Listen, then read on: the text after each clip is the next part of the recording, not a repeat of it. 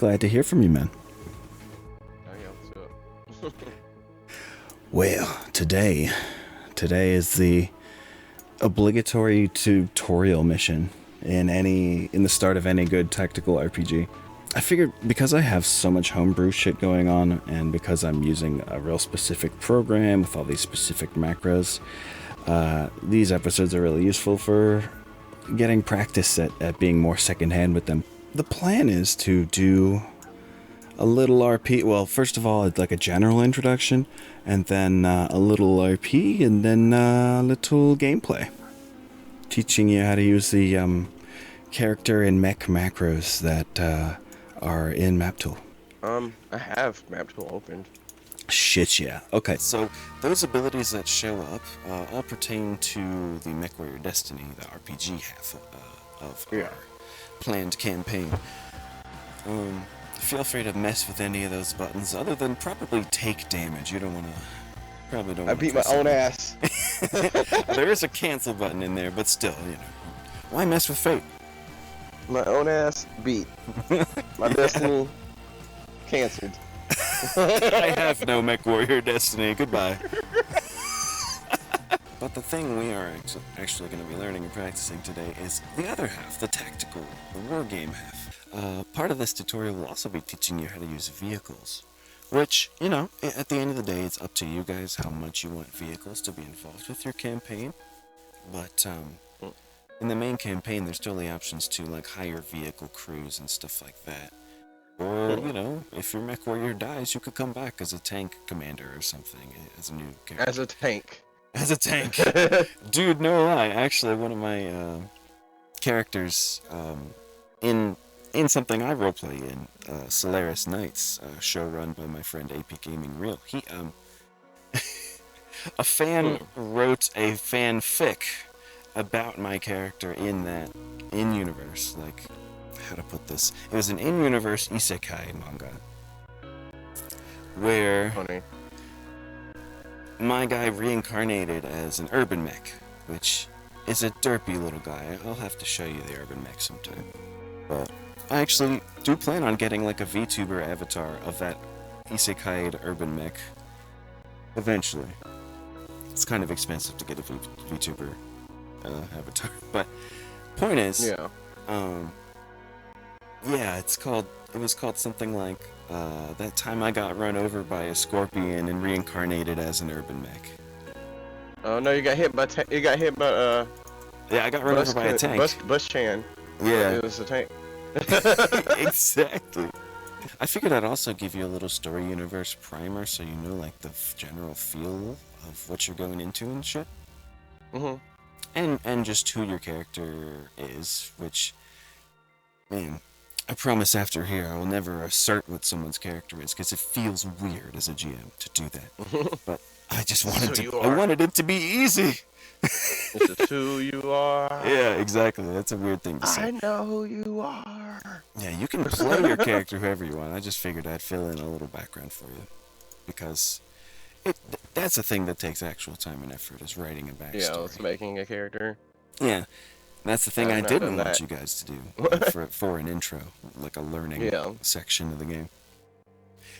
I keep comparing this, but it's exactly like the first mission in Final Fantasy Tactics. It takes place in a related location with peripherally related characters to the main campaign, but it's not your character. Is the best way I can put it. It's like when you get control of Laguna and stuff. Yeah, that too. This is the other story. Yeah, so sometimes in the other gaming group, well, in the past, we haven't done it in a long time, we would have side B and A. Yes, that makes perfect sense. I just wanted to let you in on the BattleTech universe in some fashion or another. I'll try and keep the scope to where we're going with the intro right here. So the year is 3047. It's actually right before New Year's 3048. I think 2 days before it, if I recall. And in this day and age in what they call the inner sphere, there is, in fact, there are 5 5 great houses that rule 5 major nations of the Inner Sphere, with a neutral entity known as Comstar controlling Terra itself in the center. And on the very outside of these settled high-tech spaces, you encounter what is known as the Periphery. Also a good band. I love that band. Yeah. Exactly. I knew you were going to say, I just had to meet you there. Had to go ahead and meet you there. But in the Periphery, there's a few major nations, but a whole lot of just independent planets, low-tech, like farming collectives and shit like that. Just a lot of people who've wanted to strike out more on their own, not be under the neo-feudalistic ruling thumb of the major houses. And one of those nations is known as the Magistracy of Canopus. They are arguably the freest and most, I don't know how to put it, the most progressive nation in the whole canon. Because they still tend towards a little bit of neo-feudalism in that they have a somewhat like royal family, a ruling family, and there's still a lot of like corporate power. But in terms of what you're allowed to do, it is completely just whatever the fuck you want. There are no like, there's no anti-drug laws of pretty much any kind. Prostitution, gambling. It's basically it ends up being a major. It becomes the country that all the rest of the rich people of the Inner Sphere go to fuck around. It's often the case. And they have jump ships that travel, that leave the Magistracy of Canopus, but are pretty much like deputized as little pocket sections of Magistracy space, and are allowed to do all those debaucherous things wherever they go. So they're like traveling circuses, pleasure circuses, they're called. So very interesting nation, a lot of freedoms, but they are often, damn near constantly, beset by pirates and sometimes some of the larger houses, depending on how greedy they're feeling at that particular epoch in their long history. Is this actually near the star system, Canopus? Yes, actually. The Magistracy of Canopus includes the system of Canopus. That's actually their capital. And I think Canopus 4 is the actual like exact planet where the throne world is situated. But they have a large number of planets for comparatively to like all the small periphery nations. A lot of the periphery nations are literally ruled by pirate lords. Hell yeah, pirates, let's go. Yeah, exactly. And one of the let's neighboring... turn this into Mech Warrior One Piece. Yeah, there are a few ways we can do that, actually. Especially because so many of the neighboring nations to where you begin in the actual campaign, as well as in the prologue, are actual pirate kingdoms. Most notably, right next to where you are is the Marian hegemony. Probably the least enviable pirate kingdom to be, though, honestly. If I let my own personal opinion spill into it, they are they're Roman cosplayers who are totally fine with the slave trade. Not cool people. Actual fucking, like, devious pirates, like lawful evil pirate kingdom type of thing, you know? Oh, shit. There are more just like independence-wanting pirates who just do occasional raids to stay alive. They are usually found on more like individual independent planets and systems. But there are also small pirate nations who they more or less keep to themselves, like the Cercinus Federation, Oberon Confederation, Hanseatic League, I believe, is one. There's a lot of small pirate nations that try to eke out a living on the very edge of space. But your character, here's the part where I hate, asserting what your character is and shit. But it's all good. I don't have any idea of what I'm making right now, so go for it. Yeah, true. Okay. I mean, I sort of do, but like. Yeah, I hope I didn't reveal too much about what you had previously thought about when I was telling Hunter and Kenneth, our other player, the other night. I But only rated a little bit, and honestly, I was a little bit high. So it happens to the best of us, friend. Um, so yes, the character you're currently playing, Wayne the Hawk Johnson, is actually a captain in one of the mercenary companies that the Magistracy of Canopus hires to keep its borders safe from pirate incursions from both the small independent raiders and whole nations like the Marian hegemony, the Roman cosplaying slave traders. mm, a border patrol. Yeah, sort of. More like sit on planet and see if gets attacked patrol. Very kind of boring work. It's garrison duty is the official name of the contract. Yes. And yeah, garrison duty contracts are known to be very boring until something very suddenly happens. It's a hurry up and wait situation. So and your unit is used to, honestly, like the older members of your unit are used to more like wild, counter raids against pirates and small hit and run type tactics and shit. Guerrilla warfare. Yeah, exactly. So sometimes it gets a little tense on the base. They rotate patrols often to keep people moving because they're very just a mobile warfare kind of group. And one of the ways they've found to relieve tension is to actually the head MapTech, Nicodemo San Paulo, has come up with a way to keep everybody sharp in a tactical sense by he programs his own scenarios into a console of BattleTech. Here's a cool thing about BattleTech is that it is incepted. You can play BattleTech inside the BattleTech story universe. It exists. I got the danger room. Exactly. They were just talking about that last stream. It is similar in that Nico does. He creates increasingly difficult scenarios for the members of the base to play through, in like a top-down isometric, like on a hollow table. Yeah. But he said he got it. He got the major of the unit's approval when he said it could be used to help keep our our field commanders sharp, our lance commanders, and that's what barely got it approved.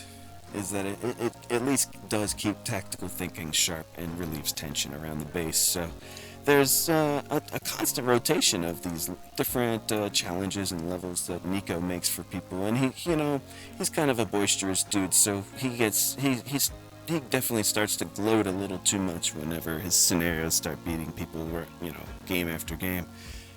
I will go ahead and say he was soundly put in his place last session.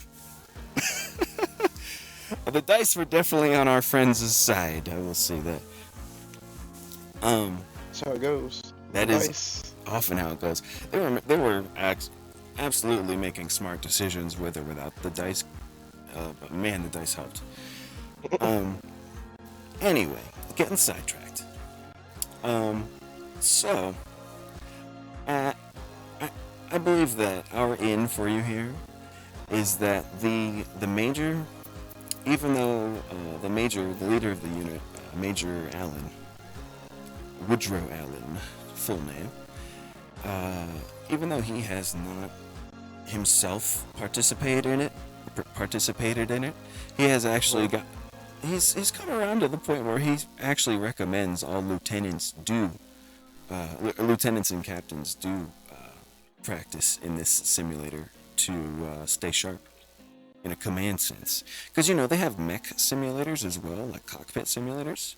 But that's good for keeping your piloting skills sharp. This is a whole other level. He also wants to make sure that the command staff of the Merc Company, the Green Mountain Boys, that they stay sharp that way. Which I also did not come up with the Green Mountain Boys name. I'm gonna go ahead and say that right now. They are a cannon merc unit that barely has any cannon to them. I'm just putting a little meat on the bones. Gotcha. Little meat.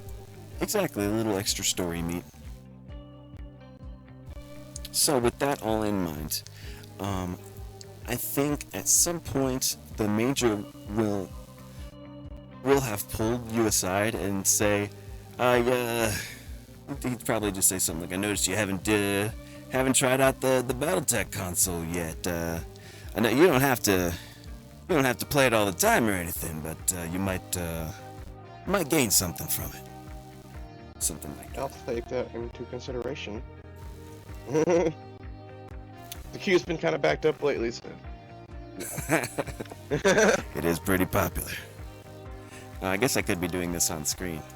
Hell, here, yeah. Let's do this. I'm gonna yank you aside and do that as an RP section real quick. Woo! Woo! There we go. Now you should be in the office with the major. I hope you can see. All right.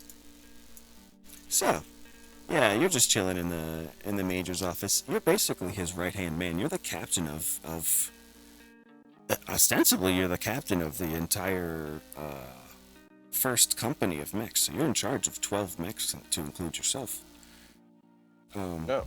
You're in charge of every mech except the majors, really. You're basically his right-hand man in his lance. So, yeah, with that all in mind, I think that's why he took you aside in here. And here, I'll go ahead and start out. Let's see. Got the view? Yeah, I got the view. Let's do this. So yeah, I know this might be strange to say, but you might actually gain a little bit from playing that little video game they have set up in the mess hall. I'm trying to. There you go. Ah, Nice. yeah. I will take that into consideration. It's just been a little busy, and Oh, of course, I've of been course. busy, as you know. I've Oh, been no in the doubt. command. Oh, man, I tell you, paperwork. Well, They never really I'll tell take you it about on that part. Well, hey, don't feel bad if you need to take a break from the paperwork to just play a game. It is holiday break right now. After all, we're on a skeleton crew here, and I know that means you still have a little work to do, but we got time. We got time. So just keep that in mind. I shall. In fact, I'll try to stop in there after we get out of this meeting. Excellent. Well, hey, that's all I needed to say. But I really appreciate you coming by. Well, can't do it. Anytime. Then I guess I would stand up and kind of bow and leave. Do the salute, whatever. Yeah.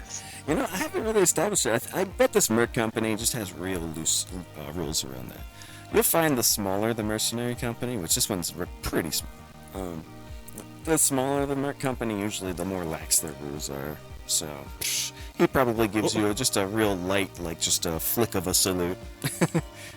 A little baby salute. Yeah, just, not too much effort or anything. Y'all are familiar. So, it's cool. I'm trying to be formal enough, I guess, but also it's like posturing. Yeah, exactly. It's that familiarity. You can see it in the posture, totally. Okay. So, I didn't even tell our previous players about this, but you should have control of every door in this base. All you need to do is click on the door token itself, like this door to the left of you, and you should be able a little menu. You got it. God, that was loud. Feel free to raise or lower the intensity of sound effects with the slider at the top right of the program. Wait, where? There's a volume slider at the top towards the right end of the app. Oh, I see. Yeah, let's get that down. That was loud as hell. I believe you. I know. I actually didn't think about that there was sound in it. I was like, oh fuck. That's why I was really surprised because it was so loud and I was not expecting it. Whoops. Yeah, I'm taking as many chances as I can here and there to make it more like an actual game. that's cool. I was just like, whoa. But yeah, surprising in this case. So yeah, just north of you is where the mess hall is, and in the corner, Nico has you've seen other people oohing and eyeing and yelling in frustration when they lose at that console as you've eaten your lunch over the past few days. Is that what that is over there? Right here. Oops. Yeah, I saw that Here, earlier. there we go, yeah. Which, this forces your camera view, right? This finger of God right here? Okay, just making sure. I see a hand. And it moved me there. Because now I can't see my little token. Whoops. I definitely didn't mean to do that to you. I mean, if you want to move me in here, you can. Okay. You may have been stuck inside the door, actually. Oh no, I'm trapped! Yeah, you should be able to see now if you want some practice moving your token around. Or I could just drag you in. All up to you, friend. I mean, it's pretty easy to move, I think. Yes. The janitor just gives you a little wave as she's walking by. Hello, janitor. Hey there, honey. Oh yeah, she's out Whose here. name I don't know. Irma Suggs. Suggs. Yeah, I was going for the most southern name I could think of. Like southern old lady name. Have a good rest of your day, sugar. Well, I'll try. Oh, I can't do it. There you go. I'll try. So yeah, this, you'll notice that, Nico, right here, is, in a more dour mood than you have ever seen him. He is completely sunken into his chair, and, then you notice as Laredo here, makes one more click on the, as Laredo makes one more click on the hollow table. And then Nico says, "How? Let me see. Let me show you what I can do now." And he hits a button which simulates a die roll, and it comes up to Snake Eyes. And you see him just immediately push his chair back, stand up, and say, "I'm good. I'm good. I think you got it. Y'all got it." At which point you see these two celebrating, cracking a few jokes, so a couple harsh jokes. One that even makes the janitor pop in and say, "Damn." Damn. But other than that, yeah. After you see this whole commotion go down, these two work their way back to the cafeteria table where they were originally eating their gruel, and yeah. So you just see a kind of dejected, like slumped shoulder Nico, like in a state you have barely ever seen him in. Like, you've been in this merc company for a long time. The closest you've seen him to this is like when people bring back like a completely torn in half mech that he just finished like tuning up. That kind of look. You don't often see him with this kind of look. But he kind of just like slowly like sidles over back into his chair, sits down and scoots it back in. He's like, "Oh, all right. Anybody else want to play?" You can tell he still enjoys running the game, even if he just got his ass completely handed to him. Hold on.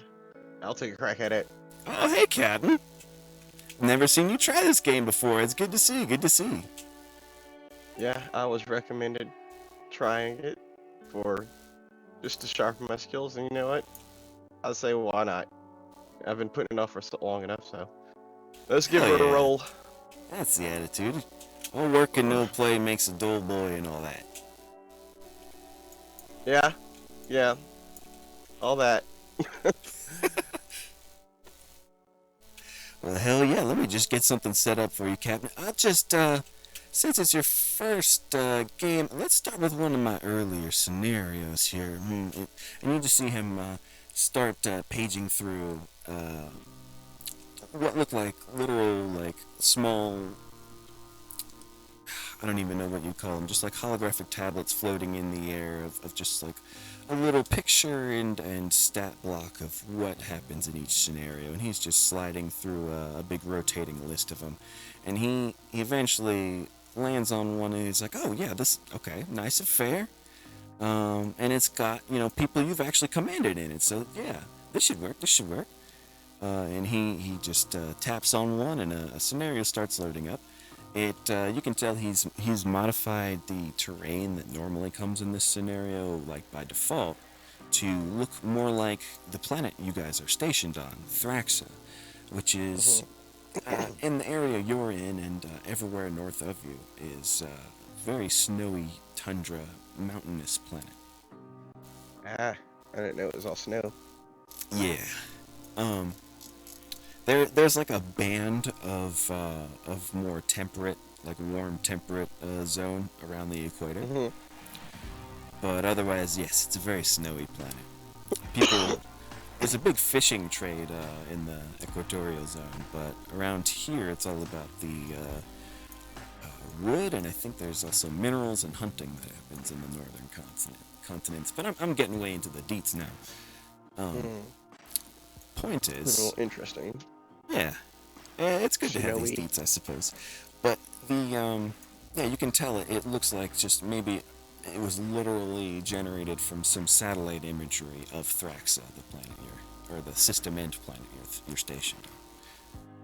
So let's yank your view over to the simulator, shall we? And hope I'm in the against simulation. that this works.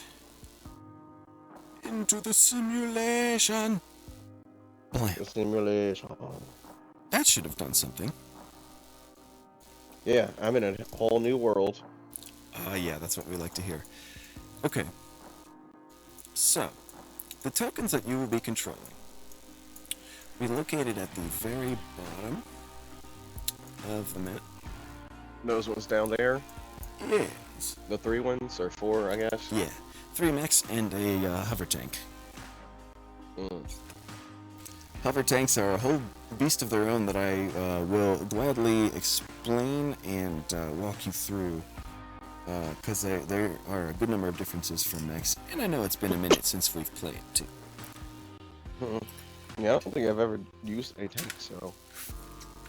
Yeah, I believe so. I believe that's the case, because I've normally seen them on the board. the introductory pipeline, usually the path for learning more and more about BattleTech units is always just mechs first, because that's the bread and butter of the game anyway. Mechs. It's mechs. There are situations where I prefer vehicles and infantry and helicopters and planes and all these things. Fucking spaceships, artillery batteries, all these things. But mechs are some of the most widely applicable. The whole reason they were invented, other than a Geneva Convention document that kind of forced people to fight on the ground instead of glassing whole planets like they were. Other than that, the Aries Conventions are called, being in place. Major reason mechs were invented because they can they can move through a wider variety of environments than tanks can, and can maneuver in combat more readily than tanks can over certain terrain that makes them an absolute beast to fight against. Tanks can do some shoopy things, but only a mech could literally bust through a building, and then dive behind a hill, or rip the arm off of one mech and use it as a club the next turn to bash a VTOL helicopter out of the sky. Shit like that. Yeah. They have so many different things they can do. Whereas vehicles are often way more focused in their application. So that's one thing you'll be learning about this hover tank, is that it's a bit of a glass cannon. It's got one of the strongest weapons in the game, the autocannon 20 on it. But it is squishy. Squish. It's fast. So it relies on dodge to tank, to not be hit. And cool thing about vehicles is that unlike mechs, which are a two-height unit, there's a height system that matches up with like the the height levels in game, like in Yeah, I see them. So, Shows up pretty well in this map. say what? It shows up pretty well on this map, actually. I'm glad. And we definitely have the makers of Mega Mech to thank again for this, because they came up with a really cool like isometric map system where you can make your own maps and stuff. All part of that whole suite Yeah, of it looks programs. nice. The one that also came up with our characters' names. Very cool guys over there. But anyway, not to get too sidetracked again. I am getting sidetracked again hard. So let's focus in. Let's see. So yeah, Nico sitting across from you, just looking through like a bluish holographic display. You can still kind of see him, and he says, so yeah, this is one of my earlier scenarios I came up with, meant to just, it's meant to be a challenge, but not impossible, like I thought my last one was. And he just gets kind of quiet. But yeah, let's roll initiative, Captain. I, as a GM, have a initiative button I need to dig out real quick, so that'll automatically choose between us who is the WinRAR. Who can zip them files the best. My compression is the Maximus. Constantly compressing things. You don't even know how compressed it gets. When you unzip this, it will be unrecognizable. I'm just saying. It will be bigger than the world. It's like, there may be some data loss. We don't know. It'll be fine. We crushed it too hard. Yeah. Oh shit. Yay, hello there, Sun Spirit. Sorry to get derailed. I just wanted to say hello to Sun Spirit in the chat. Am I supposed to see a loadout yet? You should definitely see a loadout. And I am deeply disturbed that I'm like ooh about this. Really. Oh no. Yeah, I'm very disturbed. You down with the sickness? I am. Oh man, you don't even know. This is shaking me to the core. I'm missing the load. It's okay. We can fix it. Yeah, these guys look good. Just gotta set their team to your team, like that. Beautiful. Hell yeah. I regenerate. Apparently, this Saladin has negative 2,600% armor. So, he's so beat up, he's like, he has imploded into a single point, I imagine. Like, that's so much damage, it can't calculate. I'm apparently confusing the shit out of this macro, so we're just gonna leave that one alone today. Gonna come back to that boy. That boy. That boy. Oh shit, what up? That boy, what up and hard. Yeah, he's, I'll say, that Saladin hover tank, if you use it right, he will what up on you really fucking hard. Just appear from around a ridge with its big ass AC-20, ready to do some damage. I saw the big 20 AC. Yeah, it's a scary, scary lad. It is your hardest hitting unit on the board, but like I said, it is a glass cannon. Fast, but glass. That fast glass. That fast glass. Which is Mr. Glass. Sometimes the most you can ask for out of a glass cannon. I can see everything. Well, I see all. It's good that you have your stats back. Now we're in a place where we can play. Apologies once again for the delay. That's completely caused by me. Those are the ones I will apologize for. When we're learning, it's cool, but like, I derped. I just need to set my team number. Yeah. Remember that for the future is if you try to reset the factory defaults. Yep. Never And then again. you delete everything. Never again. I'm just putting these guys across from you on the enemy team so the initiative macro doesn't shit itself. There we go. No, don't shit itself. Yeah, we can't have any more macros shitting themselves. We've had enough of that. So I have them finally. I have macros. Yes, exactly. Let's celebrate the fact we have them. So I'm gonna roll initiative for us now. If it works right, then it should pop up in chat. Which, let me make sure I got my chat view going here. Yeah. Sure, yeah. Dock that wherever you need it, because all of our rolls will be showing up there as well. I should have expanded a little. It's a little thin. New round button. Round 1. Nothing happened. It might be because I have to select one of these guys. Plap. Okay, I was about to say, I didn't see anything. Yeah, there we go. That's why. Okay. I see it now. It looks like your team has won the initiative, which means I'm rolling together. There's normally this separate special round at the very beginning called the deployment round, where it sort of acts like a round of its own, but all you do is put your units down in, and your winning initiative in that round would normally just mean that you get the last laugh, you get the last unit to place. But in this case, I'm rolling both the deployment and first round together, saying you won both of them. So what that means is I am forced to place the first unit down. Let's go with our leader unit, the dragon. I'm going to try using a different part of the map than I did last time. We're going to shoop on over here. My rule for deployment in this map, at least, is going to be choose any hex that is within 3 from the edge, like where this dragon is. He is at the 3rd hex in from the top, as it were. Yeah, I see. In reference to just the north and south sides. It would be really scary if you just suddenly appeared 3 hexes away from me on the east or west side. Like, yeah. The personal kid. Exactly. Nothing personnel, kid.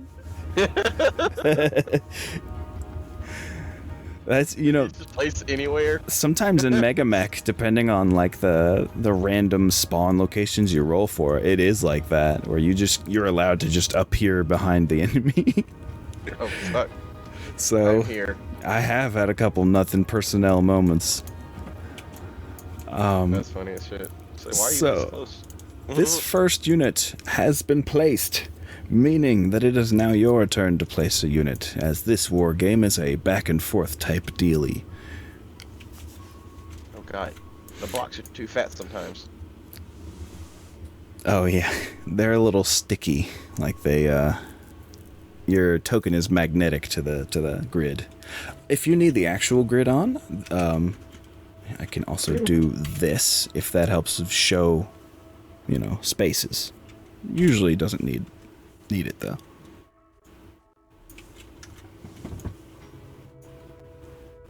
I think I did that. Yeah. Hell yeah, you did. Excellent. It jerked really hard when I set it down, and I was like, "Oh fuck, am I on the right?" Yeah.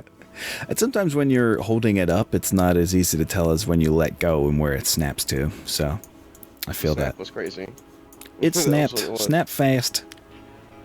But yeah, a couple things to show you about this token. Were you about to ask something? My bad. I was just gonna say, in the future when we actually play, yeah, we will all just have our own mech, right? Correct. You'll only have to be responsible for one token when we get down to it. Unless one of you, or the lot of you, decide to hire mercenaries or freelancers in their respective vehicles or whatever. As an NPC under your employ, you would effectively have control of them too. Are there any AI-powered vehicles or remote-powered vehicles or anything like that? That is a bit of what they call lost tech in this story universe, where remote drone systems were autonomous drone systems were just starting to be being worked on during the Star League, which is a former empire that basically controlled everything for about 250 years. They had just started reaching research like that, but now at this point in the timeline, it is lost technology. It will be discovered eventually, and there are already a couple companies messing with it, but it's not a like widely available technology right now for autonomous drones. There are remote control systems though. That'd be cool. Yeah, drone, that's also a very expensive, very rare piece of equipment, but drone control systems they can be found here and there. Yeah. I will steal it somehow in the future. Yeah. Totally. That'll be my second thing I control is a drone. That would actually be pretty cool. And it based on the things that you had said previously about the character you were aiming for, I think it would make sense for him to have access to weird, somewhat lost technologies, you know. Him being a Terran noble or whatever. If you still want to go with that angle. Possibly still. No forcing. We have time. Kind of rebellious, though, is all. Yeah. His idea. He's striking out on his own. Yeah, I was wondering about that, like how much, because he's rebellious, how much actual backing that character would want. It's like just for calling in favors only type deal. I'd have to think of it more. Yeah, not to detract us anymore from the task at hand. So yes, you've placed your one. Now I place. Oh, actually, let's see, you would actually place 2. This is like a case of uneven units. Oh, gotcha. What do I put in? The way the uneven units rules work in this is it always looks at how many units left to move I have right now versus how many left to move you have right now, like starting off. So when you had 4 and I had 2, anytime you have double than me, you move 2. So, you've moved 1 out of 2. Now, feel free to place another. Because you won initiative, though, you still get the last laugh of them, and that's the point.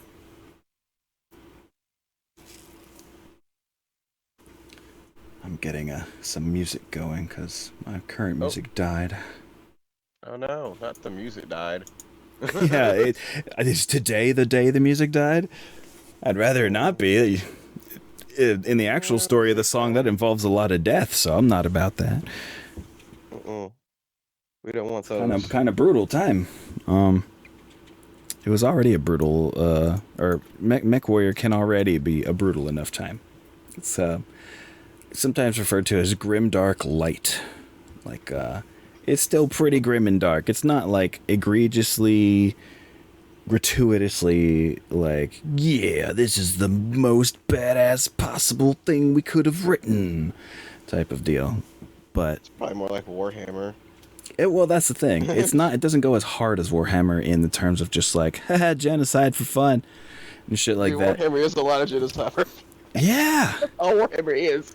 There's definitely there are tragic and horrific events that totally do happen, like genocides here and there throughout the history of BattleTech, but they're always regarded as like horrific events that have like memorials to them and fucking, you know, usually cause whole wars, things like that. But right. they're widely regarded as being the war crimes they are. It's not like, haha, that's just what we do, this faction, that's what we do. Roll like that, baby. Yeah, exactly. Not quite like that. Well, I don't want to get too spoilerific, but there are definitely differing views on levels of what is a war crime, what's worth doing, and when. But there is, like I said earlier, that set of rules called the Aries Conventions, which sort of gives limits to warfare. Like the Geneva Convention. It's exactly like the Geneva Conventions, but just like the Geneva Conventions has also been argued to do, legitimizing war makes it more like a game and easier to actually engage in. Or more readily, the choice to engage in. That is the price you pay. Right, yeah. I think I'm done with my placements. Oh, hell yeah. Hell yasements. Now it's my turn. I'm gonna slam down this dervish. We're gonna put him in. Whirl. He can whirl. He's got some interesting weapon loadouts. He's like a miniature version of that. You may remember the Crusader, the big Animu looking mech that you chose in our in my botched tabletop simulator one-off thing. Yeah. But this is sort of like a miniature version of that, like a more compact version. He also has like missiles in his arms and weapons in his legs and weird shit like that. He has compartments that open up, and just pop out with missiles and lasers and shit.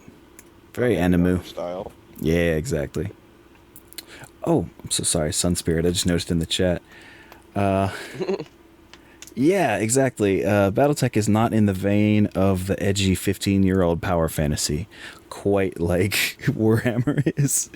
No, look, I don't mean to shit on 40k too much, because there are some very cool aspects of it and shit, but there's some very questionable lore here and there I've seen through That's the kind of what turned me away ages. from 40k. It's just like the egregious amount of, I don't know, explode more. Yes, it is just like it stays 12 years old in terms of writing. Just blowing up planets all the time. It's like, is this Dragon Ball? Yeah. But yeah, I like fantasy more actually. When I play Warhammer, I'm more of a fantasy Warhammer guy. I can believe that. I remember there being some cool parts to the Warhammer fantasy story, like when we were playing the MMO. Mm-hmm. Age of Sigmar's a tabletop, actually. Well, one of the major ones. Yeah. Oh, I didn't know that was in the fantasy era. The Age of Sigmar was. Oh, cool. Okay. It's one of them. Right. I thought it was a completely dead area of that franchise. I should have known Games Workshop would pick up anything and try to profit off of it again. Anyway, we are shitting on them a little too much, probably. Let's get back to the task at hand. Again, I have placed and I got distracted from putting on some tunes. In fact, I could put on tunes. I'll be putting on tunes for the both of us come the actual prologue episode. Yeah, I have a way of like playing a playlist through my Discord, so that it's just like in the background of what I'm saying, with Discord just lit constantly. Well, I like where Sun Spirit is at in the chat. Actually, I don't think it's possible to shit too much on Games Workshop, he says. That may be true. They might deserve it. They're kind of mean. They are very mean people. Greedy especially. Their greed becomes meanness. Yes. Greed. Yeah, just... What do you mean you didn't pay $40 for a single miniature? Oh, no. Yeah, I feel like that's on the lighter end for some of their limited edition shit. That's a kind number. $40 is low balling. It's like a half of a miniature, probably. Yeah, they just send you like some bits. It's like tanks are like expensive as shit alone, so you probably get like a half a tank for $40. Yeah, probably. Yeah. Oh yeah. So it is your turn to place another unit, by the way. I'm gonna place. Oh god, I'm so zoomed out. My zoom. Zooming and vrooming. Go. Oh, excuse me. Here. Mm-hmm. Sweet. So there was a couple things I was going to explain about the tokens for you, just to help give information as we're going.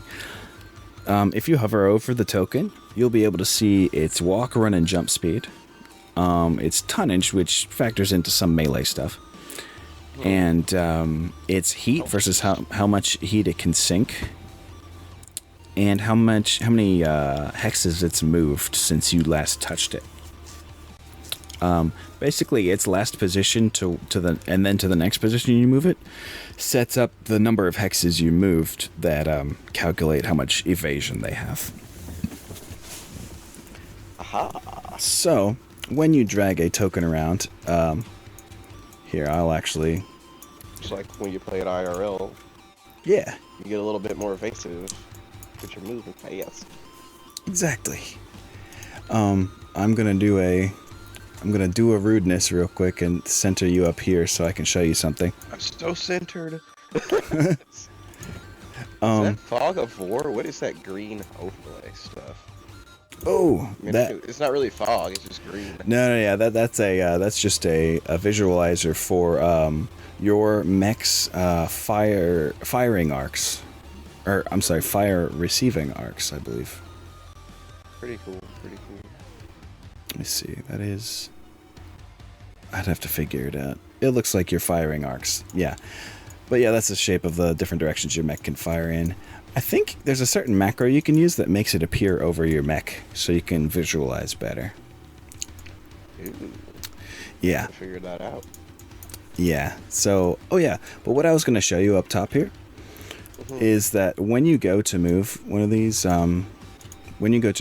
mechs, first thing you'll need to do is when you end, like if you needed to turn, hover your mouse over the token and hold shift and then mouse wheel on it. Shift mouse wheel adjusts the facing of a token. So you'll need to adjust that as you go. But more importantly, there's this thing called waypointing where you can either, while dragging it, you can either right click or hit spacebar to pin a place where it has to walk through during your path. If you need to cut a specific path through something, it'll make it go in specific directions like that. And that way, when you let go, it should, I don't know why it didn't this time, but it should count how many hexes you moved. I think I broke it, but that's okay. My point still comes across. It seemed to be counting yours correctly, so there's that at least. Oh, it might be an ownership thing. Maybe. Let's try that. Yeah, these macros are very sensitive to, like, if the tokens have more than one owner, or if they have no owner, shit like that. So let me give myself a double check on that. Anyway, so this leaves... Oh, yeah, it's my turn to place one. Yeah, that's the end of my lesson for now. There's definitely a couple more things to learn as we go, like the macros, but I'm just going to slam down my last token here. This blackjack. There we go. Blackjack. Budaka. He still snatched my map. Oh, really? Right now. Oh my god. Yes. I'm sorry. Anytime I do like the force players to current view, it stays on like a continuous thing. I didn't realize it's a toggle. Whoops. Huh. No, it's fine. It's just, I was like, hold on. I was letting you just finish, so. Finish your deals.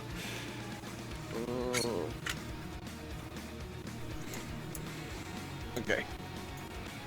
Ready to vroom. Okay. We have our tokens placed. Just wanna zoom, and you boom, boom. I haven't heard that song / meme in years. In a decade, probably. Anyway. Ancient memes. We'll unearth them here on Sins Unearthed. Anyway. Dun, dun, dun. I think it's time to get started, bro. The initiative goes to you, which means I'm forced to move first. So, Nico, he was very dour and looked a little dejected, a little slumped over. But you can see he's starting to get back into it now that he's running a scenario again. You can tell he gets a lot out of it. So he's like, all right, let me make the first move then. Just show you how it's done. And he just, he puts a finger over one unit and just kind of drags it forward like a drag and drop dealie. Let me see, that's 5 hexes. Perfect. So you see this little figure of like a humanoid mech just run across the screen and take a little bit of cover behind this small ridge, like a little hill in front of him. Nice. Oops. Yep, And then I unmoved him. Whoops. Okay. It's because I realized that's not behind the ridge. My vision has failed me. Sorry, 1 second. 1, 2, 3, 4, 5. It's because I moved one too many. 1, 2, 3, 4, 5, 6, 7, 8. There. That's the exact amount of movement he has. Now he's nice and actually tucked into this ridge here. It's got the height levels above him and everything. So, with that in mind, and with the move state applied to him, there we go. That little arrow means he has moved, which let me take off of your guys. To I have all arrows. Yeah, let's clear state. There we go. Now it's clear who has and hasn't moved. It'll be your turn to go, my friend. Let me know if you have any questions about... I know it's been a long time since we've played. If you have any questions about costs of... it costs 1 MP to turn, 1 MP to walk forward, and an extra MP to climb a hill or go through light woods. How do I go around the thing? Oh, hit spacebar towards the corner to pin a hex as having to be the... Yeah, exactly. Or right click, actually, also does it. Oh, God. Nice. Okay, so 1, 2, 3, I need 4, that to stop 5, happening. 6. Every time I finish movement, it just jumps the screen like some other random place. I will tell you that the farthest you can get the way you were set up, let's see, 1, 2, 3, 4, 5, 6, 7, 8. The farthest you can get would actually be here, spending 8. Oh, you're an enforcer. You're in the enforcer. This, if you hover over the enforcer, it shows that it is a 4-6-4 for its walk, run, jump, which means it has a total of 6 MP it can spend if it wants to run, or it can jump unimpeded, mostly, up to 4 hexes away for some extra dodge versus how much you would normally get for moving 4. Can I jump this stuff? Yeah, you could totally jump over this little hill in front of you, which the farthest you could get would be to this hex. Yeah. Well, let's, yeah, I'll go ahead and jump. You don't really need to set anything. You'll see that once you go to attack, you could just choose whether your target jumped or not. So that's what I'll be doing for you too. It's all based on the attacker's view. So just drag your token back over to that 4 away, anywhere within 4 of you. The only time that jumping gets impeded is when there's something taller than your jump amount. Oof. Which you'd have to be next to like a skyscraper, apartment building or something. But that's still light. That shows I jump basically with that movement there. Yes, sirree. And it's got your moved set to 4, which means you moved 4 hexes. Perfect, perfect. And then normally that would give you just 1 evasion, but because you jumped, you have 2 evasion on that guy. That's how we figure that. So yes, I believe this is another case where you're moving 2. Yes, it is. Oh yeah, I forget about that. Yeah, it only happens when you win initiative and I, well, hopefully retain 3 units.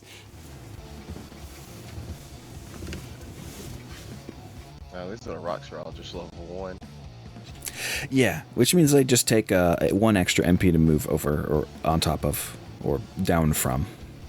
The trees that are thin, which are most of them, take an extra 1 MP to move through. The trees that are thick, like these ones, they take 2 extra MP to move through. Oh, they're trees. I thought they were rocks. These things right here are actually rocks. These right here are known as rough terrain, which takes also an extra MP to move through. Are these like sunken in parts negative terrain? Yes, if it says level -1, or if it looks like it's cut off by isometric view, yes, it's a lower plane and it costs an extra 1 to step down to. I can't do too much from this distance, so let's see. Oh yeah, true. Yeah, he's got a Your lot of biggest metal. sniper unit really is the trebuchet on the far right. Yeah. With his dual missile pods, he can fire 2 LRM-15s, which is nothing to sneeze at. I see that on there. Just trying to think about who to move. It's the you know what? Time to Shadow Hawk up in there. Hell yeah. He is one of the more tanky of your units.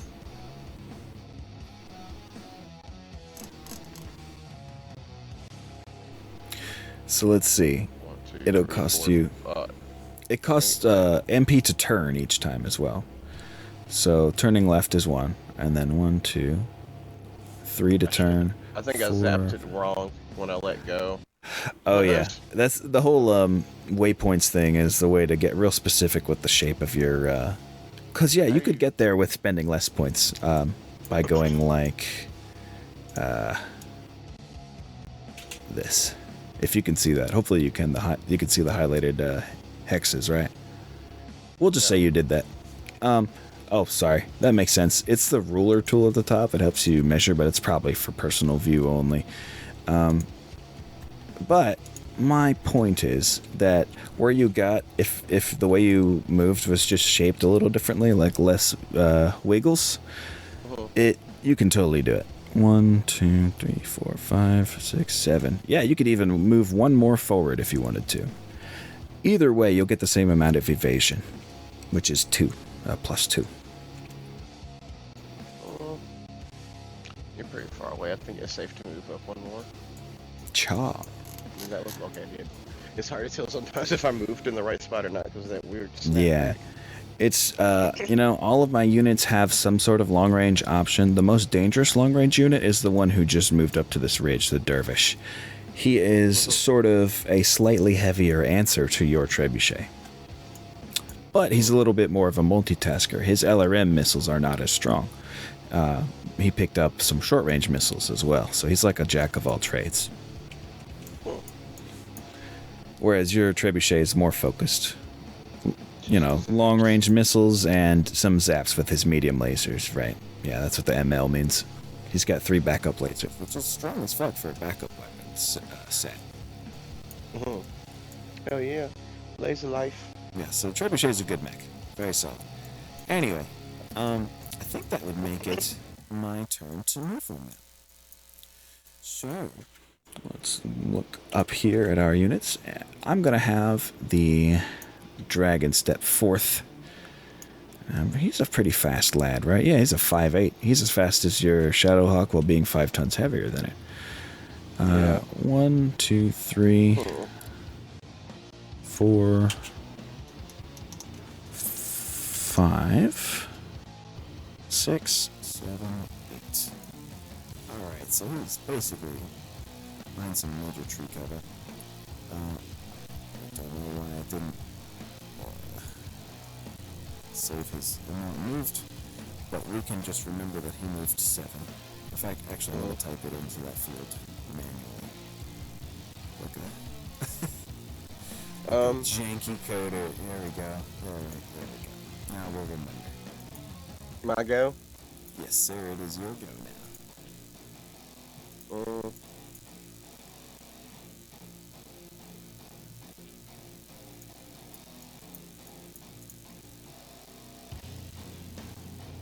Oh wow, this thing goes infinite distance, the vehicle. Yes, it's an 812, but once you go over 8 movement, this is something I forgot to do the other day, so I'm so sorry that I am only just now enforcing this. I feel like the teacher that found something that's one kid fucked up, so takes it away for everybody. But when you go over 8 in a hover vehicle like that tank, you have to roll to not slide, like to not accidentally drift in place. as you're turning. Multi-tank drifting. Multi-tank drifting. Yeah. Sometimes it's useful to drift on purpose, but rarely. Well, So once you decide to go over 8 MP, we'll see what the roll is, but normally what it is each time you turn and then try to continue going forward, that's the important part, is turn and then move. You have to make a roll if you've gone over 8 MPUs, like if you're at running speed for it.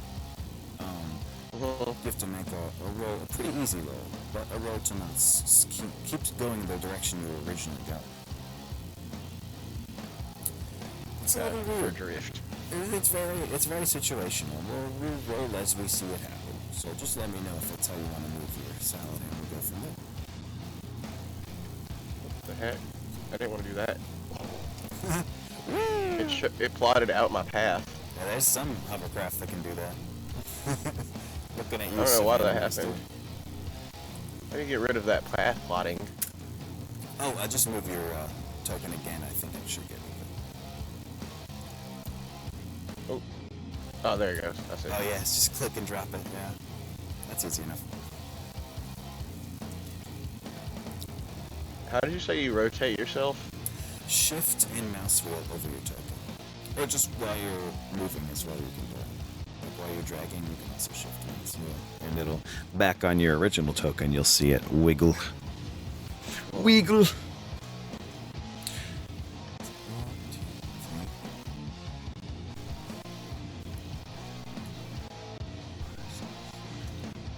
That's 7 right there. I was trying to get it there, but it's because the one turn, like one, or I turned. Oh yeah. Once. You can spend one more MP to go one more forward without rolling for any turns. Or rolling for any piloting checks for turning. If you want to. One more? Yes. Based on counting how much you... Yeah, exactly. Okay. And then I'm going to manually set your moved for you. Is that something you have to do every time? No. It's just when if you don't go straight from one end to the other with your movement and you only have like the one little disc behind you. I'm just doing that so I remember. It's no biggie at all. You hold shift to do the waypoints, or you Spacebar. got spacebar. Or right click as well. You can do Okay. click one down. I was trying to do that, but it's like failing or some shit. I don't know. I think it's because I was trying to turn and do it. Yeah. Don't worry about turning if you need to just do that at the end. Just keep up with how much you spent to do so. Is it? Now I am moving my last unit. The blackjack. He's just gonna stride confidently forward, I think. 1, 2, 3, 4, 5, 6. If I can indeed see. Yes. Oh, I feel silly. I just realized I had the stream view on my guys while you were moving your guys. Alright. Back to you, then. Let's see.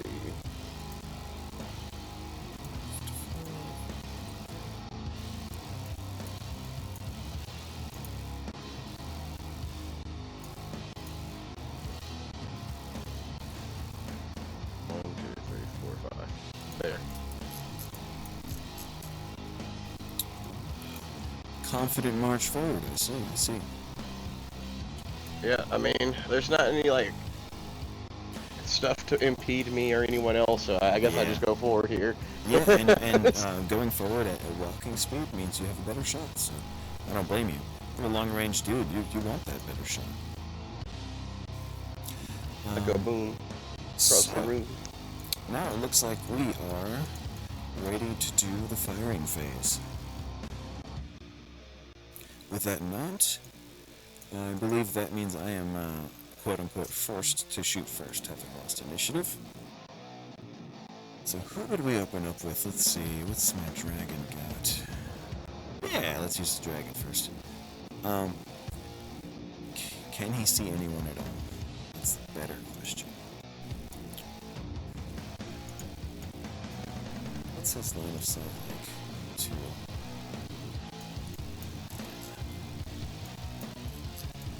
Kind of crappy. Arguably no line of sight at all, actually.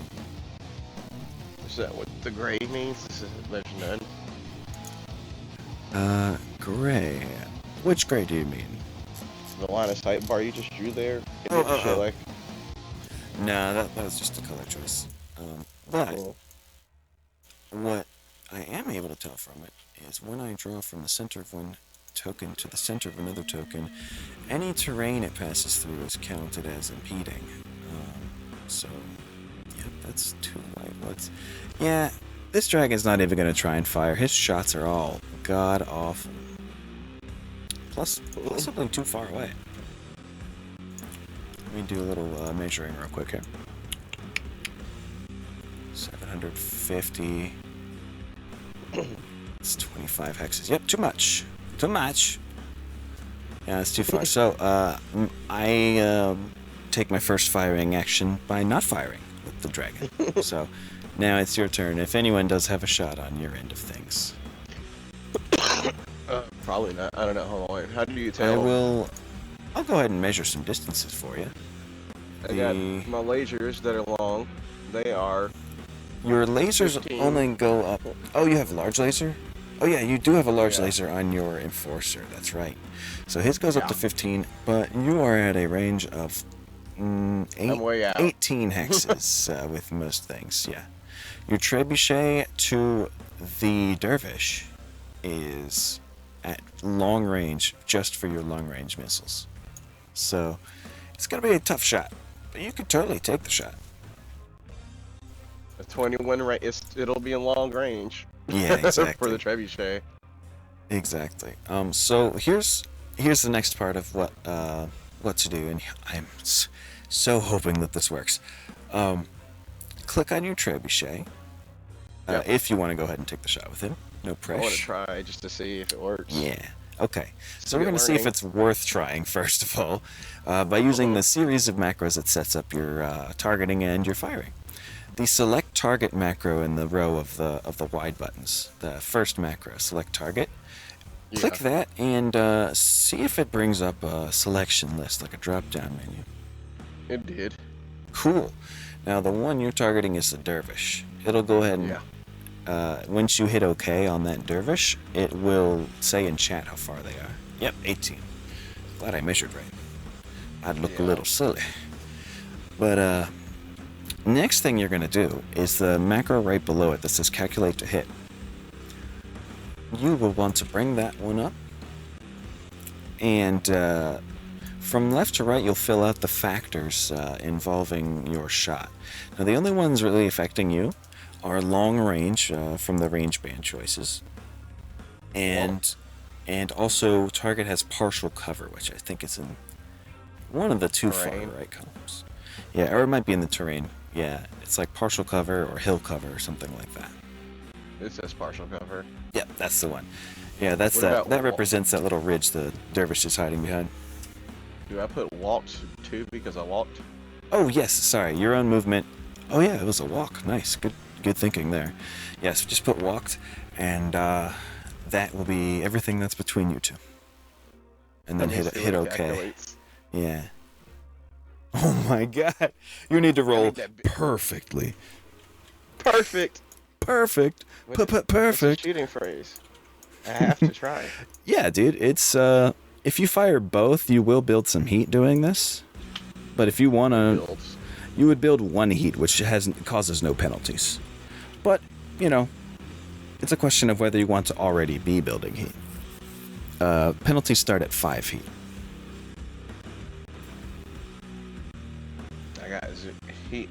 I got 10 sinks. Yes, which means you can fire one of your LRM-15s with no problem.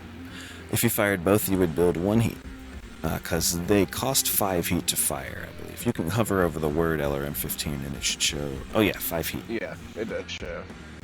It shows all the range. All the stats and bits. Yeah. I'm going to try one LRM-15 shooty. Pretty good move. How do I... Like, sometimes it's worth the gamble, but yeah, why overheat? Just hit the 2d6, the small button at the top. You'll just roll that one time, or click it one time. Oh god, where's the small button? What am I looking at? The tiny Why? buttons that are a row above the wider buttons, the third one is just called 2d6. Am I blind? Is it in my bar? My selected bar? Yeah, it should be in the selected window. Oh, I see Just it. It is above the super select tiny. target. Yeah. Oh, Damn. I mean, that's a pretty good roll, but it's ain't it enough. was. I was Yeah. like, I need 4 more though. Cha. So yeah, there is that. Oh, yeah. I forgot the very top left macro rolls 2d6 while also setting you as having fired your weapons. But I set that manually now this time. So yeah, that's a miss from the trebuchet, and It's let's 2 see. what d6s did you say? Oh, there's that you was another firing? macro that's in the very top left that just shows that you fired. Like it sets your status to having fired for the future. But I did that manually this time. I don't think any of your other units are in range for anything. I don't think so either. Let me see. 600 up. Oh wait, that's heavy woods and a light woods. Yeah, your line of sight is blocked to the ones that you are in range of. And I think it may be mutually the case for my guys. The damn Oh, woods. except for the dervish. He is absolutely going to fire back at you. Probably also. Hey, we're moving face to 12. face with face of bear. Exactly.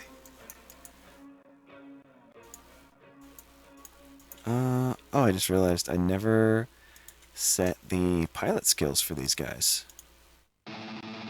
It's a little silly. It's just rolling it. Mm-hmm. Oh So baby, I like I'm it gonna say raw. these guys are nice. These guys are 3/4s, and the leader is a 2/3. Oh.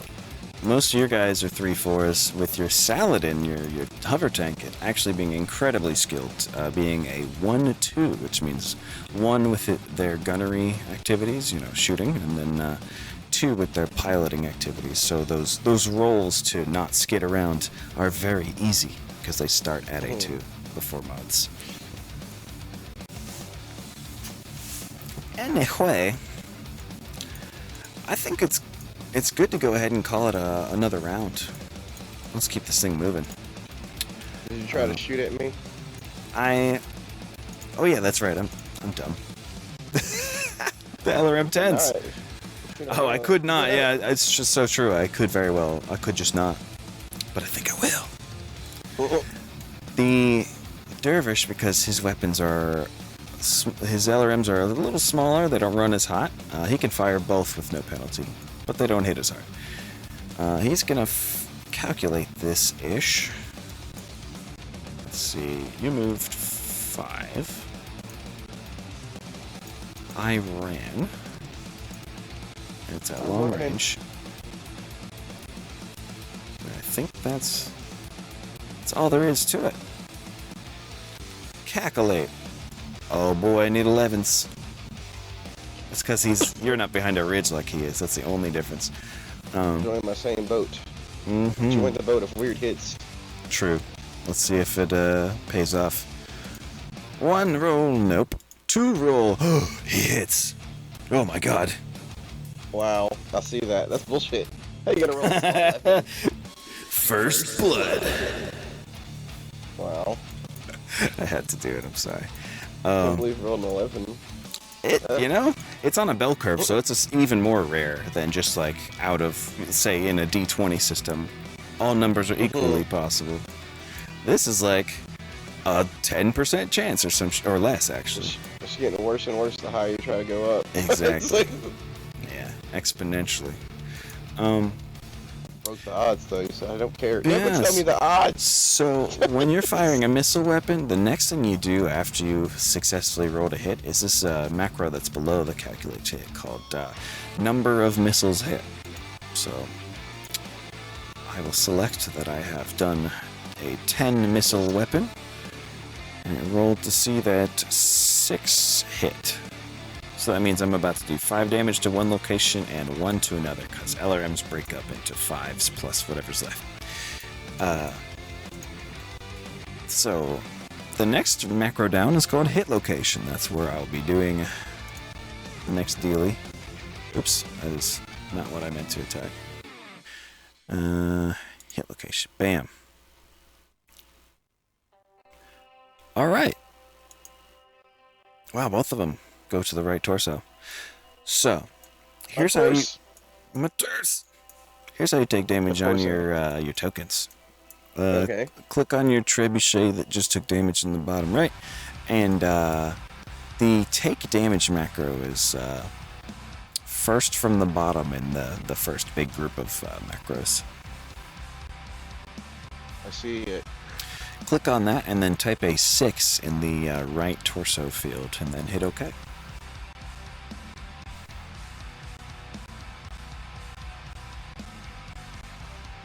He probably Right, didn't like torso that. front, I assume.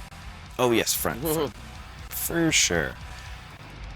Where you definitely would want to get hurt, preferably. It goes around to my butt. Ooh. Oh no, Still, butt-seeking missiles. definitely don't have... Oh, yeah, butt-seeking missiles would be terrible. In this game especially, back hits are brutal.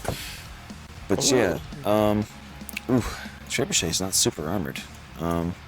That 6 damage meant something out of 11 armor. On that section. Oh, my sides. Oh, my bits. Ouch, my right torso specifically. Okay, so I'm gonna hit the next round thing. Yeah. Then the gamble becomes, what are the odds he's gonna keep hitting that spot? How risky do I want to play based on, that bell curve?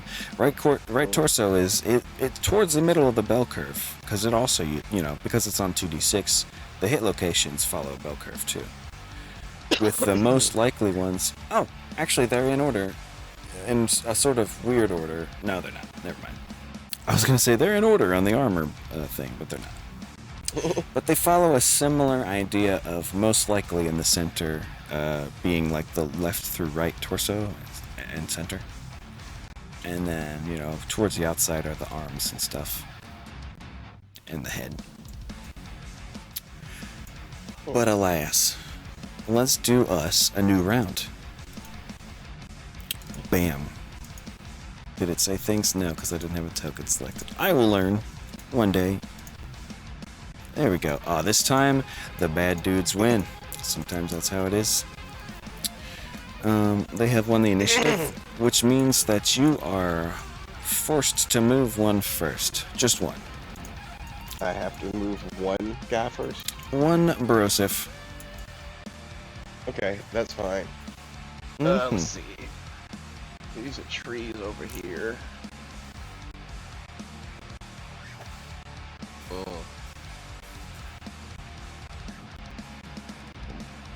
Wanting to move my trebuchet, but I don't know to where.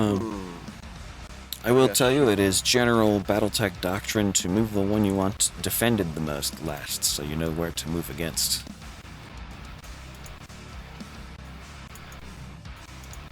I don't know if that helps or hurts or, what your plan is. I was just saying that. Don't know. I'd say hold on. half of BattleTech strategy is juggling when and where to move your mechs, or your units in general. It's My meeks. Yeah, we really nailed this home last session. It is 1 in the movement phase, because that's all you have control over. I'm just calculating some move now. By all means, my dude. Looks like there's a couple pitfalls here and there, like here and here. Wherever it doesn't say level 1. Hole? How might I want to jump in the hole, though? Let's see. I will tell you, the way partial cover works is as long as there's something that's taller than you, like 1 taller than you, between you and an enemy who's at that height or lower, you have cover. So yes, actually jumping into these little mogul things would actually be, or reverse moguls, would be useful, because your enemies... warfare flashes. Yeah, exactly. But the bad dudes above are currently at a lower elevation than you. If you look under your feet, most of the spots you're on right now are level 1. They say level 1. All these little pits that doesn't say a level, which defaults to level 0, because your enemies are also at level 0, all this terrain between you, or namely the hex right in front of you when you go low, would act as partial cover. Yep. It's 1 to drop down, right? Yeah, it costs an extra 1 than just the moving into the hex. Yeah. Okay, that's fine. That's 4. 1, Nice. 2, 3, 4. Yeah, totally. And well done. Actually, with an extra movement, but I can't do shit with it. I just want to be in the Yeah. Sometimes it helps to like use that last movement to turn your mech if they want to go a different direction next turn. But I mean, looks like you're still wanting to move forward, so yeah. Yeah, it's a thing. Sometimes it doesn't always get spent. Like I also sometimes have this obsession to try to spend all my MP, but nah. You go where it's most. Yeah, you go where it's most optimal, right? Down in the hole. Feeling so partially covered. Let's see, who do I... the idea. It sure ams. Now, who do I move first? Dragon is the tankiest, I think, so I'm going to move my dragon first. That's often another part of BattleTech doctrine is the first thing you move is likely going to get the most line of sight moved against it. Like, people will try to get to it now that they have something to move against. So... the first thing you move often gets the most focused. 1, 2, 3. You know, just as nature of the game, really. Right. That's how it's built to work. Roll it. Working as intended. 5. Imagine this. Imagine. Where else does this guy go? 6. 7. Yeah, this dragon is also not going to spend all of his MP. He's going to have run and have moved 5 hexes. There we go. What's the penalty of running again? So when you go to fire your weapons the next phase, or do melee, when you... doesn't it? Yeah, exactly. It adds an extra 1 difficulty. So standing still and shooting is at no extra difficulty. Or shooting and walking is at +1 difficulty, and shooting and running is at +2. And shooting and jumping is at +3 difficulty. That makes sense. Yeah. I'm jump shoot man. I am Jump Shootman. Good to meet you. So I think... I don't even know if I was supposed to move a unit yet, but I'm trying to figure out where you move your 2. Because I want initiative, so I will get the last. It's probably just second to last. So go ahead and move 1 more unit now. That seems probably the simplest. By default rules it is, but I'm trying to implement this thing that's a little more fair to the loser of initiative called front-loaded initiative, where you move your bigger majority of units last, so it's just a 1v1 at the end. Is this ice on the ground? There might be, there's probably water, but no ice. I don't think water. I spawned any ice. I hope I didn't. Ice is hellacious in BattleTech. Like, whoa! It is a slippery lead. Yeah, exactly. It can cause skids. You got it.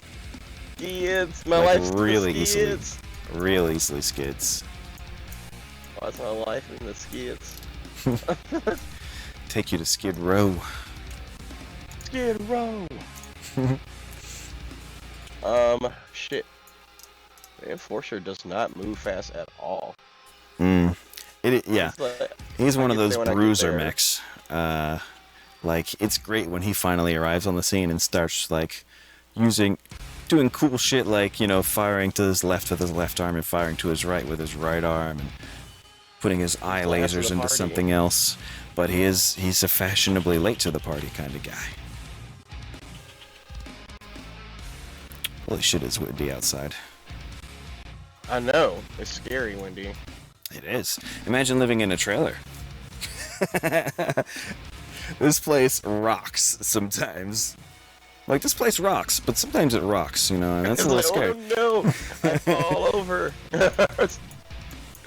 I'm trying to do this right, but I don't know if I'm going to be able to do the turning and shifting. Right.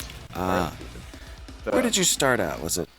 Right here. A turn. Oh, just this one coin here. Okay. So 1, then 2. Yep. Because of the turn. Yep. But now I need to turn one more time. Mm-hmm. And then I just want to move up. Does that turn me upward? I think I might have messed up. Oh yeah, just scroll the other way. Yeah. And that's where I want to be. That's 4. Okay. And you're putting a bigger emphasis on walking instead of running. I see. Right. Now I will warn you that you will have no evasion from this. Because of the just baby walk. Exactly. You must move 3 or more hexes to gain 1 evasion. 5 or more to gain 2, and 7 or more to gain 3.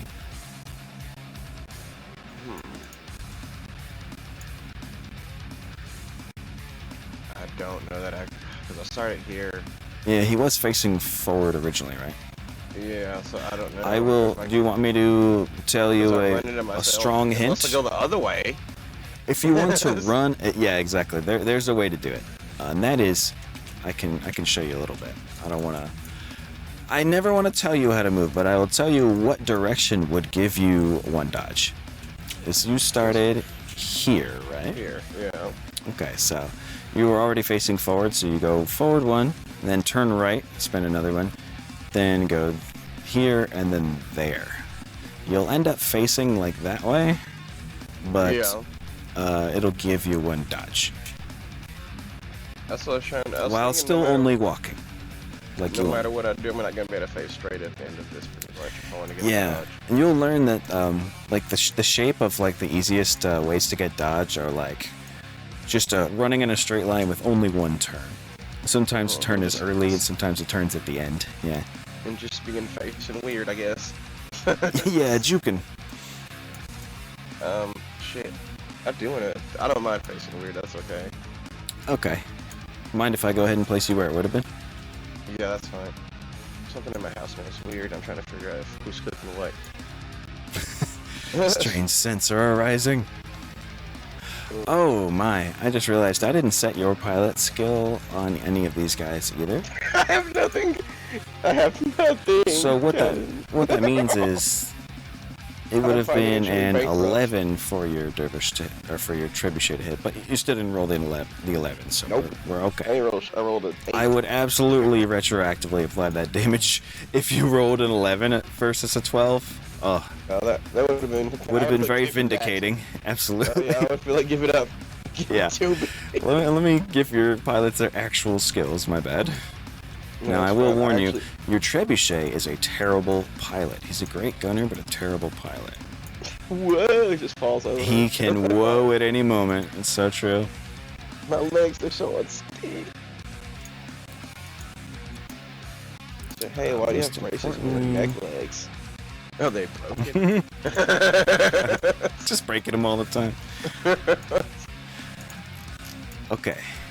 Now your peeps should have their proper skills, so you won't always have terrible shots. My bad.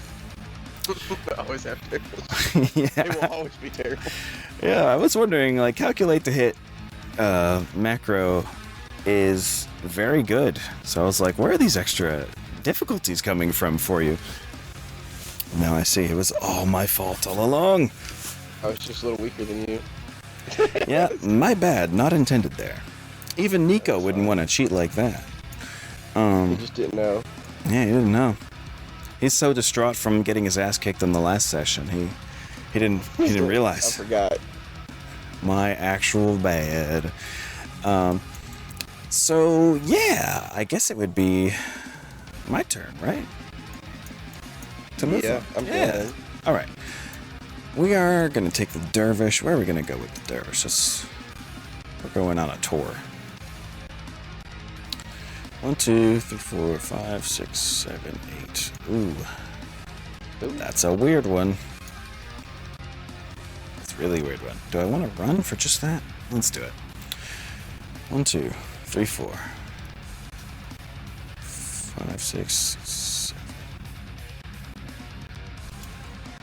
8. Yep. It's kind of a crummy path, but sometimes that's all you can do. And he moved 5, and I want the world to know it. There we go.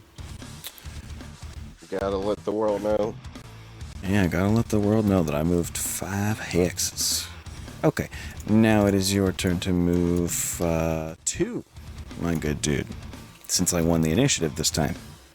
Meaning I get the last laugh unit. Not that it matters much at this range. It becomes really brutal when you're in brawling range, though. Whoever wins initiative. I'm brawling. I'm a brawler. I brawl. Watch me brawl. Now watch me brawl. Shit. I hope the act of me snacking isn't too loud. Here's some snacks. It's the opening of a snack. Can't help it, man. I've had this roasted garlic and black pepper portobello jerky sitting in front of me. Who knows how long? Shit is dank. That's what I ate before. So I was feeling a little hungry. Yeah, you never want to play an RPG or a war game on an empty stomach. You can make bad decisions. With your hangriness. Oh, that's not right. Okay. So, well, the cool thing about hover tanks is they can go over water unimpeded, but it costs them 2 extra to climb 1 hill instead of the 1. I went through any hills just there. Right. I don't think so either. I just slide it to the side. Yeah. And you spent, like, I think only 7 MP, so, yeah, no need to roll for anything. I started... Yeah, 7. Hell yeah, man. Well, what does it say, the movement, since I didn't do anything to interrupt it? It does show... Okay, here's a good distinction to make. MP spent is not the same as hexes moved. Yeah. MP, yeah. I'm sure you already get the difference. But the only thing that does show up on the character sheet pop-up is hexes moved, which factors into their dodge. But MP spent at the moment, unfortunately, so it's all honor system. Gotcha. I would love to figure out a way to do that, though. Well, I'm done. Well, no, I gotta move another guy. I forgot. Yar. No biggie, though. I'm gonna have to get better at the strategy part of this, but also I guess I I feel that. Mechs. It's a learning curve. Shit. What if I...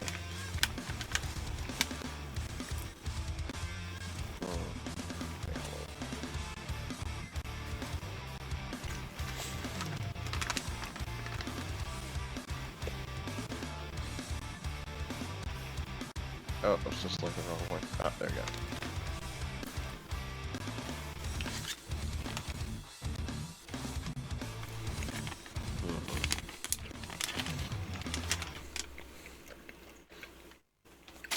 Do you have to be facing the way you walk, or can I sidestep? You do have to be facing the way you walk in most normal mechs, but you raise an excellent point about something you can do with certain abilities or types of mech, which it is literally called sidestepping, I'm pretty sure, where you spend 2 MP to step like forward and left or forward and right. But only, by default, only quadruped mechs can do that. They can also kick backwards, like a mule. Mule kick. Never. Then I will turn. I'll let you know, since you're probably going to be building a character later who's about melee and maneuverability. My favorite special pilot ability, or one of my favorites, is called Maneuvering Ace. And one of the things it does is it unlocks quad mech sidestepping for regular mechs. Very useful in a situational sense. It also makes piloting rolls easier for doing crazy shit. You know, so you're less likely to skid or to tear your mech open on a piece of construction rebar while you try to walk through a building. Stuff like that. Oh, my bad. Did you move the treb? Yeah, I didn't want to do that, though. I'm gonna Okay, cool. redo. All good. All good.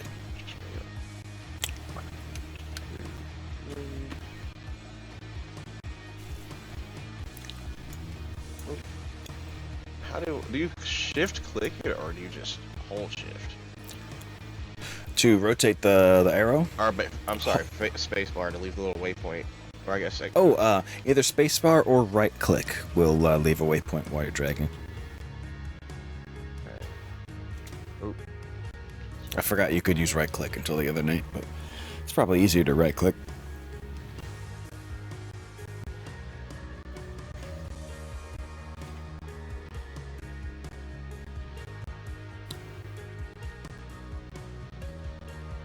Nice. There. And now I get the bonus, but I'll be facing sideways. Right. That's all Nicely done. I'll mark you as 5 moved so we remember. I keep fucking that up. Oh, it's okay. It's a very sensitive set of macros that you know, I'm one of the few people who's testing it, so I hope that the programmer Reverend actually likes that I'm finding all these bugs for him. And not am giving a huge pile of work to him. I'm not sure. No. Oh, okay. You know, so now we are down to my last guy. Yeah, it's true. I'm sure he would also prefer it working and stuff. So what does the blackjack do? He needs better line of sight. He's behind a fucking forest. He's got to fix that. So, up in the forest Mr. for Blackjack. Yeah. Or the other side of a forest, I should say. It's been useful for the other players. They were putting the woods between us and them constantly. Let's see. 1, Dancing in the woods, baby. 2, 3 years. 4, 5, 6. Cool. All right. He has moved, and he has 5 movement. And he ran. Okay. And he ran. He ran so far away. Although not really. He's kind of slow. He's blackjack. He's right there. Some of them make seem very slow compared to others. Yeah. My blackjack has the same speed profile as your enforcer. Only difference is mine's a little more snipey, where yours is like, I'ma get in there. I'll punch. He does punch actually really well. Even though his hands are arm barrels, he has this quirk called barrel punch, which he has no penalties that you would normally get from having arm barrels for punching. It's like a pistol whip. Yeah, I pistol whip you with my laser assembly / my autocannon arm, one or the other. But yeah, I have moved my move, so let's move on to the shooting phase. Well, that having been done, you would be firing first. I will also tell you that general BattleTech doctrine is to choose the weapons that are most damaging to a single area first, so like an AC-10, AC-20.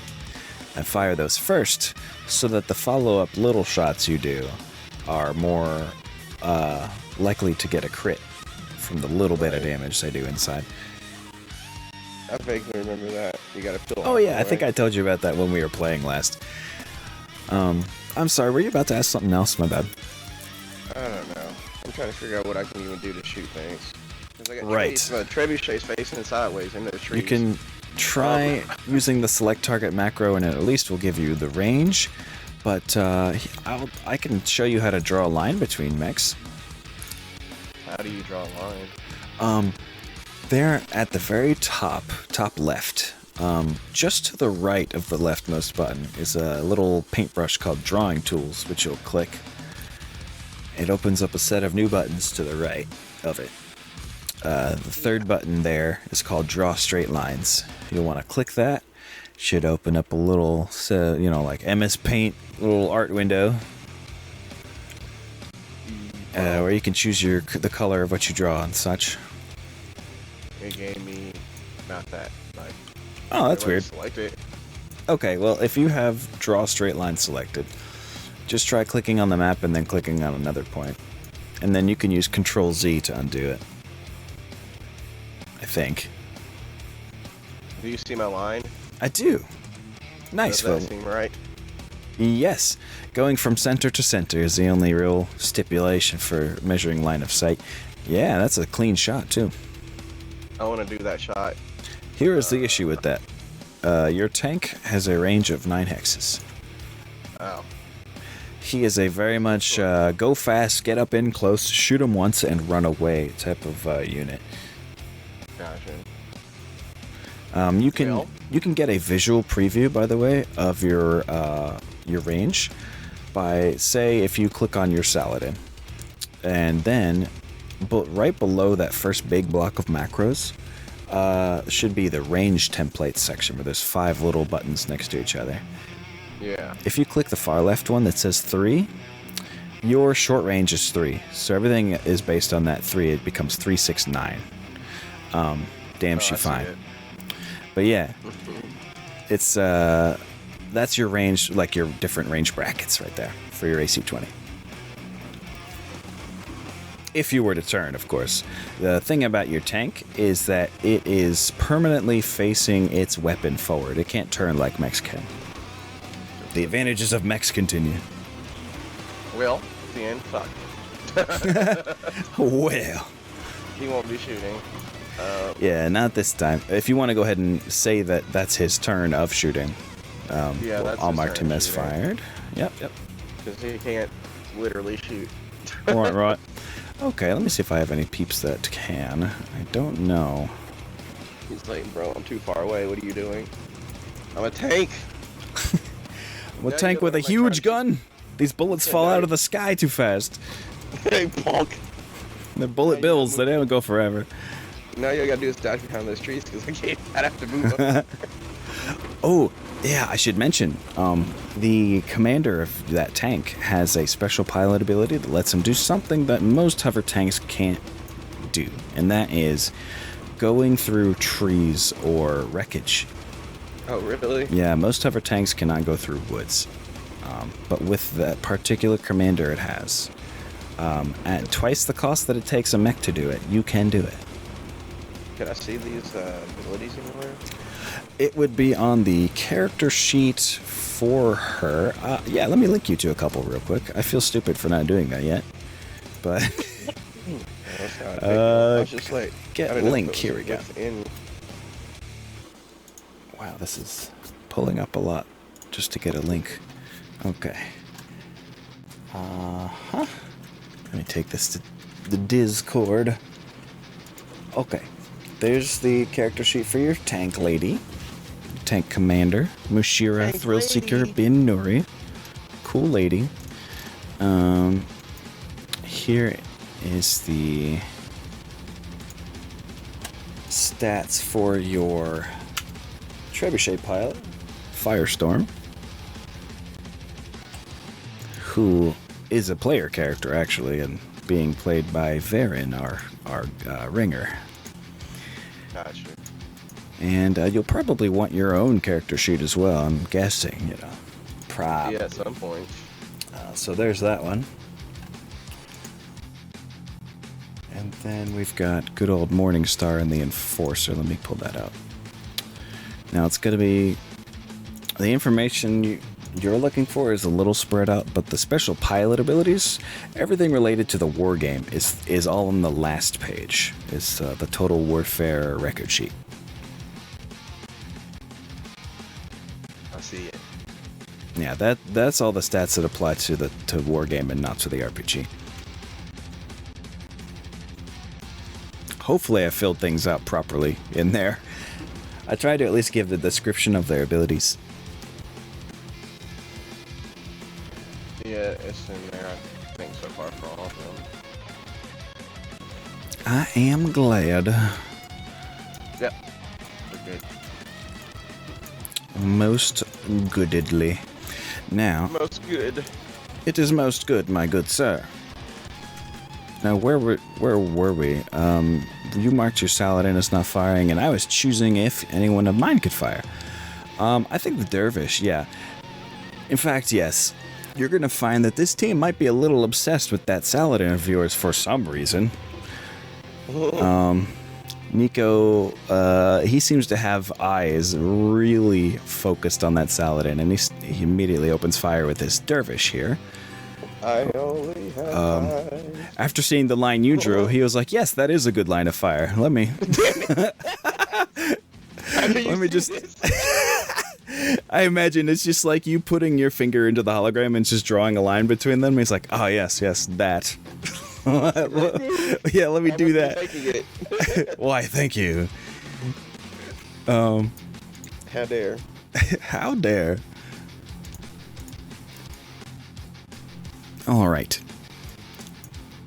Now, he's going to fire 2 LRM-10s. What does he need? You moved a good bit. You moved 5, so that's 2 dodge on your part. Probably a great idea for a glass cannon. That's a dodge. He dojin'. Just turns into a Dogecoin. Wow.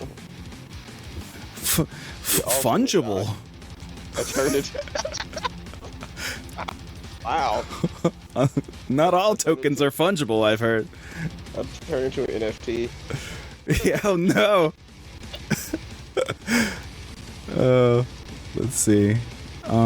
Calculates a hit. Sorry, I'm straight cripping on this. I think that's still long range. I should make sure. That's actually what I wanted to target this time, even though it didn't let me. That's weird. Anyway, calculate. I'm at medium range. I love it. Which means it might actually be possible to hit. I'm flabbergasted. Although I did roll that 11 last time, so I should just really count my blessings. I did run, though. Okay, so what does that all equal out to? A 9. Absolutely, he is gonna just unleash a hail of missiles towards your Saladin out of his left and right big chest pods of missiles. Let's see what happens. Mm-hmm. His left and right torso open up with these little doors. Calculate to hit. No, wait, here we go. Roll to hit. Blam. All right, one of them hits. Does the other one hit? No, it doesn't. Okay. So 1 pack of missiles is coming down on you. Out of 10, the... How many impacted? We have an impact of 8 of them. Which means 5 and then 3. Which, yes, a lot of little hits against vehicles is actually pretty scary. You're about to see why. Hit location. I rolled a 4. Now we're gonna take it over to these rules. I'll show it to the camera, my cameraman instance as well. Here we go. Camera. Ground combat vehicle hit location table. A number 4 is going to be the front from the front with a chance of motive. Unless, let me see here.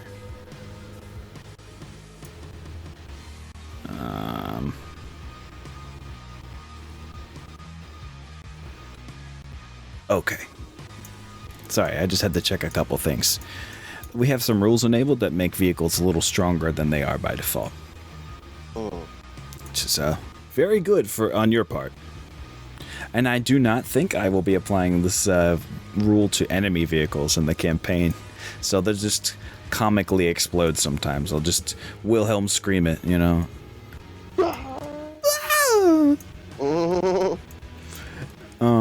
So yes, this is a direct front hit with a chance of fucking up its motive systems. I am going to make a 2d6 roll about that. All manually and shit. As my cameraman, because I'm already here. Orpa. 7. at a -1 on the motive 6. Oh, yeah, that's good to keep note of. So a minor thing has happened. A result called minor damage, causing a little steering damage to your hover tank. In some way, the missiles rocked the centering electronics of your hover tank in such a way that it suddenly has become a little harder to steer. So now any piloting check you need to make, like while doing those turns, is now at a +1 difficulty.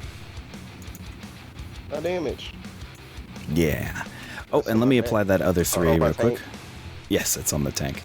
Not my tank. In fact, I will apply that damage manually because it is hecked.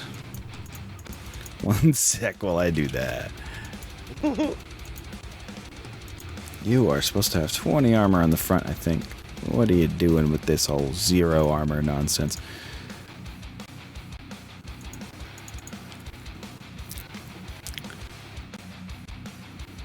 Apologies for the delay.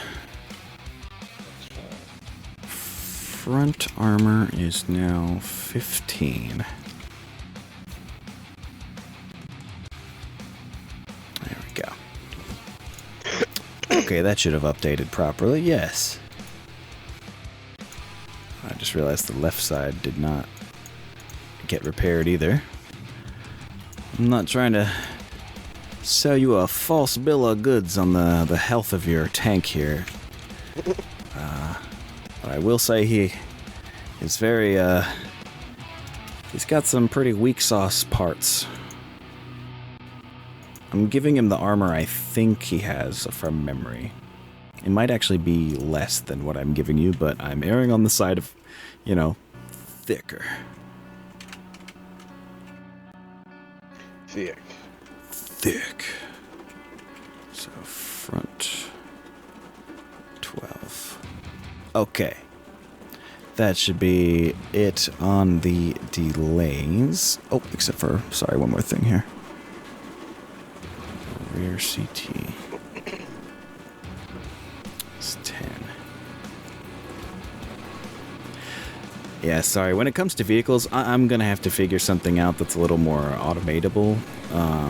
Because when it comes to the vehicle, I'm just literally editing a string, like a big list of strings.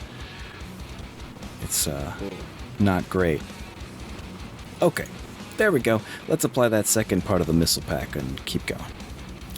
Hit location. Whoops, I did it as your tank, but that's okay. No, my tank beats its own ass. Again, with the beating of the own ass, I don't get it. Why? The missile into the air and just stand with it. Yeah, I guess so. So on a vehicle, let's take a look over at our good old vehicle hit table again. An 8 is going to be the front with no fuckery involved, just regular front damage. So let me apply that for you. So you took damage in the most armored part of the tank and are still looking pretty good. You've lost nearly half of your front armor of 20. You lost 8 of it. No. My armor. My armor is definitely doing its job, though. Like, this is the one part you want to be hit on a tank, usually. They're usually super front-loaded on their armor. Especially the Saladin. Mm-hmm. But yep, Like damage has been applied. So that's a very effective shooting turn out of the Dervish for an opening volley. Well, second volley, really. But now it is your turn to fire back with anyone who you think might have the ability. Let me check some trees here. Them trees. Probably not, actually, because all my dudes are facing the wrong way. Yeah, I know that your trebuchet. Well, you can torso twist. So that, yeah, there's no. You can basically, after having moved during the weapon phase, you can choose to, for the whole weapon phase, have twisted one to the left or to the right, for purposes of firing. That's right. Well, with that in mind, I still can't fire anything. You are between a lot of trees for a lot of these folks. I know that the trebuchet can absolutely not see the dervish or the dragon. Yeah, I'm blocking off fronts on him. Yeah, he might be able to see the dragon, actually. I'm willing to draw a line to find out. Actually, there's this tree right here. You can okay. So your shot would be absolute shit, but the trebuchet can. Oh, I'm a silly Billy. I just realized something. Your trebuchet has a not so bad shot on the blackjack, because I'll tell you why. You are currently on higher ground than the trees. Yep, you got it. I didn't realize it actually. It's because of the way the height system works. Trees are height 2 objects, but so are mechs. So because you're one higher than it, you can see over them, and he can't. So it's a one-way line of sight thing for him. It's hard to tell that that's even a dip, but I can see it now. There's a ridge. Yeah. I mean, I guess I could try to shoot that way. It's worth it, especially if you only fire one and don't build heat. Yeah, right. Right, though. Depending on the number, if it's a desirable number to shoot at twice, you know, it could be worth it to build 1 or 2 heat. Which is next macro we can figure out. 14. Ooh, 14. That's your exact medium range. Yeah, I don't have to go too hard on it. Right, right. And there's no impeding cover, so say what? You just hit calculate to hit. Yep, calculate to hit. You'll put in medium range, and I believe you ran to get where you are because you had to turn. And that's it, right? No cover, no nothing. No cover. Yep. And attacker moved though. Attacker moved 5. Or I'm sorry, not attacker. Target moved 5 hexes. Target moved 5 to 6. Yep. Calculate. Hey, that's not bad. That might even be worth taking 2 shots for because if I recall correctly, that is a 1 in 4 chance to hit. It's a 25% chance. Do I just do... If you fire... yes, that'd be fine. Clicking twice on the 2d6 or on the little target thing on the far left of those macros. Yeah, you would build 2 heat from this, so it's still not terrible. Oh, I missed 1. Yep. Hey! This is gonna hurt. So now what you'll do... for a world of hurt. Yeah. So now what you're gonna do is click the number of missiles hit macro, which I think is the 3rd one down. Yeah. And then it's out of 15, so you click to the radio button to the left of the 15. Yeah. And then hit OK. Ooh, bad cluster roll. But sorry on that. Out of 15, 6 hit. Yeah. Wow, not even trying. So your damage is applied as 5 and 1. How dare those missiles fall out of this guy so fast? Yeah, that was a little weird. Looks like you are just barely on his front arc still. So what this means to us... Getting a little stormy over here. Yeah, it's been stormy over here. Oh, it was just windy earlier. I see. We got a severe thunderstorm warning. Sounds about right. I was getting a tornado watch earlier. I was a little worried about that, but didn't pan out too much. Oh, I get him constantly in Tanner. It's weird as fuck over here. Be like, bro, you're in a trailer. You might fly away. So here you go. Could. It's a scary thought. I try not to dwell on it too much.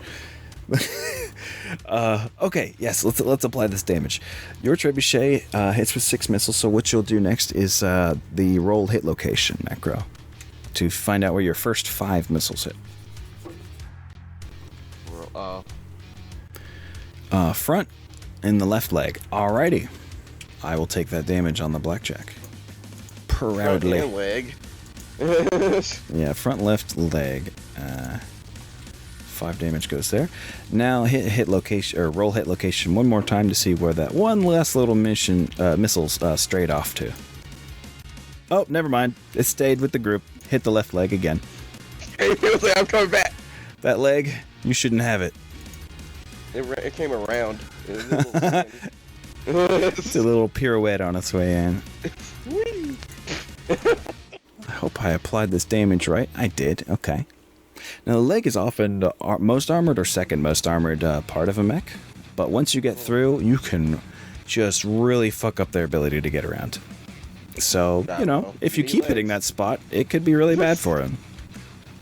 That'd be cool if he just goes down.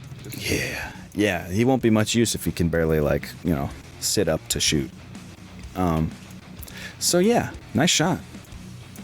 Now, he's been marked as fired. Right. Now, does the blackjack have any recourse, I wonder? Not really. It's kind of sad, really. His shots his shots are not optimal. I will say that. Damn. Let's see. Oh, he does have autocannon 2s, which have an insane range, even longer than long-range missiles. So autocannons, basically, the lower their caliber, the higher, the farther they go, but do lower damage. So these only do 2 damage, but they go up to 24 hexes. So I can at least plink at you from far away. That's all he can do, in fact. So let's, the dragon's fucked. The dragon also, once again, cannot fire. So I'll fire with the blackjack first and then just consider it all done. Let's see that range bracket for 8. Wow. You're in his medium range for everybody. Who does he shoot at? Enforcer is probably the... Yep. It's going to be the Enforcer because your Shadowhawk is just too well covered in that cubby hole. And with that in mind, let's fire. Or calculate to fire. Far. Idiom. I hath runneth. Or did I? Yeah, I did. I had to have. My target? How much did you move, Mr. Enforcer? I don't know in actuality. Oh, it was 3. It was 3. It's that turn you made. And that's it. Oh, heavy woods. Yes, there's 1 heavy woods hex as well. There we go. Crackalate. He needs 9s. Wow. Not bad.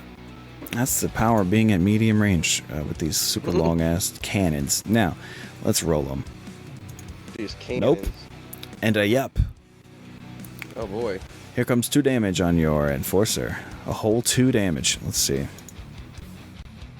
Okay. I have hit you in the right arm. So 2 damage right arm with the take damage macro on your Enforcer. On the Enforcer? Yes. Shit, on the right arm, too? Yes, sir. 2 damage. He's probably just fine. Yeah, he is. He lost 2 out of 14 armor. Yippee. The blackjack has done its job of plinking. Now, I suppose we move on because nothing else of mine can hit. So I'll go ahead and mark my dragon as having fired. Ignore that attack roll. It's just forgetting the status. Now, is anyone else of yours able to shoot? The Enforcer's not in range, I'll tell you that much. The Shadowhawk has an LRM 5 and an AC 5 he could likely put on him. Can you get to... Hold on. AC 5 I think is based on 6s, right? Yeah. Yeah, you're at long range to everybody with your AC 5, but you do have medium range to the Dervish and the Blackjack, but the Dervish would have cover from the trees. So maybe you just gang up on the Blackjack some more. Maybe I do. And one cool thing about the Shadowhawk, even though he's also quite the plinker, he's built to seek crits, which is why I also gave you a crit seeking ability called Human TRO, which gives you a +1 to your crit checks. Saw that. Yeah, his the Shadowhawk's weapons don't do very much damage, but I forget what I was even getting at. Yeah, go ahead and target him and see what you can do. It'll be at long range for the AC 5 and medium range for the LRM 5. I'm gonna go with the AC And 5. no trees in the way because you're above them. And I only walked with this guy, right? I can't. I'm pretty sure. Yes. I don't think. Yeah, we you've got a just been reason to striding along with this guy. run. And there is no trees. Yep. Okay. Did the dervish move? He was moved 5 to 6, didn't he? I mean. How much did he? Yeah, he moved 5. I thought because I did that on the last calculation. That's right. If you calculate long range, whatever number you get, just subtract 2 for your short or medium range. Okay, so you need a 10 to hit with your AC 5 and an 8 to hit with your LRM 5. I want to shoot them both. Go for it. That's what I was trying to remember. The Shadowhawk is incapable of overheating. You can fire everything, you can jump around, you will never overheat. How do I? Okay, so then I do the 2 die thing. Or 2d6s. Oh, the very top left macro of a little target thing will mark you as having fired while also rolling. Oh, gotcha. Ugh. It's a no on the AC 5. And then you need an 8 for the LRM 5. Damn. Why 6s? It's been a lot of 6s rolled tonight at the inopportune times, I will say. But, the random number generator is still working, I can tell that much. It's just funky. Yeah. Sometimes it do feel that way. The Enforcer, I think, is too far away for everybody. If you are more than 15 away, you are too far away. 15. Oh, holy shit. You're exactly 15 away from the blackjack. If you would like to take a desperate shot at long range, at least with the AC-10, I will go ahead and tell you that is at a -2 on top of everything because he has a specialization in that weapon. A profish. On the, Firing his AC-10 as the Enforcer pilot. I can hit stuff from that far? You are at exact maximum range, 15 hexes to the blackjack.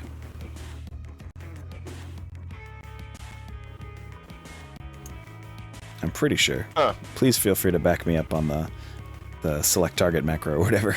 But if my ruler tool is working and I can do the maths, For the blackjack, pretty sure. right? Yeah, against the blackjack, right? Enforcer to blackjack. Yeah, 15. Exact maximum range. Look at that. Love it when things work out like that. I love it when a plan comes together. Cuts, cigar, lights.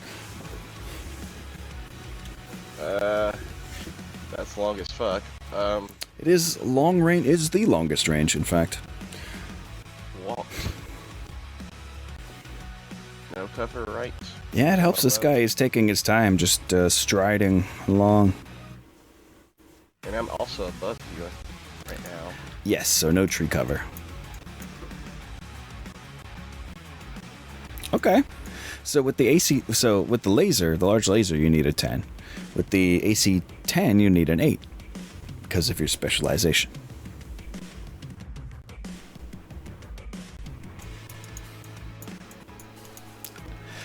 I would recommend firing the AC-10 first, or like saying that you're firing the AC-10 because of the bigger damage first thing.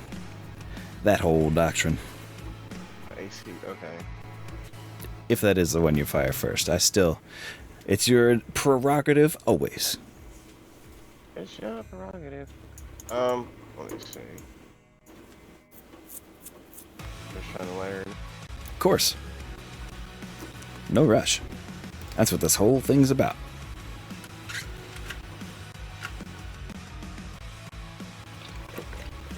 You said on the large laser I get the bonus? AC 10 is what your guy specializes in. Which also, you know, because it does the most damage, 2 more damage than the large laser does, would normally be the first thing you fire. So if you agree, then the first thing you would need to roll would be an 8. I understand, I think now. Damn.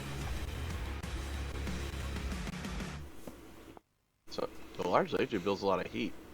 Yes, it does. Yes, it does. I believe with the way your heat sinking is set up, you can... I think you can run and fire everything, but that's I it. have Like, you 12 can't jump sinks. Yeah. Okay, I'm gonna go for the AC 10 first, I guess. Yes, sirree. Hot damn, you got it. Woo, this is gonna fucking hurt. If you want to go ahead and roll location for it, go ahead, or you can do the attack roll for the large laser. Up to you. I'll just large laser attack too. Yeah. Oh, you weak. Big nope energy on that one. It You changed. used all your luck on it. Yeah. It's like, I don't want it now. It's like, Never mind. Yeah, I mean, Well. depending on where this hits, it might just be effective enough on its own.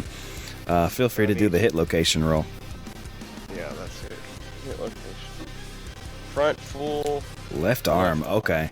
Not the best place to get hit, but still damage on the board. Let me, Well, actually, come to think of it, literally more than half of his weapons are in his arms, so you can disarm this guy pretty well if you keep that up.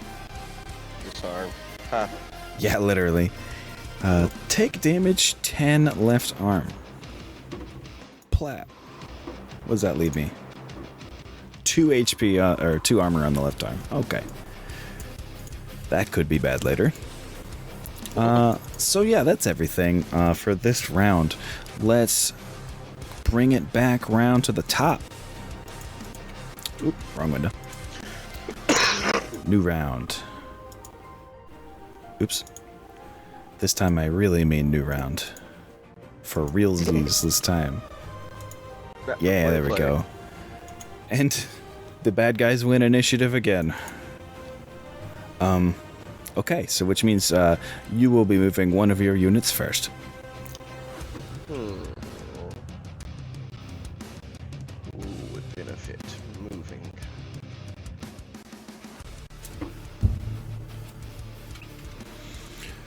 A good What is question. the brown ground? So what? What's the brown spots of terrain? Just dirt. Ooh, let me go to my other view so I can see them. Oh, those are just like agricultural fields, which are probably dead, but they just they count as cover for tanks. But mechs just kind of tower over them. They are what you would call a half-height hex. Or half-height cover. Only affects tanks.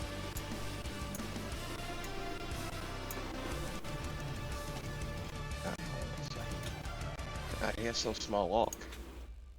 Yeah, for sure. So small walk. Yeah, he's got a slow roll, I will say.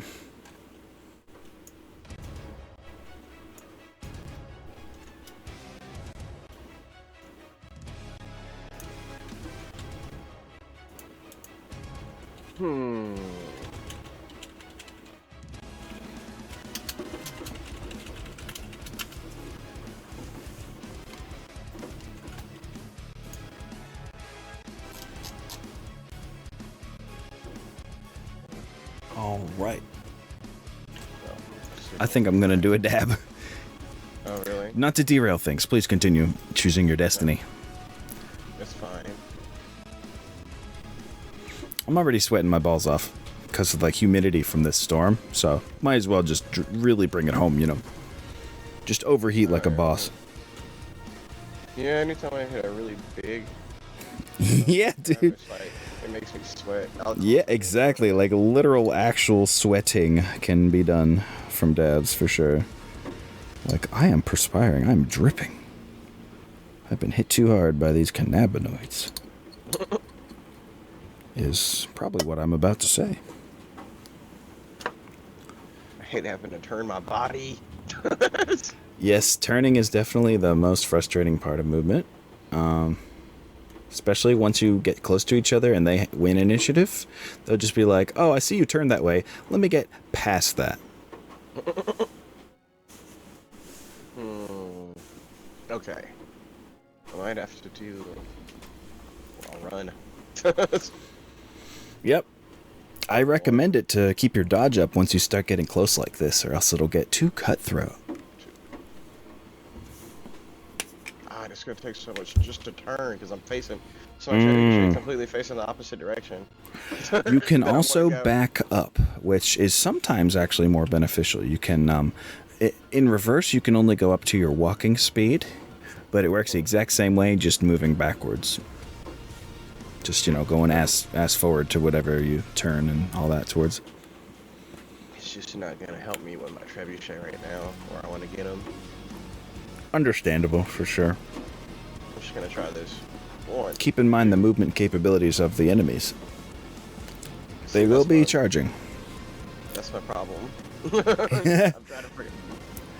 Get to the outside. Why? Yeah. I want to be in the minimum amount of line of fire of things. And I think I can get to a point where only one thing can hit me. But if you really... I would recommend backing up then, if that's the case. Because what you could do is... Well, damn it. Here I go advising too much, probably. But you could keep those trees between you and at least two of them. Or at least one of them, I mean. By going to the right like you were thinking, but more south by backing up. Yeah. Man, because yeah, that is actually, that's one of the things that takes more time to learn just in repeated games, is setting up your moves for future ease of movement. Is like, setting up your facing for where you want to move next turn can be hard to remember to do. Sometimes it's worth it to turn it into a run just so you don't have to run next turn. You know what I mean? Right. Yeah, fuck it. I'm gonna do that. Hold on. Gonna get into a spot I like.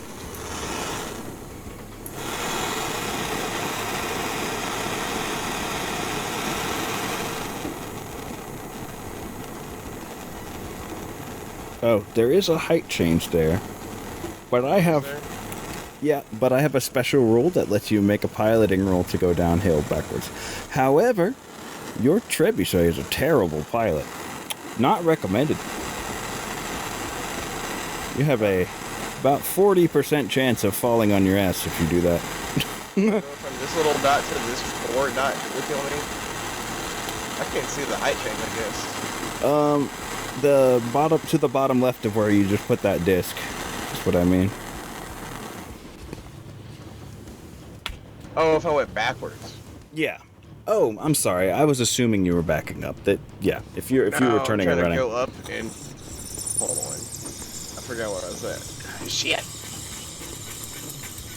Okay.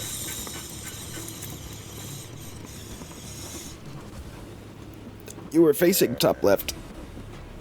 Yeah, I'm trying to figure out how to get to a spot without moving too much more, but fuck. That was funny. Thank you. I don't use my mixer effects enough. I'm bringing them back.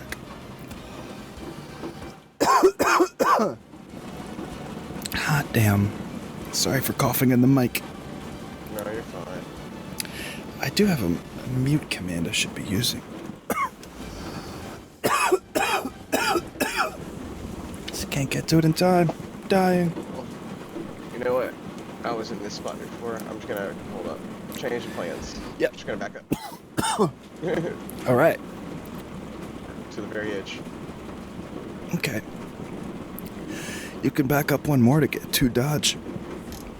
If they're not. Go over the, what happens? Oh no, over that. The edge. Never mind. I see the issue. Yeah. Never mind. Fall backwards like, ah, shit. Well, that's the thing is, you might be fine.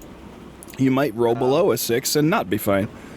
You see, you hear my pilot's just like, oh shit, and just falls over the edge. Yeah, it's because normally it's not that hard. Like the piloting rule that you I'm just make to bad walk at it. backwards down a hill. But yeah, I'm just in particular bad at it. piloting determines what your roll starts at, and so it's a 6 or yeah, you would need a 6 to do that. Not recommended. It would be this pilot that I get in this. Yeah, specific of course. But, You could use your last MP to turn forward, but I don't know why you would want to. I was thinking that too, and I also came to that same conclusion. I don't know what benefit it would give me. I mean, the only benefit I can think of is but I can force a twist. Thing is, the dragon. yeah, even if you were trying to get partial cover, they're about to be on the high ground too. So that whole partial cover thing's about to. Yeah, exactly. I'm just gonna end my movement. Yeah, go for it. Do I only have to move 1, or do I have to move 2? 1. Because I've just lost initiative. Actually, shit, you're right. I gotta apply my rules evenly here. Sorry. With front-loaded initiative, that actually does mean that you move 2. Bollocks. Yeah.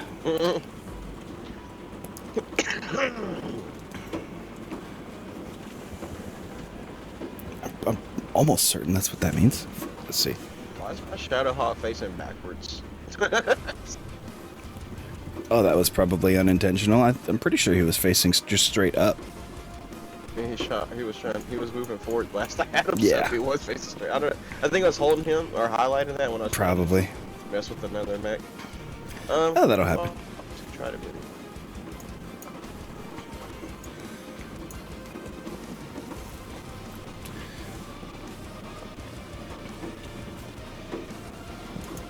Forward 1 and 1,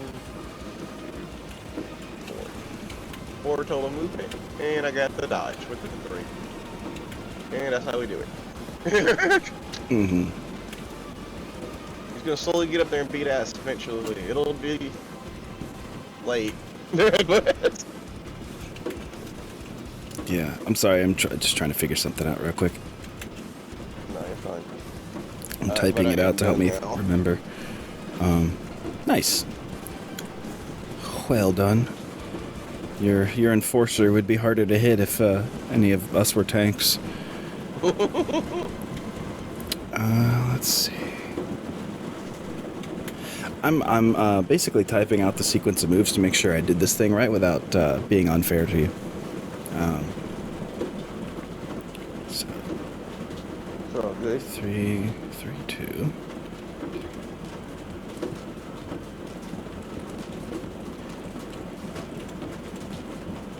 Oh, you might have to move. No. This should be right. Yeah. Okay.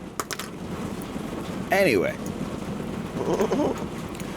let's move. Dragon is going to keep surging forward on his warpath. I think. Let's see if I can make it to these heavy woods. That would be ideal. 1, 2, 3, 4, 5, 6, 7, 8. Hell yes! That's the exact amount of MP he has.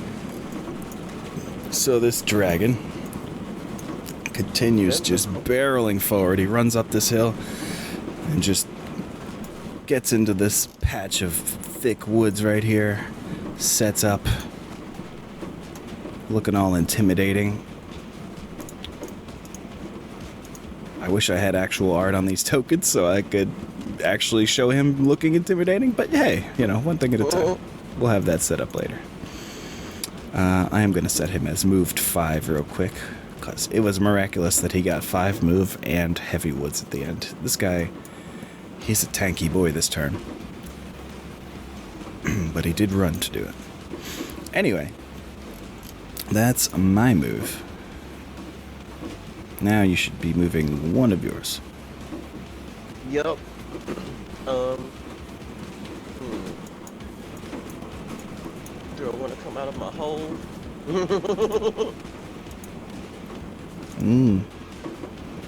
I ask myself that quite often.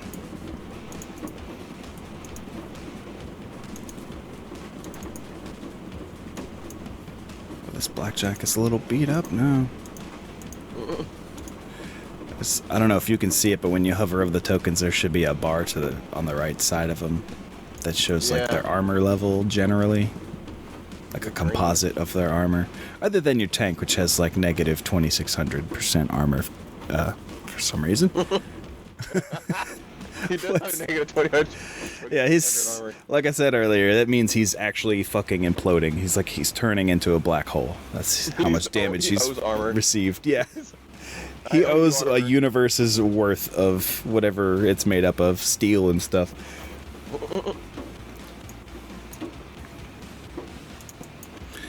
Okay. Yeah. Okay. It is on you to move, and then. I don't know why it's so hard for me to figure out this initiative order thing. It's the weirdest kind of math to try to keep in your head. Of like two numbers that are moving over time. It's like a train leaves New York, another train leaves Texas type deal.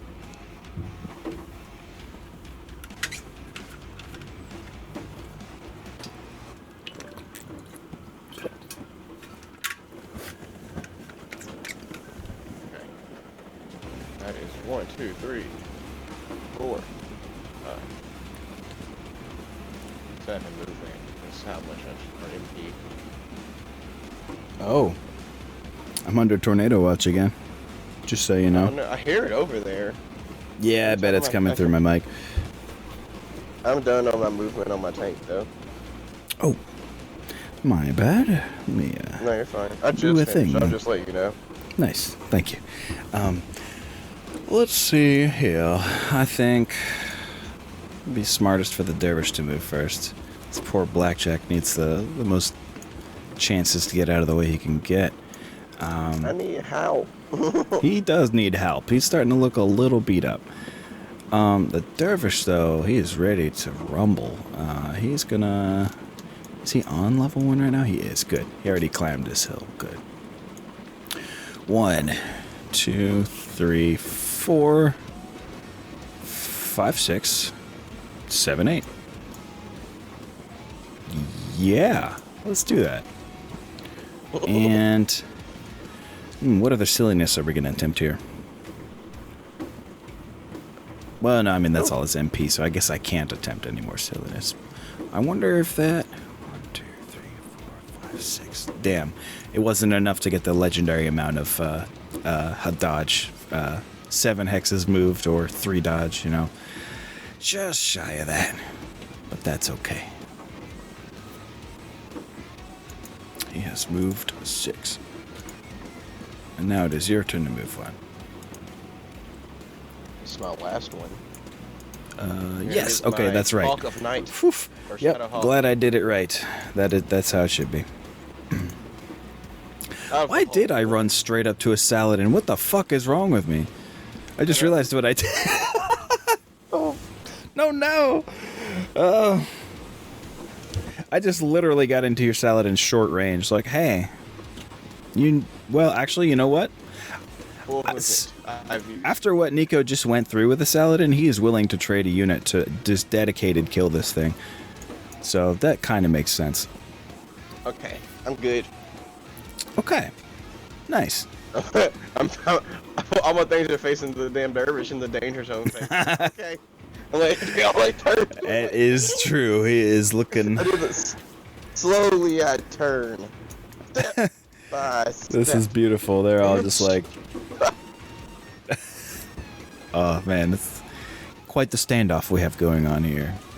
This dervish better be a badass this firing phase, or he is toast. Better whirling dervish. He had better be an actual fucking whirling dervish. He was about to get torn apart.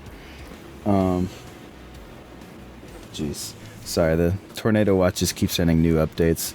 It says it expires at 7, but I don't think it should be expiring in 2 minutes. I just have Thunderstorm Watch still. Right. So, yep, it's just me being in Tanner, Alabama, also known as one of the most tornado-y spots in North Alabama. No. Roll the trailer down. Roll the camper down. I wish I could, man. I don't think the landlord would be too happy about that. Hey, man, I'm trying not to fly away. So it's like I decided to become one of those actual mobile homes parked on a lot. Thanks. Just thought I'd let you know. Battening down the hatches. You know how it goes, man.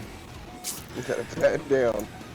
I mean, I had to roll up my awning last time it stormed. Because it's... That awning, I learned, it can either get ripped off in the wind and just fly away and, like, shear off part of your whole house. Or it could also just be used as an aid to flip your whole house on its side. You know, like the wind catches under it and just goes... lifts it up. Yeah. Like those old battle bots that always won. The flippers, you know, just fucking... the cheaty ones. Yeah, the cheaty ones. But I'll just flip you like a pancake. Gets them every time. That's why you have the bot that's flat enough. That seriously was the meta for like the first 2 seasons of BattleBots. Damn, I'm getting really sidetracked though. Holy shit. Okay. Well, it's also storming over there and tornadoing, so I kind of understand maybe it's Yeah, I'm actually surprised that my connection is doing so well. I don't know if that was stupid to say. Jinxie. That's what I'm hoping. Literally thunder after I said that. I'm hoping our power holds because our power went out on Christmas Eve, actually. Yeah, I could see that. Well, somebody hit the power tower around here on a... Oh, that's a major good reason. Yeah, I'll do it every time. I think we're gonna go ahead and resolve. Actually, no. I'm gonna have the dragon fire first. He's going to fire at the Saladin. I think everybody loves Saladin.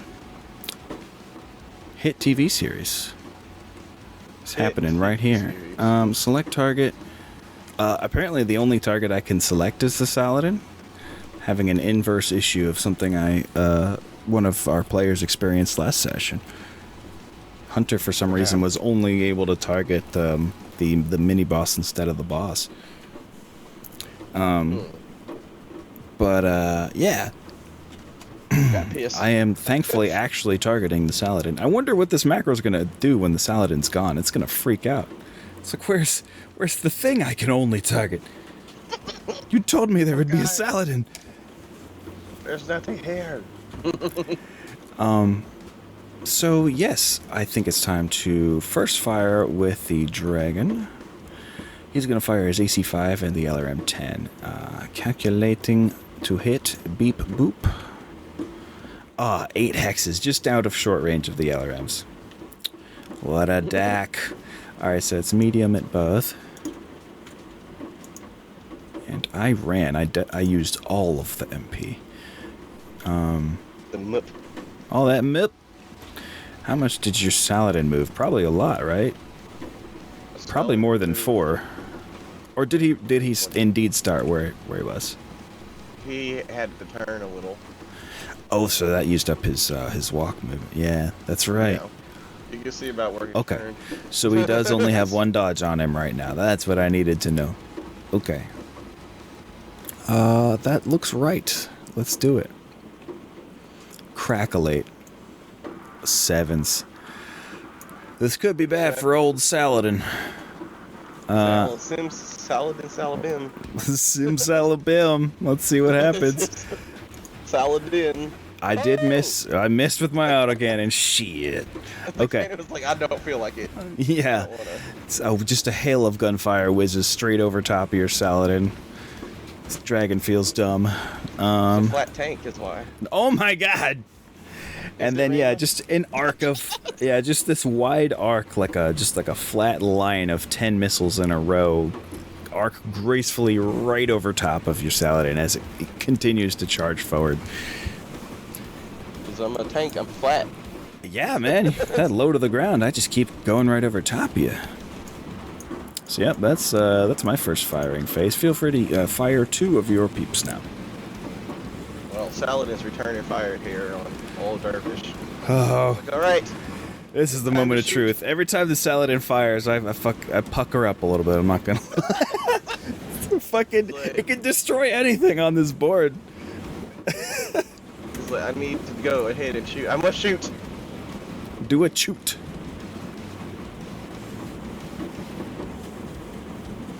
It's been.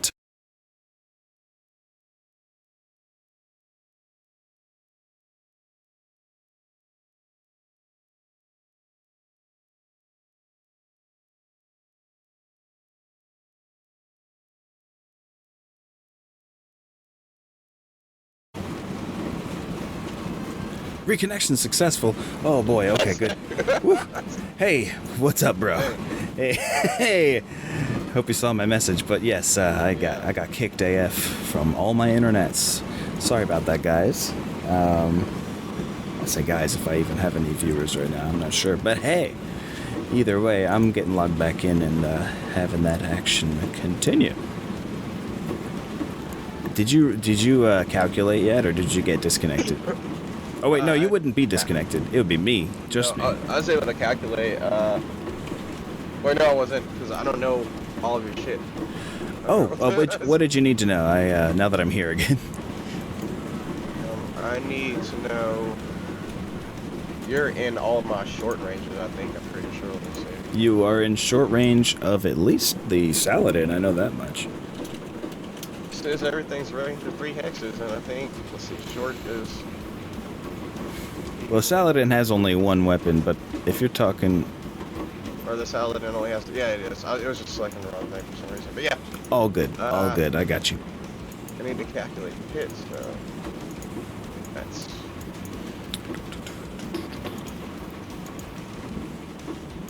Okay, we're back. We got the vision back. We got the streaming back. It's all back, baby. So, I'm ready to receive the AC-20. I am scared, but I'm ready. That short range again? It'll be short range for you. My dervish has moved 5 or 6 hexes. Is he running? The thing you're selecting between walk and run when you calculate is what you did. So. Oh, you're right. You walked actually. You made sure to stay under that 8 MP. And you spent 6 MP. How many hexes? I moved 5 or 6. Sorry, 6. Okay. It's in the same range. Same, exactly. Same amount of evasion generated. Okay. I guess that's it. It's pretty. Ooh, God, I knew it was gonna be a really fucking easy number. I cannot avoid it. Fuck up. Yeah, it's still possible to fuck up. It is true. But feel free to. Yeah. I had a feeling you were going to hit. Okay, this is gonna. Whew, it's gonna smart. Even though the dervish has good armor, it's still gonna. There's nowhere you hit where I don't fucking notice. In fact, I don't have. Unless you hit me straight in the center torso, it's gonna go through. It's gonna do internal damage somewhere. The center torso, you'll take off all of the armor, but do no internal damage. So we'll see what happens. Hit that location roll, my friend. Hit location. Oh my god. Oh, in the center of mass, baby. Oh my god. Okay, here's the thing. You rolled a 2, which is a very special kind of center torso hit. You got what is called a floating. Well, sorry, one thing at a time. You got is what is called a through armor crit. So even though you didn't score any internal damage, there is one situation when you roll a 2 where you can roll for a chance of crit anyway, wherever you hit. So, here's the second part. I use a special rule called floating crits, floating criticals. Yeah. Which when you roll that 2, instead of it always being the center torso, which is the default rules, it rolls location again to where that crit goes and where you actually hit. If that makes sense. Like you activated a special location roll where you're going to hit and crit no matter what. Or hit and crit chance, extra crit chance no matter what. So go ahead and do another location roll and we'll see where you just blew the fuck out of. 8. Oh, that is not good for me, bro. I will go ahead and tell you because the side torsos are packed with ammo. They are chock full. You're too close to me now. And there is an optional rule where ammo explosions do like AoE damage. That I might bring it in, man. I'm not certain about that one yet. You just take yourself out in kamikaze. In this case, the magnitude of it, yeah, you would totally be in the blast range. So yeah, it's good we're not doing that yet. So stop exploding so hard. It's basically, it gets, for every extra 10 damage the explosion does, it gets another hex, I believe is how it works. Another hex outward of ring, you know, how far it goes. So yeah, it would be devastating to both of us, both our armies. That would be kind of rough. It would be bad. So, let's apply this damage, and I'm also going to need you to use a new special macro called Roll for Crit, around the middle. Yeah. Go ahead and use that, because you get a guaranteed crit roll from the specialness of your location. Okay. So here's the thing. You also penetrated and did internal damage here, so you get another chance at a crit. How do you successfully crit? 8 and above. It's 8, 10, and 12 are the different amounts of critical damage done. Damn it! Oh, damn. Right in the middle of the bell curve. 7 is literally the exact middle of the bell curve for 2d12. Or, 2d6. These double rows kind of suck, because this is the third time I've seen 2 rolls at the same time in a row. That's the thing. You see, I've gone back and forth about that. Like, it sure seems like a lot of repeated numbers happen in random number generators. But then again, is that our human bias coming in? Because it still could be truly random, and we just have no... It's not looking at enough data at once to see if it's random, you know? You'd have to hammer out more critical hits. Yeah. Damn. Well, you still did 20 fucking damage, so let me go ahead and tell you that almost rips off his entire left half, just by itself. And I'm sure that's not the only thing coming towards his dervish this turn. And now he has exposed innards, which can be crit on again. Get his innards! He's got his innards showing. Get him! He's like a crab, and I flipped him over. Oh, God. Ah, yes. And another thing that the chat, the macro in the chat has just reminded me of. I also need to make... Yes. Which we did. We did the critical damage test, and that was the second 7 from the damage being done. But, the piloting check, anytime any of your mechs take, and not the tank, but any of your mechs take 20 or more damage, they have to roll to maintain standing. Exactly. Sheer volume of fire. 20 damage is imagined to be the point where the volume of fire is just fucking overwhelming. Not overwhelming fire. Yeah, exactly. Like, you can't barely stay standing. Like suppressing fire. Mm-hmm. Which is why actually, like, really tanky, like, people dedicated to be, like, the tank of a party are often have... Shit. Sorry, 1 second. For sure. Oh, it's wet as hell over here. I've been there. Shit. Feels all good. Okay. I left a certain something in the window. Yes, I understand. And it wasn't, like, soaked. Damn. Yeah. Would be terribles. Yeah. These things happen. I didn't realize how hard it was raining. I will dab in your honor. I just didn't know. I didn't listen. We didn't listen. So yes, just for numerically speaking, the dervish has no armor on his left torso with only 8 internal HP left on it. Meaning if you just get rid of those 8 HP entirely, you just shear that whole part off and everything attached to it. So that's somewhat preferable in many ways to trying to crit, unless you get an ammo explosion. Then he just fucking dies. So there's your strategy rundown on that. I'm going to go ahead and make the piloting check that is needed. Where is it? Right. Where is it? I guess I just need to roll 2d6. It'll be... So I need to make a piloting check of a 4... No, it's at +1 when you take 20 damage. So I need to roll a 5. Woo! Got it.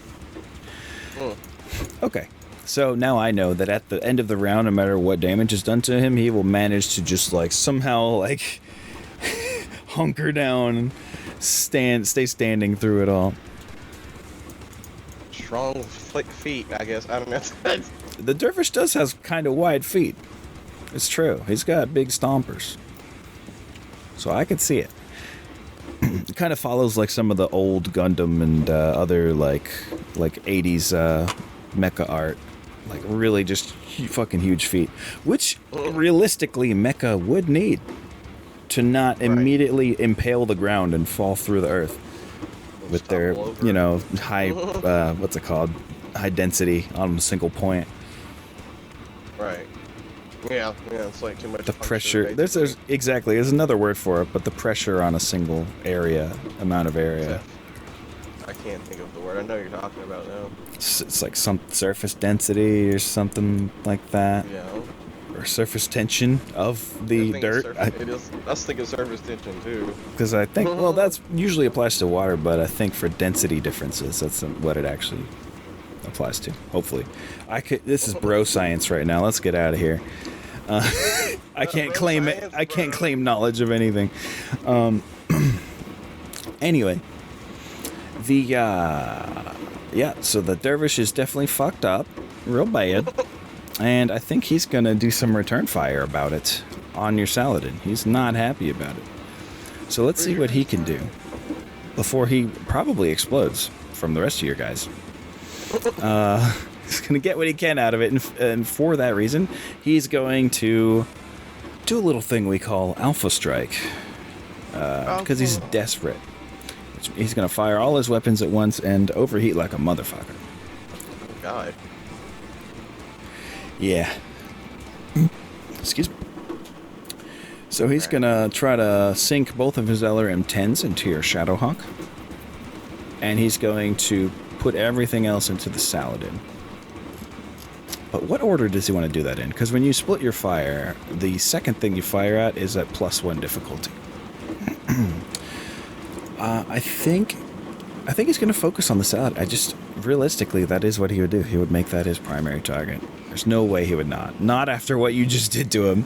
Nico himself, you can see him getting like fucking Vietnam War flashbacks. Like, oh God, no. Not the AC-20 again, no. Not again. Not again.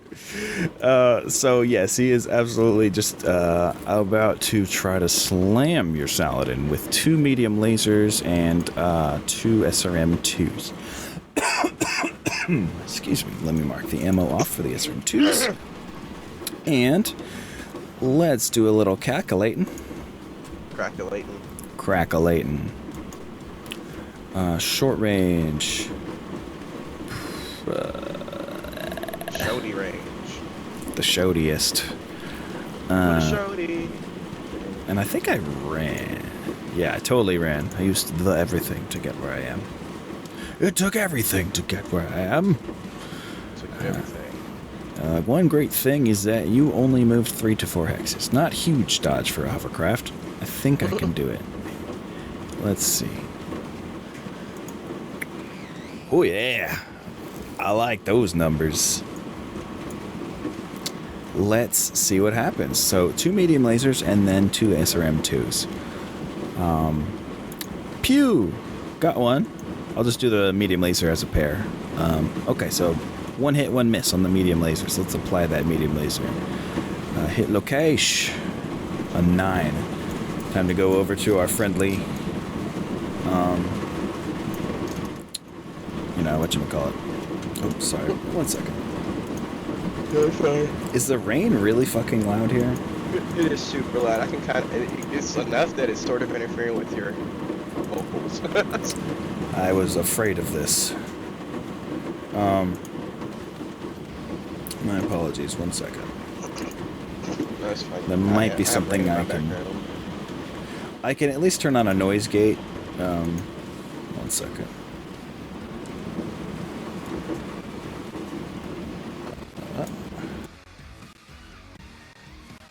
Okay. So at least while I broadcast, the loud rain noise only happens while I'm talking. Now let me fix it on your end with Discord. 1 second. There's a noise suppression feature I can use.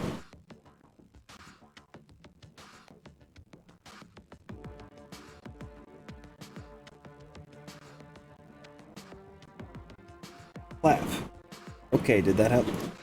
Yeah, I don't hear it anymore. Badass. Okay, so it really is just an automated noise gate. I figured that's what noise suppression meant. Alright. Good. Yeah, I'm not trying to assault anybody's ears while I'm doing this. Yeah, so what this has ended up meaning as a location roll of a 9 against a vehicle means it is left side with a chance. Let's see.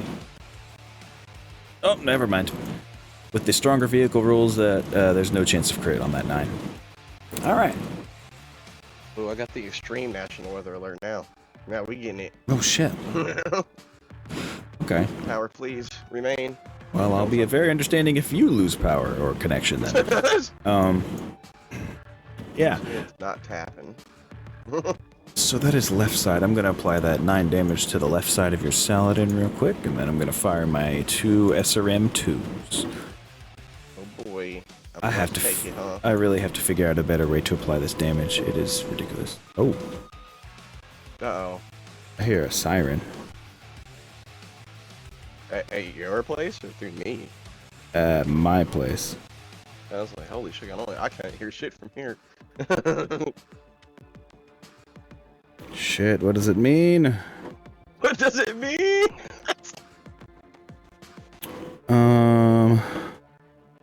I might have to, like, fucking leave. So, sorry for being distracted. No, Literally looking up what it means. I'd rather not stream my own death.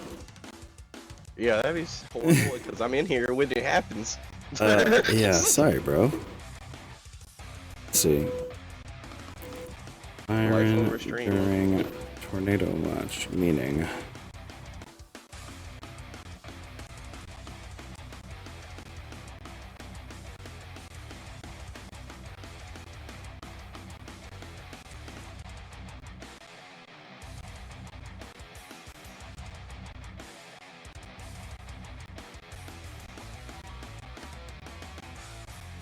Mean. Sorry. Oh, we got sirens going off over here too, dude.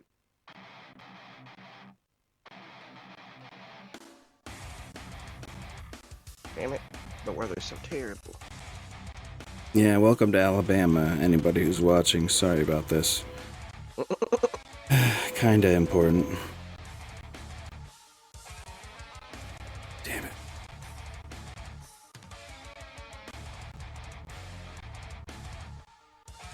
Merry, Happy New Year, I guess. Whatever. Yeah, Happy New Year. Yeah, I need to do a quick be right back while I find some information about what's going on, if that's okay. We're gonna hit up the bathroom anyway, so that's all good. Okay, well, we'll take a little bathroom break. I'll put up a BRB screen. Yeah. Right. How was, like, five minutes sound? Yeah, just to make sure we aren't dying, I guess. Yeah, that sounds excellent, friend. If it's like, tell us if we don't come back, then you know what happened. Jesus Christ, yeah. We didn't make it. It is true. Okay. Well, I'll be right back. Be right back in 5 minutes, everybody.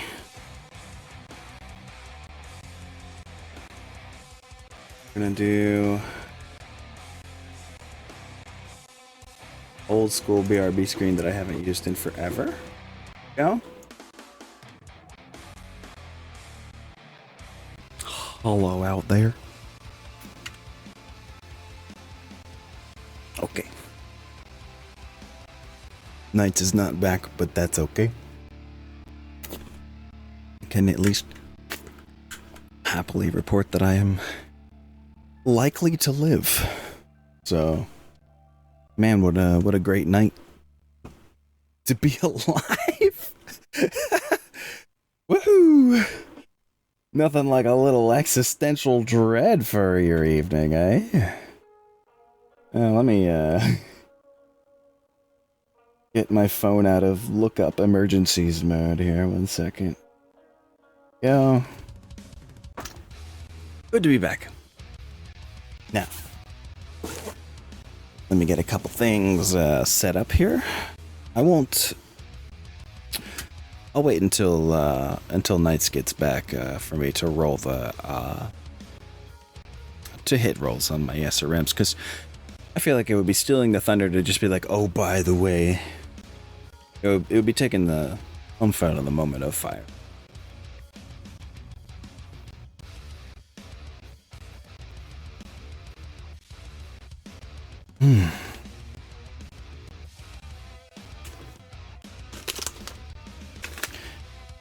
Yeah, I found out that usually what a tornado siren means when it is played loud and all of a sudden, not at a scheduled time, means that where you currently are is in the path of a set of clouds that is showing rotation. Not necessarily a tornado, but with rotational activity around. So that was pretty scary for a moment when I read that and then went BRB. I was just having to breathe for a minute, to be honest. I'm good now. It helps when the siren fucking stops. And plus I pulled up a storm tracker app that shows shows that system has moved past me. Not even just that system, but it shows the general, like the Doppler radar, and then it shows like a highlighted shape within that system where there's likelihood to be rotation. And that highlighted, that polygon that was looming over me at first, moved past me. I'm happy to report high likelihood of living.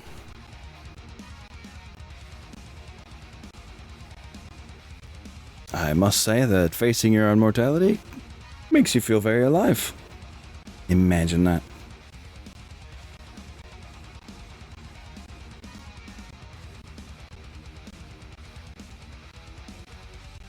I think I'm gonna I literally, even though this is amazing battle music, what's that? Play.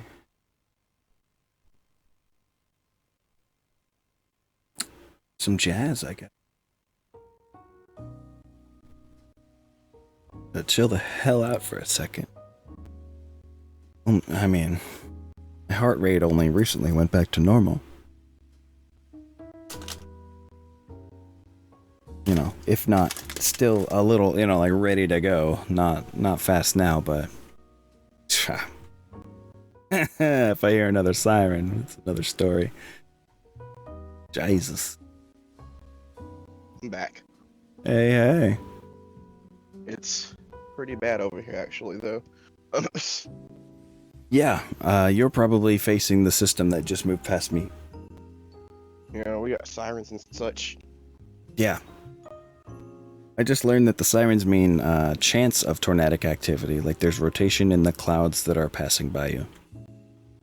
I don't like the rotation thing, but yeah. Hopefully, sorry to say that. By. Yeah, exactly. I thought I'd at least let you know what I learned during my panicked searchings.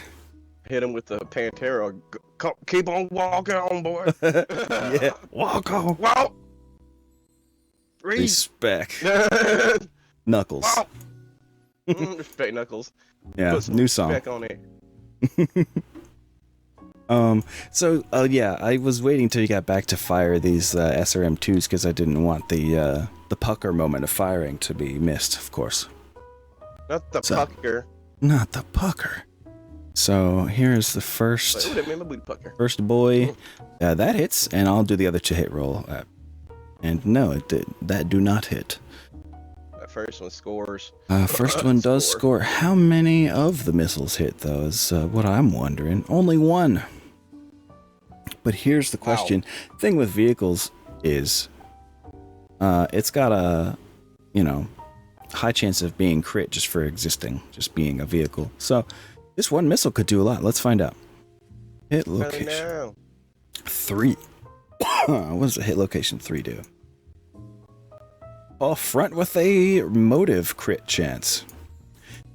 You see, mechs have one crit table, which is just a list of their equipment. Vehicles have a equipment crit table, and they also have a motive crit table. Just affects their ability to move. There. Yeah. So let's do a roll on that crit table. which, oh, let me make sure. 5. Yeah, you are indeed affected by this, but it is at a -1. On the table? Well, from the roll that I'm gonna need to get here. Basically, it's a good thing in this case. The one time that a lower number is a bad thing for the attacker. Anyway, because you're a hovercraft, it's +3. Holy shit, you are very easy to crit. I can't help it. But now it's just a +2. So I'm gonna do a roll. Let's flop. Okay. I got a 9 total, which means oh shit. Your hovercraft has been slowed down by 1 and is now at a +3 difficulty all total to his driving rolls. If you ever did want to do the whole turning and not skidding thing. Let me edit his movement or her movement. Commander's it was one of the people in the cafeteria. But a female? She is a woman. Yes, she is indeed. Woman? Yes, she is of the womanly variety. It's true. It's true. I mean, there are a lot of women in positions of power in the Magistracy of Canopus, actually. It's sadly kind of a rare thing in a lot of other countries because neo-feudalism can bring a lot of male power dynamics back to the forefront real heavily. So, there is that. Because, you know, things follow lineages again, and it's... Ugh. Yeah. The great houses are very... You know, it's very Game of Thronesy, like I've probably said multiple times. Yeah. A lot of political machinations and just power grabs and shit. But this is... Need to get some water in my throat. 1 second. So yes, I've edited the speed of your Saladin to reflect its new abilities. And we'll just try and keep track. Actually, I'll put a note on him. 1 second. It's 3. Hey, friend. We actually just got back from a break. Sorry, I was talking to Zach because he just popped into chat skis. Oh. Yeah, we just got done taking a break where we checked the fuck out of the weather. But we're definitely keeping an eye on it. We're both ready to fucking bolt. Next time I hear a siren, I am very likely gonna end stream and just fluff it as you win. Haha, bye. I mean, I understand. You got a much dangerous spot to live in. Yeah, dude, Tanner is no joke. Okay, I've got that note written down that your Saladin it's harder to turn with now. So, with that having been done, my dervish has fired. He's fired the close-up stuff, but now he's firing 2 LRM-10s at your Shadowhawk. At a really difficult number, probably a stupid decision, but you know, Nico's in fight or flight mode now. You almost ripped his left half off. This dude's had a bad day already. Now he's just kind of panicking. So I think at this point you would see him, or you'd see this little figure rotate to the right as it gets its second target of the Shadowhawk and lets loose with 20 fucking missiles. Out of its chesticles. But too many miss. Oh yeah, I gotta stop this smooth jazz that I was playing to to recover from the scare. It's not there too we go. Smooth out here. It's still not smooth over there, and I'm sorry to hear it, but things have smoothed out over here, and I wish the same for you. So yeah, now he's gonna try and slam down these lerms. Let me just do a quick calculate to hit on him. He's in minimum range by 2, I believe. 5. Minimum range by 1. Okay. That means it's going to make it +2 harder to hit you, so this is going to be a terrible fucking shot. I'll go ahead and let you know. I'm just getting the exact number ready here. How much did your Shadowhawk move? 3, it says? I think that's right. Mm-hmm. That is. Right. Yeah, because you climbed up out of the thingy. Yeah. Okay. That looks right.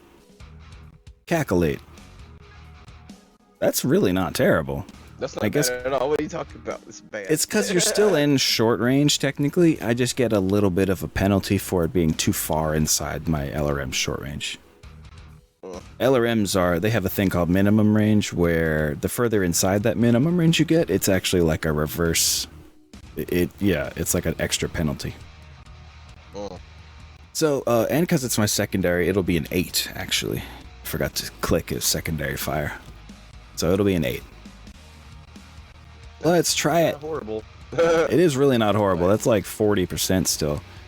Got it. How dare. I'll go ahead and do the attack roll for the other one. Hey, the other one misses, so I'm glad I was keeping up with Y. But hey, let's see how many missiles hit out of the 10. Bam, 6. Okay. So it'll be a 5 and a 1 coming at your Shadowhawk. Hit no cache. That is a weak sauce spot to hit. 5 damage to the left leg. I see that left. And 1 damage to the right leg. That is... God damn it. There's nothing great in there to hit, so... And the Shadowhawk is pretty damn well armored, so leg hits are like... That's gonna take a while to get through those. How much on the left leg? Oh, sorry. 5 on the left leg and 1 on the right leg. Which you can enter both at the same time when you go into the window. Yeah, 5 on the left, 1 on the right. Yes. Yeah, it just has fields. Char. I like that. It's pretty cool. Wait, it has what now? Oh, those like hit fields that you just fill in. Yeah. Yeah, the macros make it pretty easy to set up those input fields. Exactly. I'm still really bad at passing the information back and forth out of those fields, but it's cool that it's possible. Well, I mean, it's a lot to remember still. Learning this code has been an adventure, for sure. An adventure. Adventure. So who else? Yeah, that's everything that my dervish could fire.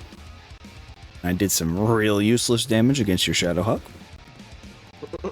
So, yeah, I think it's your turn to fire with something. I want to Shadowhawk into Derv. Is your Saladin the only thing that's fired so far? Yeah. Then you'll be firing 2 things this go round. We'll go ahead and start with your shadowy boy. I will say the Enforcer does more damage per hit. But I guess I will say just turn over and I can see if I can finish it off. Absolutely. Or get smacked. Yeah. Standard BattleTech doctrine would dictate, high to low damage. And yeah, hell, even just facing forward, your main arc would still be able to see him. Let me see if I can grab this thing that I was showing you. Oh, you're right. Earlier. I forget it's more of like a radius that you can shoot in. Yeah, it's like a big arc. And your torso twists the arc. Whoops. I just lost that. Oh man, that looks crazy. You put it on the Shadowhawk. Did I manage to put it on him? Because I can't see shit right now. It's on the Shadowhawk, but we were talking about the Enforcer, I guess. Yeah, we were. Close. Yep. There we go. There it is. Sorry. You have to understand, from the GM view, all those little, those yellow brackets that you do for your firing ranges, those stay there. They don't disappear like they do for you. They just stay on the map, so it's like this maze of yellow lines. Rudeness, right? Maze. So yeah, that's... If you could see those subtle lines now, that's like the whole wide area he could see. He could shoot in. The 2 brighter lines. Greener bits. Yeah. Or grayer. I can't tell. It's inclusive of the grayer, the brighter lines that go left and right. Everything forward and inclusive of those. So what I'm saying is you can stare straight forward and still easily shoot the Shadowhawk. Or I'm sorry, the 8. dervish. That other 55-ton mech. It is 8. Okay, so that'll be medium range for both of your main weapons. And way out of range for your small laser. The joke weapon, the little extra afterthought weapon. Not my afterthought. Sorry, weapon, you're just somebody's afterthought. Small lasers are kind of the butt end of jokes a lot. They never get used almost. Unless it's your whole mech's deal. Like, I've got 10 small lasers. And usually it's not the case, though, yeah. Although there are some mechs that do work really well around their backup small laser, and the Enforcer's one of them, because he's often up super close to shit. Super close to shit, so it works out. Alright, medium range. I'm stationary. You watched 6, right? With Dervish. Correct. Correct? Yeah, I was just making sure. Of course.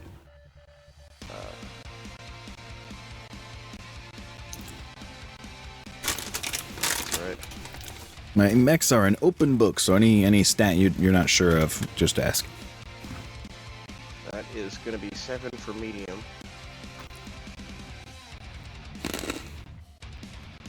Medium. So I guess I'm going to shoot with my auto cannon and long range missiles. Mm-hmm. Okay. Oh, wait. So, sorry, you're shooting with your Shadowhawk? Oh, no, with the, Enforcer. Okay, so you've got your large laser and your, AC-10.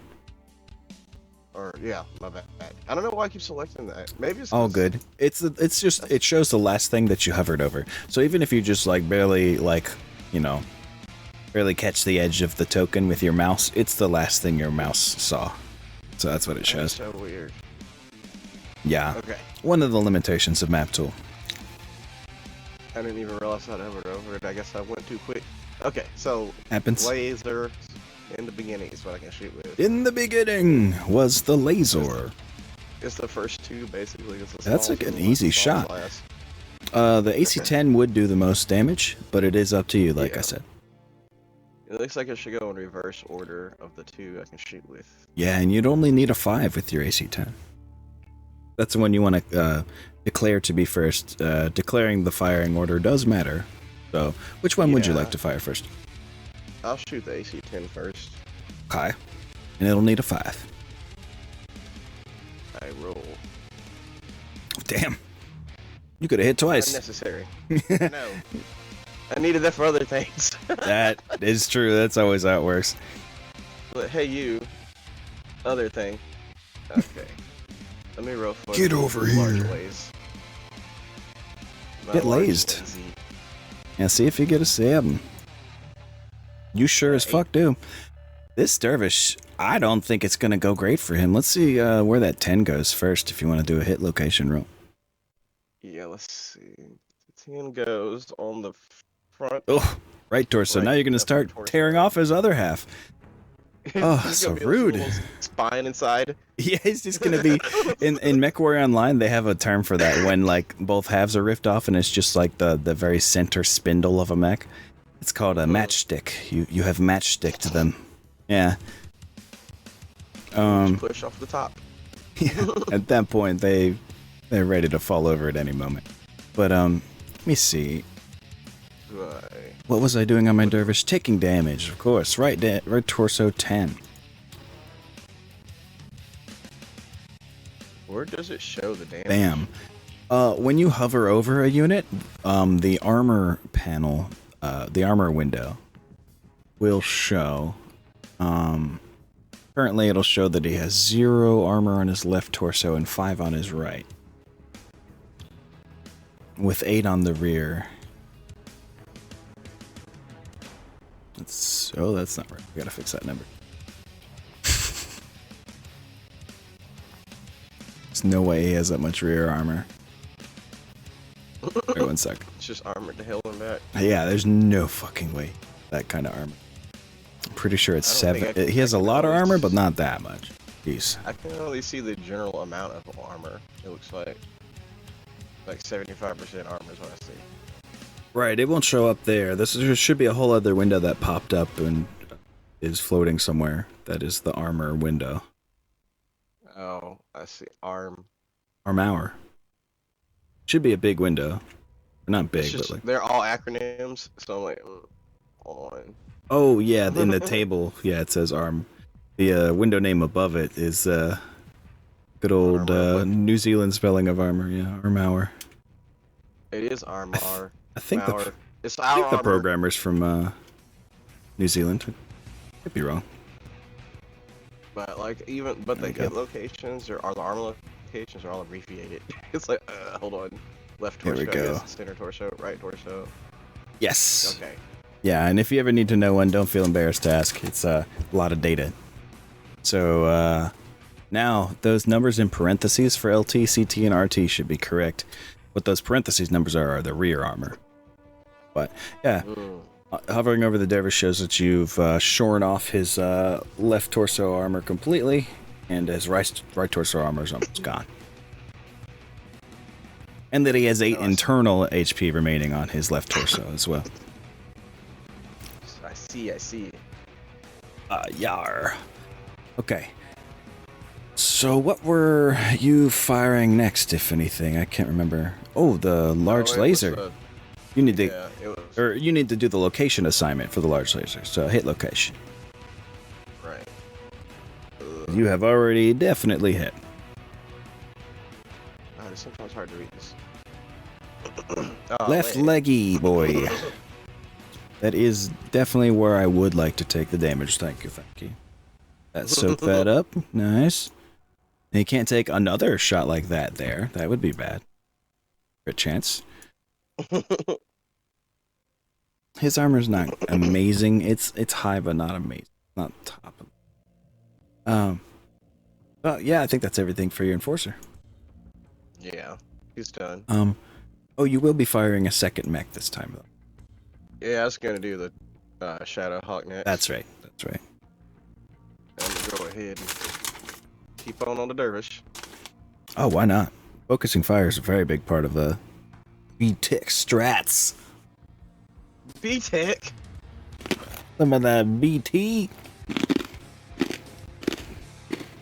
Dude, you're not gonna like this, but in the early 2000s, it was rebranded to Classic BattleTech, and the abbreviation was CBT.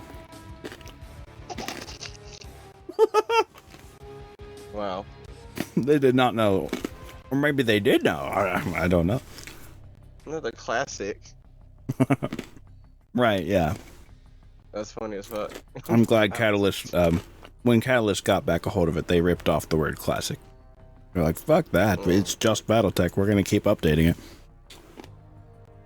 That's weird. Mm-hmm. What a weird decision to make. Yeah, it was WizKids, so you know. This is a little controversial. We are. Let me see. Can I hit with pretty much everything in medium range? Oh, for the Shadowhawk? You'll be medium range with your your SRM2 and your medium laser. You'll be at short range with a little bit of a penalty for your LRM5. You'll be at regular short range for your AC5. Yeah, I see that.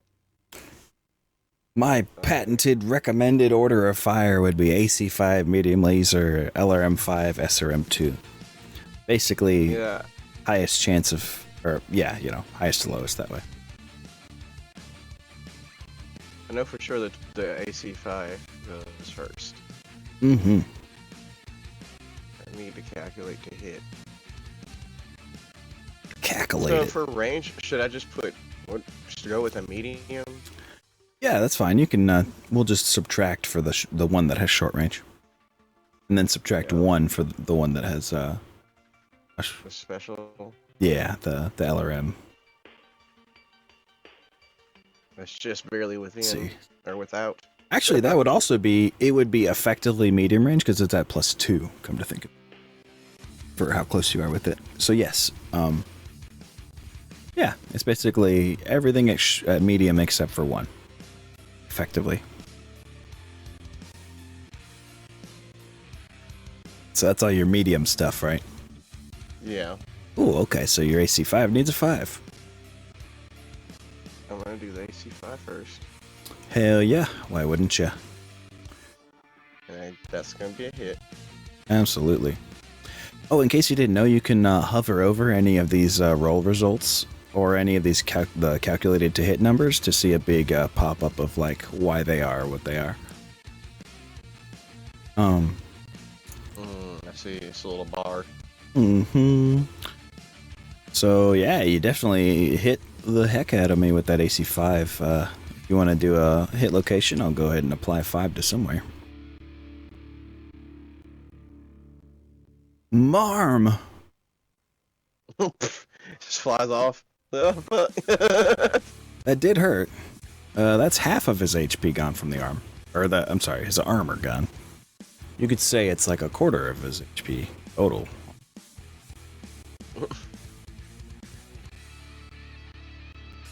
His arms are ridiculously under-armored for how much he could have put on there. Damn.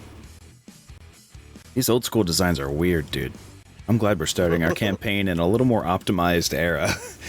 Damn. Not the weak ass arm. These are unoptimized as fuck.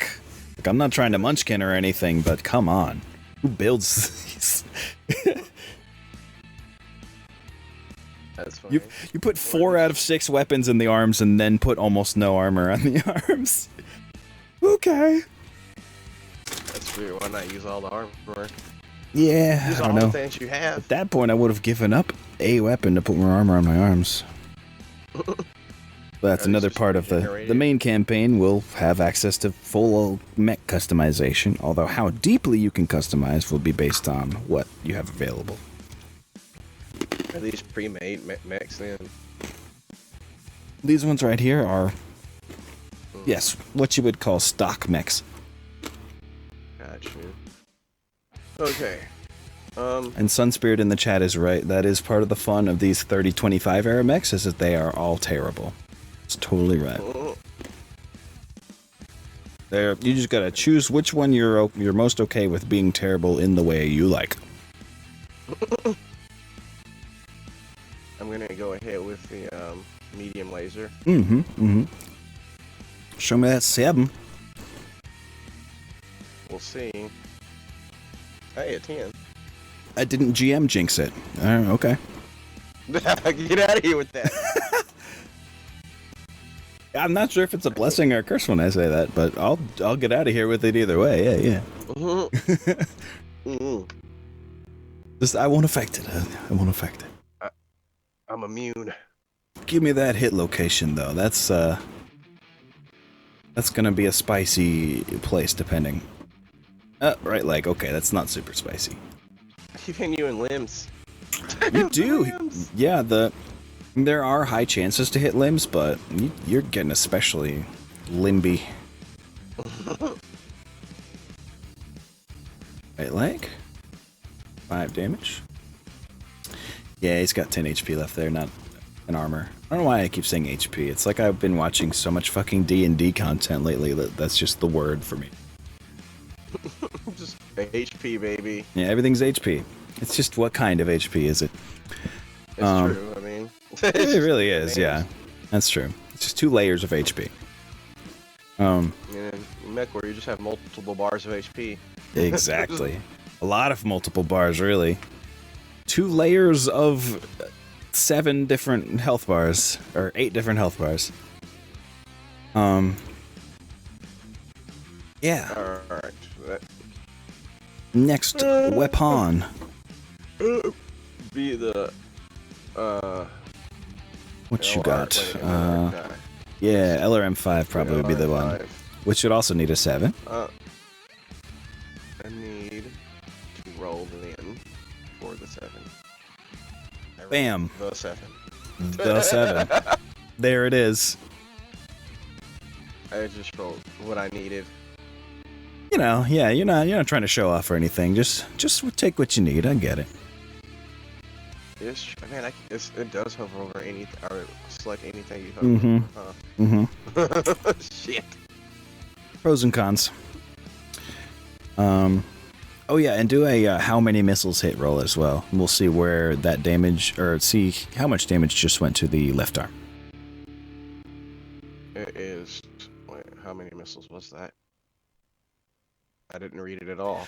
Oh, it's an LRM 5 you have, so out of 5. 5 missiles. Yeah, he has, his weapons are all just little plinkers that are meant for seeking crits. Crit seeking. It's his job, man. Yeah, he's a crit fisherman. Hey, almost all. Ooh, that's pretty good on the variable damage. Okay. So we take 4 damage to the left arm then. Pap. What does that look like for him? He almost has no armor left on the left arm. He has 1 armor left there.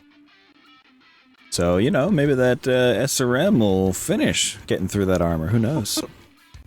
I'm used to tiny little missiles. Yeah, they are. Just a pair of missiles that don't go far. But they explode a little harder per missile than the LRMs. Oh, I see. It's 2 per, well, yeah. I'm going to shoot them. Instead of a guidance system, they just put more explosives in there. Of course. Hey. Ooh, that definitely hits. Now just do a how many missiles hit out of 2. We'll, and then 1 or 2 locations to roll. Only 1. Only the 1. The other one just you see one somewhere. Yeah, it probably just like goes wide and slams into a poor tree. Ooh, okay, left leg hit. I can take that, but it's starting to look kind of bad on my leggies. Must say. That would be a whole other issue if I lost leg integrity. Chia. So that is all the weapons on your Shadowhawk. The real question I have here is, does my blackjack... Actually, the real question I have is, did my blackjack even fucking move last turn? Well, that's my fault that he stood still. He's in a terrible place to shoot from. But he did stand still, so that helps. Okay. But he's looking through a tree no matter what he does, at least one. In fact, he can only see the Enforcer, so that's who we're shooting at. With 2 AC2s, little plinkers, let's do it. How much do you need? I'm not shooting at the Saladin, you sillydon.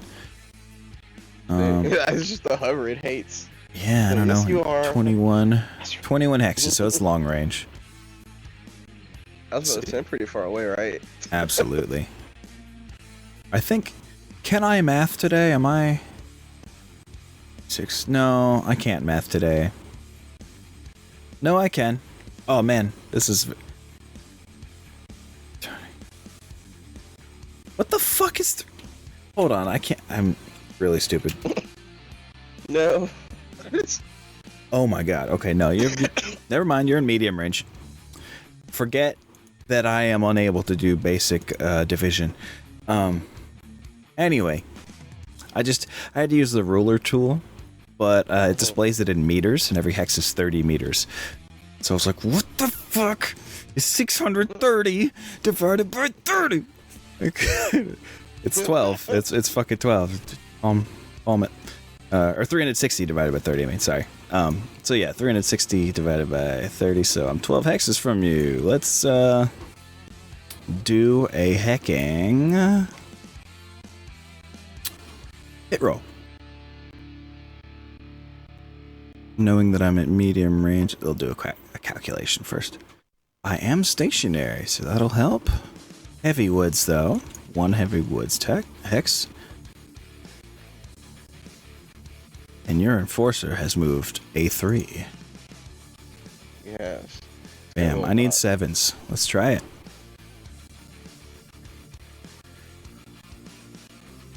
So I accidentally had the Enforcer selected, but they have the same gunnery, so the number will be the same. One of them hits. But where? See. The right leg. Great. Amazing job. Two. I have a strong leg, too. Yes, yes you do. Your right leg takes 2 damage. Congratulations. 2 out of 20. Oh, man. Yeah, Don't worry, leg. Blackjack. Just 10 more shots like that, and we can do it. It's got it. Yeah, you got it. Just last 10 rounds, and I'll get through that leg. Don't worry. I don't want it. 2, right? Yes, 2 damage. Me leg. My leg. My shins. Yeah, just probably glanced off your shin and you shrug. Give a mech shrug. I'm sure just mechs take a lot of hits that they don't notice because, like, there's just so many. Oh, yeah. The actual fluff behind, like, machine guns is that, like, in-game, there's this big thing about how the actual weapon, the machine gun, has stupidly short range versus actual real-life machine guns. But the fluff is that it's not that they won't hit at that range, it's that they won't do anything at that range because the armor is insane on mechs. It's like a whole other level of, like, yeah, it's literally bouncing off, bro. You have to get a really lucky shot from super close. Do any damage with the machine gun of a regular caliber. Mm-hmm. That's the fluff. Don't know why I dived so hard into that, but yeah, let's continue. I suppose it's a new round. Unless your trebuchet has a shot, actually. I think that one's still left to... You're in trees. Yeah, it would be blocked. Well, let me see. There's certain combinations of woods that block line of sight. Basically, when you get a +3 worth... Oh, see. Is this right on the line? No, it's not. Okay. There's special things that happen when it's right on the line. But it's the isometric view causing it to look like it is, but it's actually inside the line. Oh, you already got beaten. I was gonna draw. I was like, I don't know. I think what this means is you are going through one woods. It's just barely outside the light woods, so you can see him. That's what I'm getting at. I mean, I don't see. I guess it's just through one heavy woods hex is what it'll be in your calculations. One heavy woods hex. Okay. Yeah. It's the part you can fill in with numbers instead of a checkbox. Yeah. Let me see. One heavy. Okay, I got it selected. Yeah, I'm glad your target selection works. That's more important. I can do my shit manually. One heavy woods. Let me type that in. He moved. This is that long? Shit. Hmm. Can you hover over? Can I hover over this? Oh, I can. Still can hover. Yeah. There is a mode of these macros I can make it where you can't read shit about my mechs. Like it's sensor blocked or whatever, but that seemed too harsh. I'm looking at my own.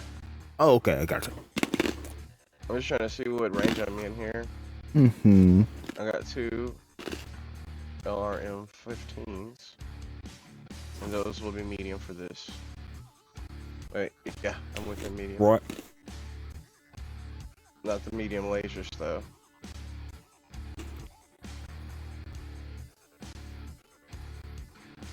Probably smart. Long. You will overheat like a motherfucker if you use those medium lasers, I will warn you.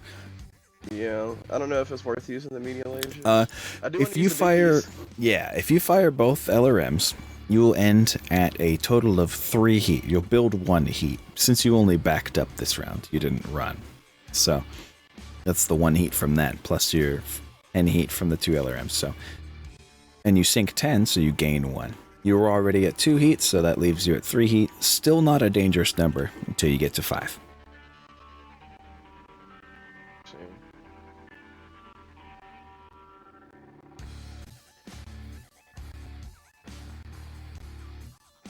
I need an 8. sounds about right. Goes to the tree. Yeah, that'll do it. Do it every time. Straight up the tree. Added a 2. It would have been a 6 without those trees. Not the trees. I usually like trees, damn it. I wouldn't have to shoot them, I guess. You're gonna have to. If you want to try. I mean, it would be amazing. Oh, that definitely fucking hits. That's the first one. Let me see where I hit. Also find out how many hit. How many missiles. Oh, yeah, you're right. But we'll apply the first 5 to that. Excuse me. Number of missiles out of 15. That's not terrible. Yeah, that's you know, above average. Yeah, it's not just slightly lower. So let me take that damage. 5 to the left arm. His left arm is looking rough. Woo. Feel free to hit the roll for crit macro. No crit. Alright. I can't ever crit. I'm sure you'll see one before the game's end. I have a feeling. Okay, now give me another hit location roll for the other 4 damage, please.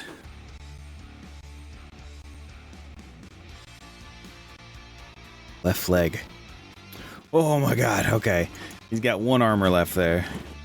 I was like, I know that leg's a little weak. Oh, it's spindly. It's just covered in sham.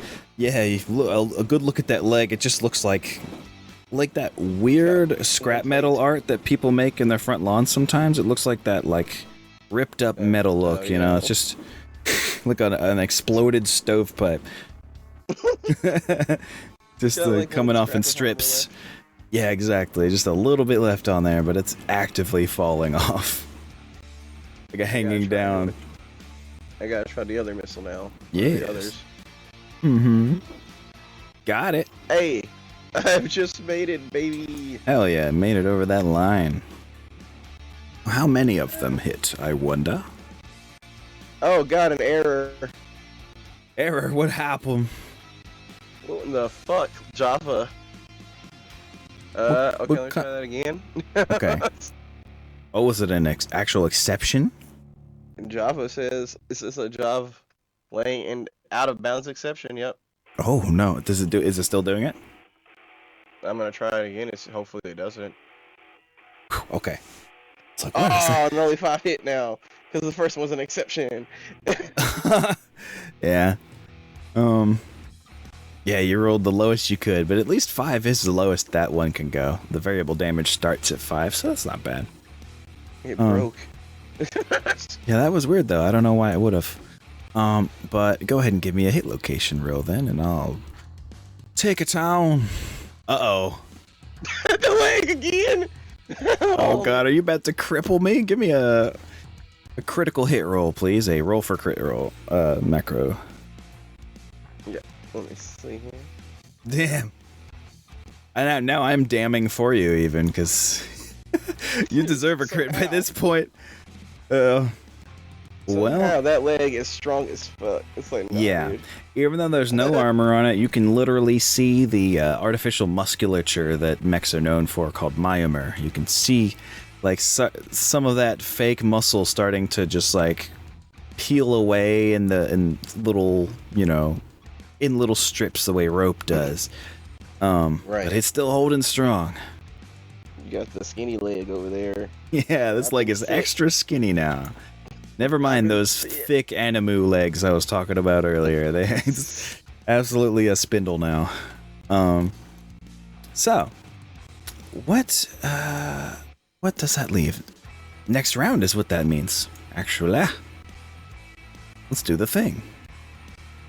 The thing.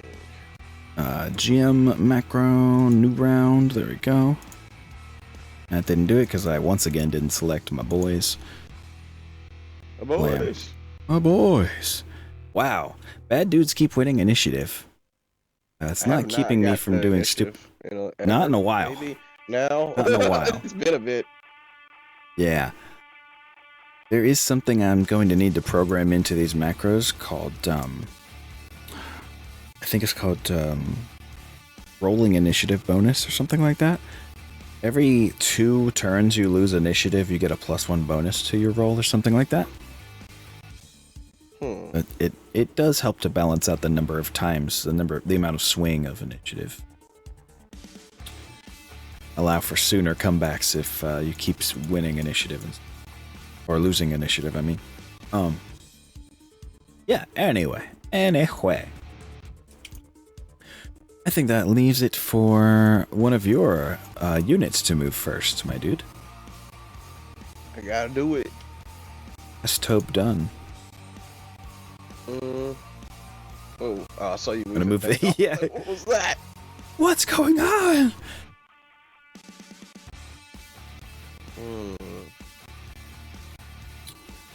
Any possibilities? This dervish is really not feeling it, though. It is not looking good anywhere. Now that I've fixed my armor display on my... yeah, on my overlay, other people can see the armor. Wait, how far can you move? Dervish is beat. His whole left to everything is just having a horrible day. It's gonna say I moved only 1 now. I meant that's supposed to be 4 MP. Oh, that's fine. But 4 MP? Okay. Well, yeah, because I want to get the bonus, right? Yeah, so you can move 1 more and you'd have the 2 dodge from 5. Oh, yes, 5, that's what it is. Let me get in there. So 5 hexes moved now. Such. And I could have... I just... didn't break it up right. all is well. Yeah, that's just another one of those things that just takes memorizing.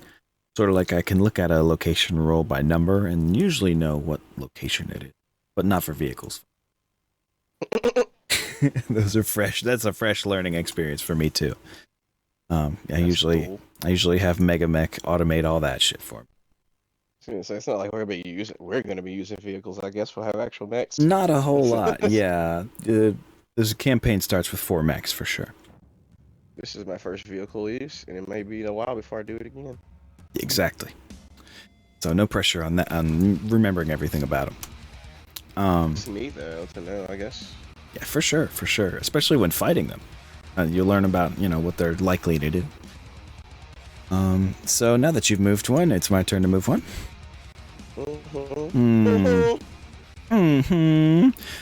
I think our dragon is like, wow, I really should have been the tank. Holy shit, sorry, dude. My bad. He's gonna move. He's gonna try and move in on you. Let's see if he turns. What that do? 1, 2, 3, 4, 5, 6, 7, 8. Okay. Yes. Okay. This dragon rushes forward to the aid of the dervish, having expended all of his run and gaining 2 evasion from his 5 hexes moved. Evasion. Evasion. Oh, let me mark his token is moved. State moved. That's more like it. Now it's your turn to move on again. Alright, so then. Righty.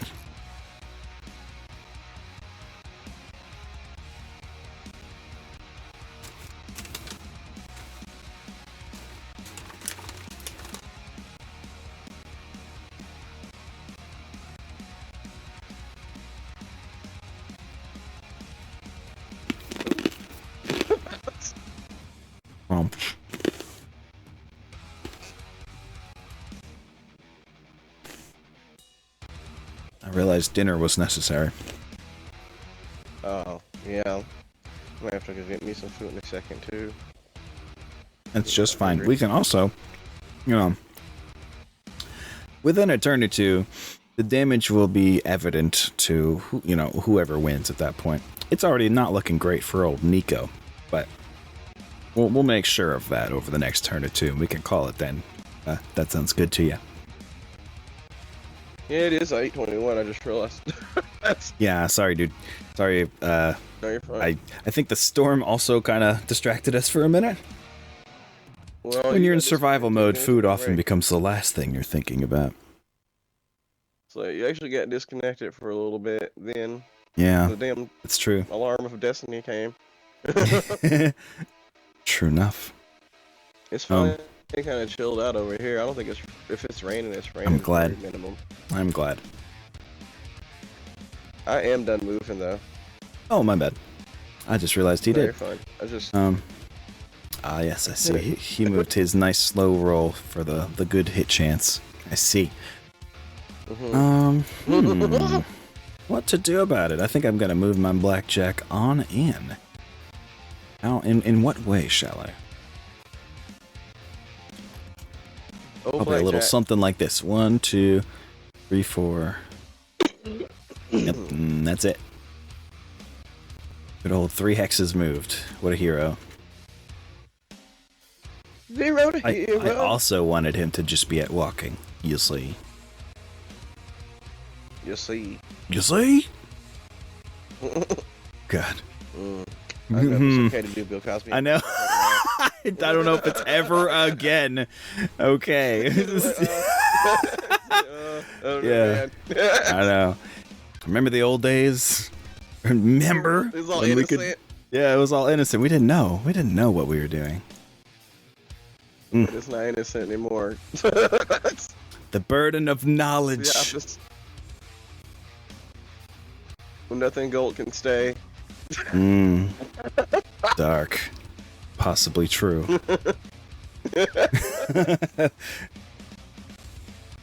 Do I want to move him away from the helping position though? I feel like Your I don't torso have twist anything would to make rope. it so that you are just looking past. Show you. That's the rightmost side of what you can shoot, inclusively, if you were to end there. It sucks to not to get the evasion. bonus, but Except I with don't your know medium about bandit. lasers. Because they're in your right arm, they can actually go as far as that. Well, it's hard to draw with a line. But they can do extra outward hexes. I also don't know if I want to abandon my ship here alone. For sure. You'd get a lot of dodge from it, but at what cost? Yeah, what would you be able to shoot? I understand that. That thinking. Reverse. Give up. Remix. Like every early 2000s pop song. Actually, up here and then. Mm-hmm. Oh my God! Nope. Bad. Bad. Nop. Please nop. 1, 2. So, and I turned 1 up. So that should be. And I guess I can move in. Oh yeah, but also- where did you start? Here or Back- here? Yeah, right there. There. Yeah, moving one Yeah, more I would get turned you 1. 1 evasion, just to let you know. And I just. Okay, I guess. Let's say I'm facing forward. There, and then face. I got you. Absolutely. It can be done. Do this over. That's Yeah, fine. I'm done. It's totally Look, I'm fine. not redoing that again. I'm finished. I will set your You know moved what this for you. is. It's all good. Yeah.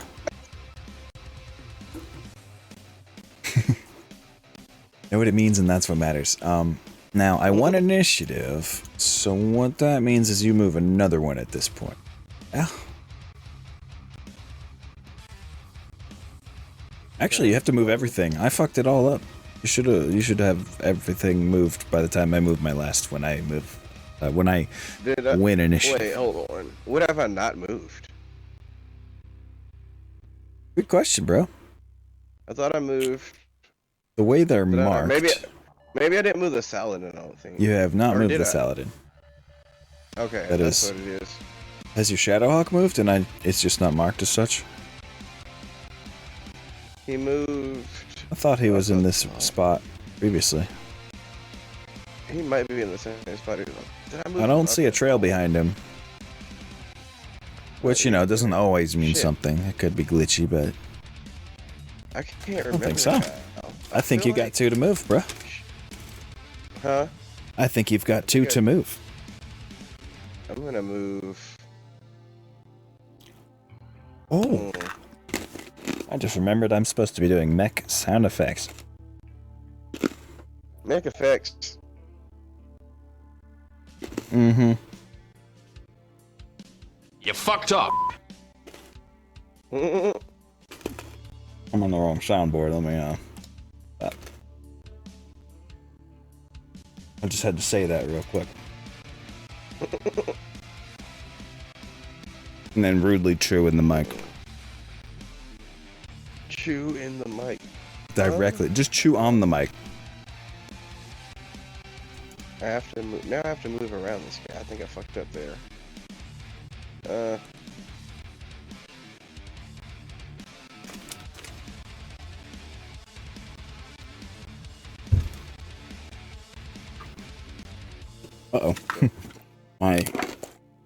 My storm tracking phone is about to die. Let me fix that. Oh no.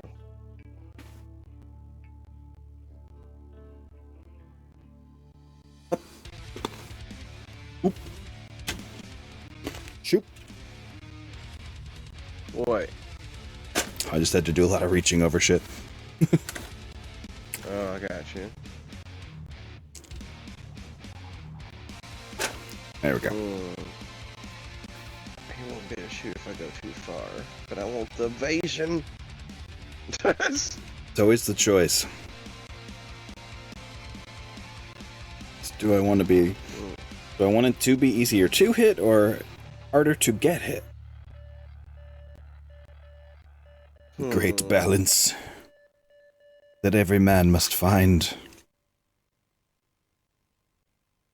I want to do. Everyone must find. Mech warriors come in all shapes and sizes. Move back and think this over. For sure. Do what you need.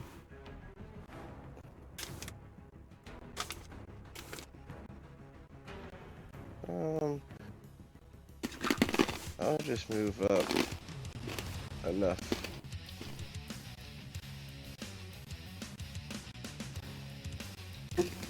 And I did turn,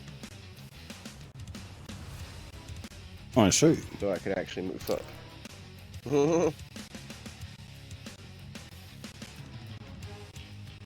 And actually, hold on. What is my range? Just this much. And I can twist it a little bit more right with a torso turn. Oh, as in, what can your vision cover when you try to go to fire? Yeah, well, I mean, and it's the first thing in front of me, right? And then I can shift basically that So- once to the side. I will draw it in front of your leftmost token real quick. This is the shape of your arc of fire by default. It's the 3 front half X's and then outward in a line. Yeah. And then, if you torso twist, that gets changed to either, when you torso twist right, that, or when you torso twist left, that. So it moves the same shape arc, but rotates it around by 1 on circle around you. Okay. Then I can stay here and be fine. Oh yeah, yeah. You should be able to torso twist anything and anyone that I... the dervish is not... I'm not sure what I'm going to do with the dervish yet. But, most positions you'll be able to hit. I need to move my Saladin. Saladin. Yeah, it's hard to move preemptively with a Saladin. It's such a Punisher unit, you know? So, like, you know, haha, you moved, now I go here type of unit. It's hard to move defensively with. You could do suicide runs and go for back shots with it as well. That's exactly what Varen was doing with his. Walk, like, try to strafe around. Yes, exactly. The thing about getting behind mechs is not only are you going for the back shot, but it forces them to look away. Yeah, I was actually thinking about moving them up, but I didn't think about going hold on 1 second. Let me see. Rear armor is always thinner, is why that's a big deal.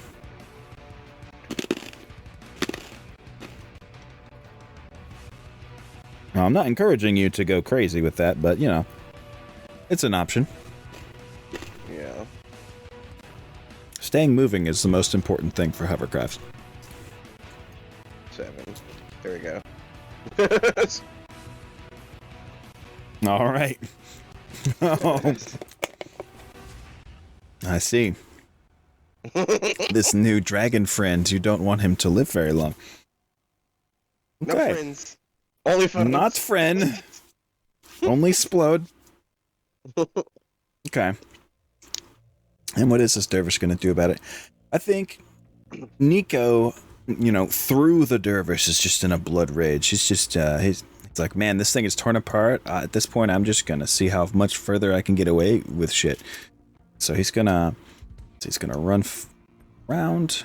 Oh, wait, he doesn't have to run around. You can run through your own units just for future reference. I feel like you might need to know that next turn. Oh, you can? I didn't know that. Yeah. Sorry if that's already come up. Avoid him. The bad is mine. You can't okay. You can't end your turn on the same unit, but you can go through like D&D. Yeah. Standard tabletop rules. Yeah, it's very tabletop generalist-y. Yeah. So yeah, I turn 1, 2, 3, 4. Actually, 3.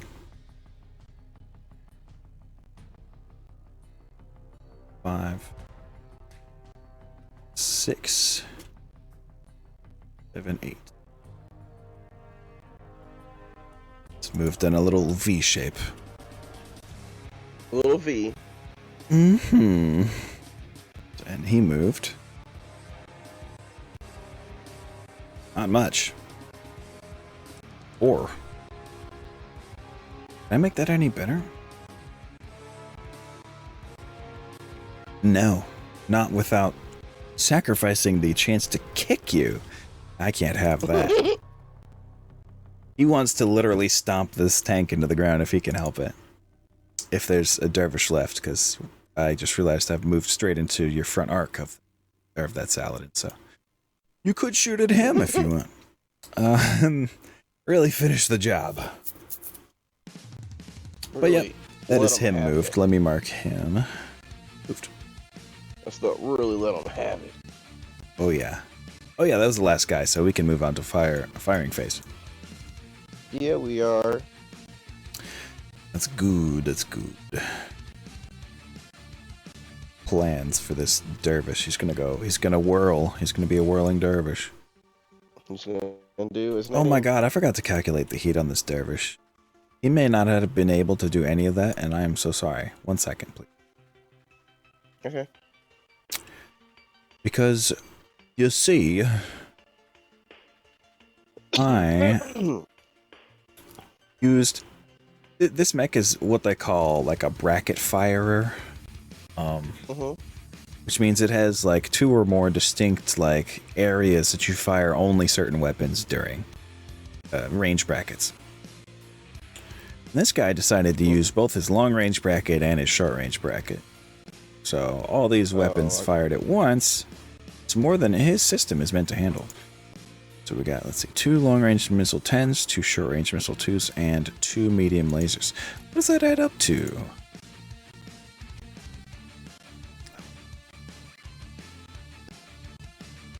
Oh, fuck. Oh my god.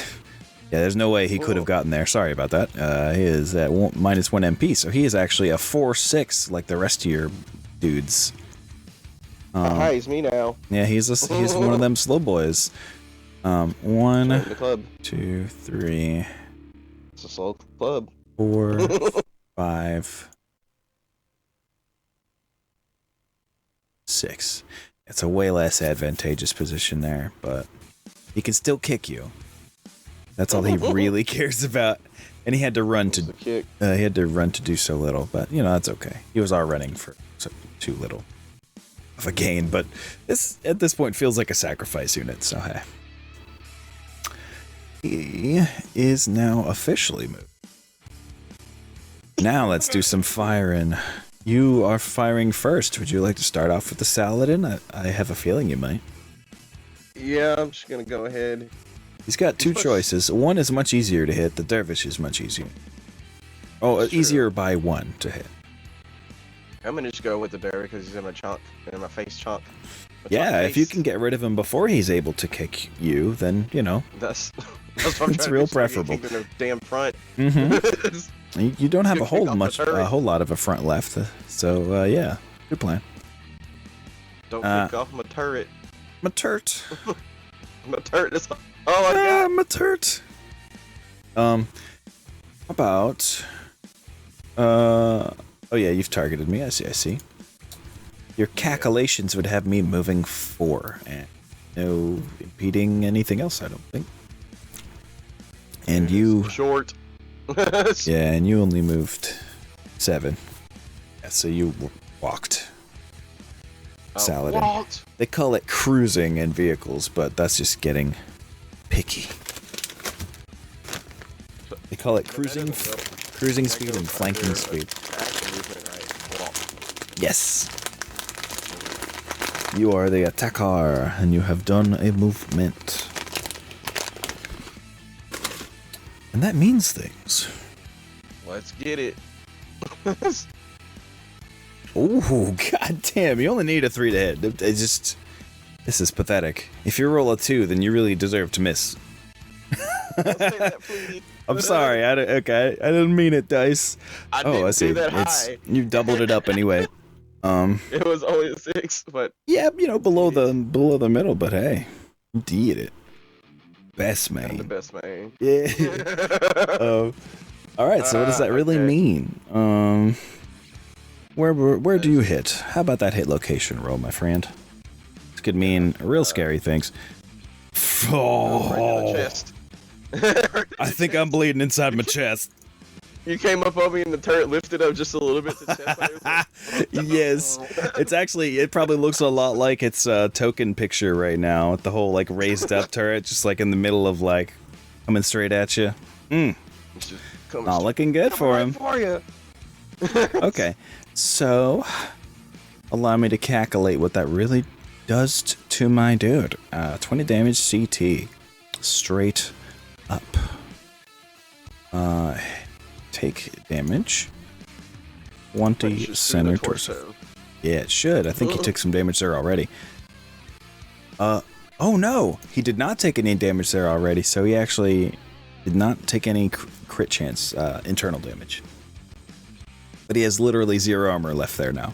You shaved it in one fell swoop. You shave off all of the armor on this man's, like the center of this man's chest.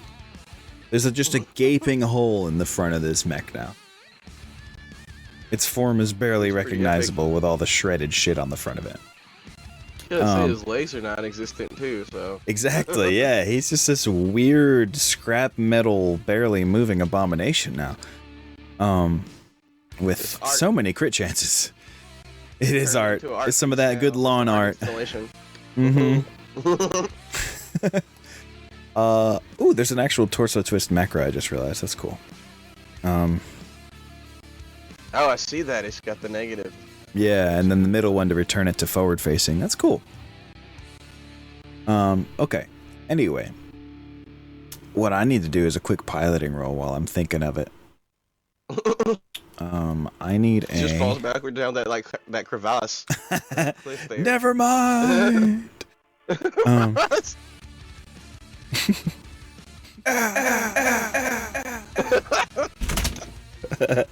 Go Street Fighter on him. I lost! I lost! Yeah, something like that. Fine, there. I guess I'll just do a manual roll. I thought there was a piloting thing, but there's not. Oh no, there is. I'm a lie. I'm a lie. I am a living lie. I am a walking lie. I'm a walking lie. Politician. It's a placeholder. It says too hard. Here's a 2d6 roll. Work it out yourself. Too hard. Here's too hard. Wow. That's excellent. I love it. Thank you, Reverend. That's what I needed. Just a different way of rolling 2d6 instead of just clicking 2d6. You knew what I wanted. I'm happy that that's what the placeholder is. It's like, you Oh got my it, fam. god, this cheeky I believe in your fucker. abilities. Cheeky bastard. Alright. So his piloting roll was a 6. He needed a 5, so we're good. We're good. Which means he's still standing and able to kick. No. Yeah, that's what that Those legs were ultimately like means. strings. His That's legs what they are hurt strings. He could blow off his own leg in the process. We'll see. Oops. Because if he misses and falls, he could totally rip off his leg. Anyway. Heck, and yeah, man. Come at me, bro. What else do you have to fire at me? It's a 2-mech fire in turn for you, bud. What else you got? Give it to me. Well, I guess he's facing your dervish, so I'm gonna fire a trebuchet to the dervish. Dervish must die. Check, check.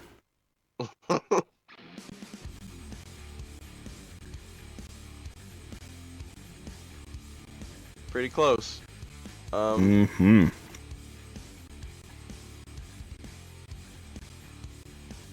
see. He walked 1, so it didn't really matter. You had pulse lasers, I'd be fucked. Oh yeah, sounds quite easy to hit. And this is all gonna be short range for all of these. If that's the case, I recommend not even using your LRMs. Just go with the Three lasers. medium lasers. It would give you a turn to build less Fill heat out than all you the normally heat. would. Yeah. Yeah. It wouldn't. You know what, It that's wouldn't good. decrease heat, but it would stop building it. Right. And they're all within range, so there's no reason not to, I guess. Shorts. Or yeah, they're all in short range. Yeah. Walked. That So one whoever you would want to have been shoot at, 4. probably the dervish, Right. right? The Dervish dervish walked move 4. 4. Yeah. Okay, that's it. Sounds about right to me. Sweet. Nice 5. I will try the first medium laser. It's a pretty high chance to hit. I forget what the number is. Like 69 or something like that % chance. Nice. Nice. Nice. Oh my god, I rolled a 2! Oh no. Not nice. So Not nice. It's right after I said nice that has to happen. I'm sorry.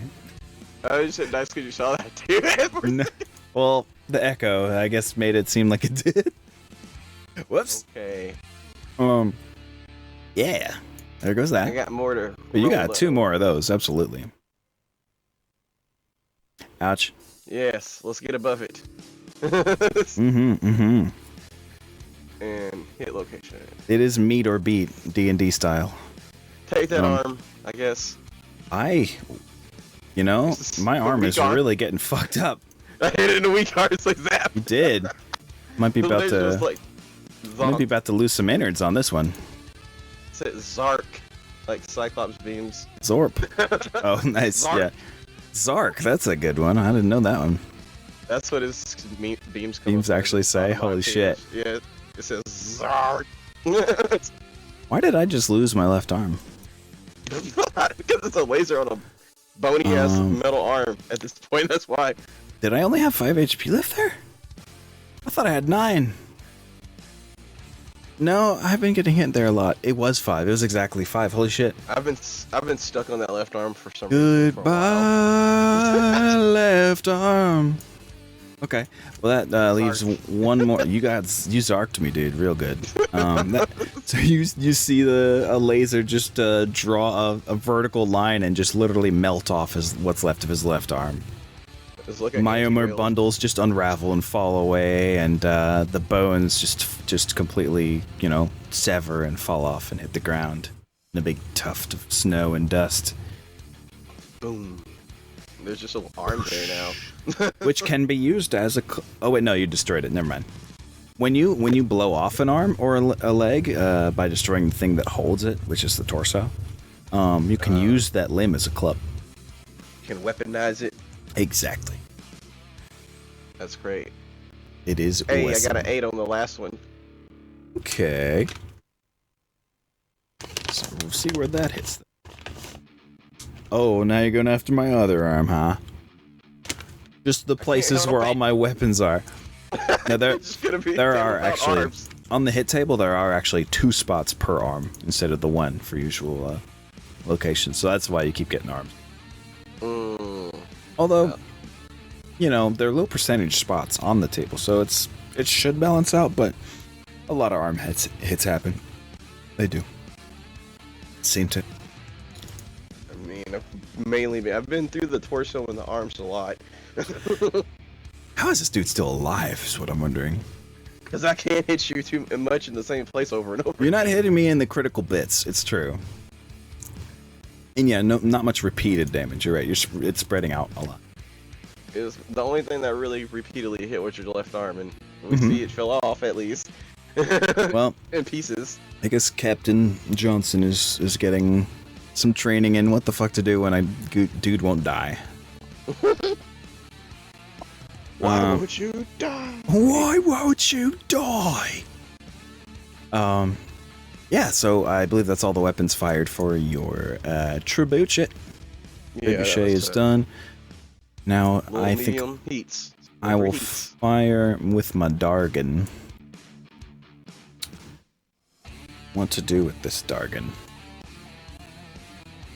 I like that you have a little flame on your neck now. Yeah, he's not feeling great. His arm nub is probably a flame. That's also flames. You're right. Maybe a little metal melting. What does this dragon want to do? He's got a weird set of weapons. Okay, he's gonna torso twist right, which happens when I do. Whoa. Okay. Whoa, bro. Bro. Just one hell of a twist. Bruh. That's not right. Hold on a second. I might break everything when I do this. 1 second. Uh-oh. Oh? Okay. I'm gonna stop messing with this because I'm scared. Anyway, back in the actual game, we are going to fire the LRM 10 and the AC5 at your Enforcer. So he's torso twisting right. Enforcer. 1, 2, 3, 5. Yeah, he's at short range for the AC5. Penalty to range, minimum range for the LRM. A little bit. Which at 5 range is effectively medium, so it's at a +2. The penalties. Calculate to hit here. But what did I do? Did I run? I totally ran.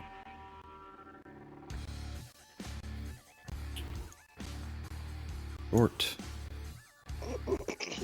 And what did your good old Enforcer for? I see. Yeah. It was a pretty straightforward move. Crackleate. Just a 5. Nice. So a 5 at first, and then a 7. Let's roll for it. Wow, miss. Wow, LRMs. LRMs have hit though. Number of missiles. Gonna be 6. Oh, Location. You take 5 damage to the center torso. And one damage to the right leg. That's something. You're Enforcer, yes sir. Enforcer, yes sir. You said 1 to the right leg? Yes. That be it. What's he looking like? Oh, he's pretty okay, I guess. He hasn't taken too many torso hits. Actually, I think that might have been the first one. Probably. Knowing how limby our hits have been. Yeah, that's pretty much. It seems like that's where everything goes. It's a very limby time. I'll get him. Go Eventually. get those arms. Eventually. Can't shoot me without arms, bitch. Just try. Now this medium laser, he's gonna twist a little bit, or not twist, but he's gonna change his target for the second one to the Saladin. Why not? We're putting everything in on this Saladin now. So, he's at short range. Becker moved. I ran. Enemy moved 4 hexes. And it's secondary fire. What's that? Secondary target, there it is. In forward arc. That's it. I think that's all that I have going in my calculation. Only a 6, huh? It's short range, it does work miracles. So we're gonna fire this medium laser, and that's it. That's all he has. There. I got the 6 that I needed, though, on the Saladin. Hit location. He's a 3.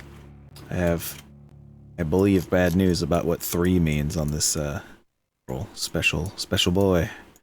No, it's too special. Yeah, it is. It does mean special things. So, let me manually roll for what the crit would be with the proper mods. D6 plus 2. That is indeed a motive crit. Oh my god. You have been slowed more. I'm so slow. And your rolls are at a fucking +5 now with your Saladin. Or your piloting rolls, that is. Oh my god, it's gonna just slide away if I kind of get moving. If you dare try to turn and run. Oh shit! I just keep drifting. Which you are now at a 6-9. Nice. Ah, nice. Yeah, that's your That's your nice movement profile now. Nice. Yeah, at least it's nice, right? So that is what happens. Going down more. It's like shit. That is the inevitable path of vehicles. You're lucky you haven't gotten the result that just says, no, it's just immediately immobilized. Stay right there, bud. Stop. This is the part where you fall down. Time stop. Cast. Yeah. No. Yeah, actually, that's infinitely more powerful than anything that is in the BattleTech universe, don't worry. Why would you do this to me? But where does that leave us? That leaves us. It leaves me done with the dragon. And I have to shoot now. You have to shoot one more, yes. Or one, and then one more after I shoot. So one each back and forth. The Nighthawk has not done anything, I don't think, right? Or has Shadowhawk. Or Shadowhawk. It has not. I'm only correcting because there is a mech called the Nighthawk. Yeah, there is. I've seen it. I've pretty shot good with the Trebuchet, and I've seen it with the shot with the Saladin. Yes. Then I'm gonna shoot with the Shadowhawk, and I'm gonna damn you, Dervish. You gotta go, buddy. You're shooting him with the Crit Seeker. This could be good. Yeah, it's like. His rolls have the +1, so. The thing I need. Yes. Just all the crits, please. Plucks crits. Now your LRM-5 would almost be impossible to hit with, so you could make that a secondary shot at the blackjack later. Or something. Is it at minimum 6? Minimum 6. So that means, because you're at 2 range, you're at a +5 to hit him. I'm not gonna bother with that one. Yeah. What about the AC-20 though? Because it is minimum 3. AC-5? Or AC-5, what I say? So there's a 20. It's cool.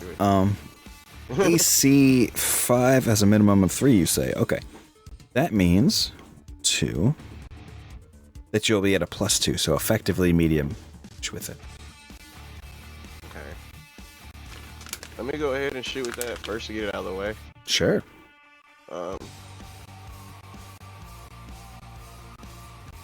Medium range. What? Yes, sir.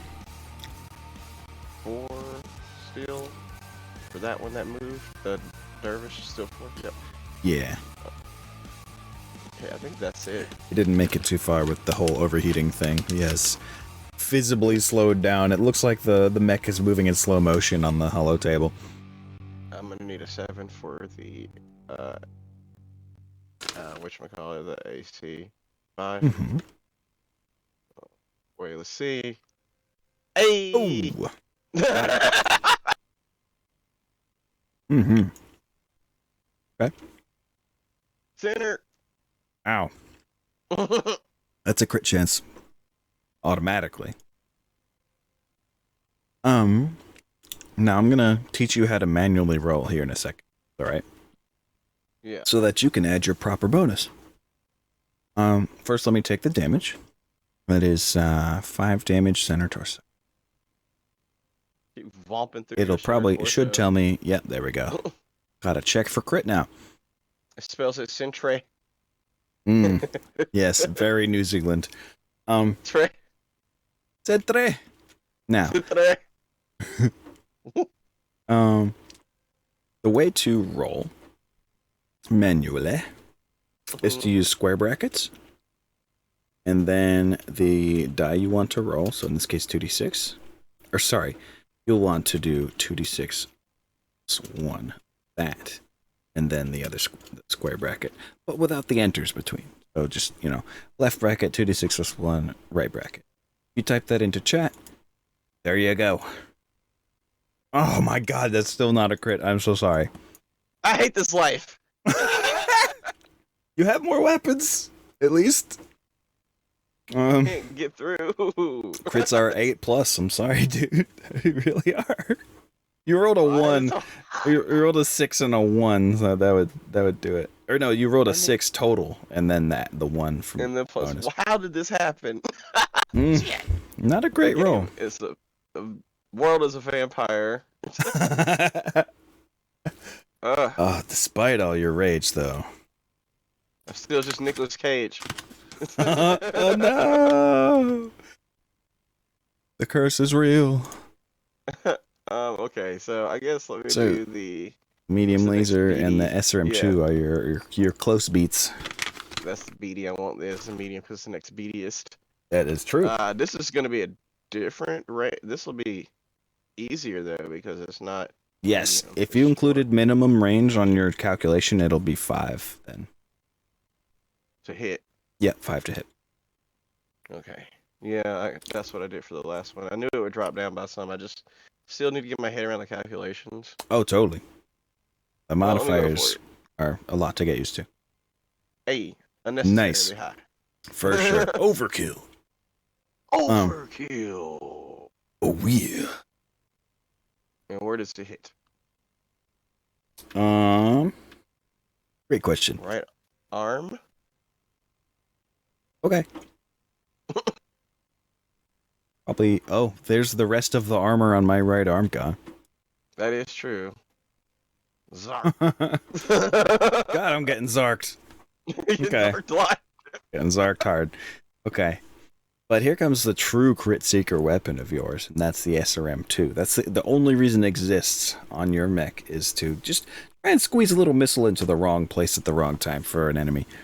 So, yeah, just like that proverbial proton torpedo, or I mean, oh shit, what are they? Photon torpedo? Well, photon torpedo is in, man, Star Trek and Star Wars are too similar sometimes. Photon torpedoes is Star Trek.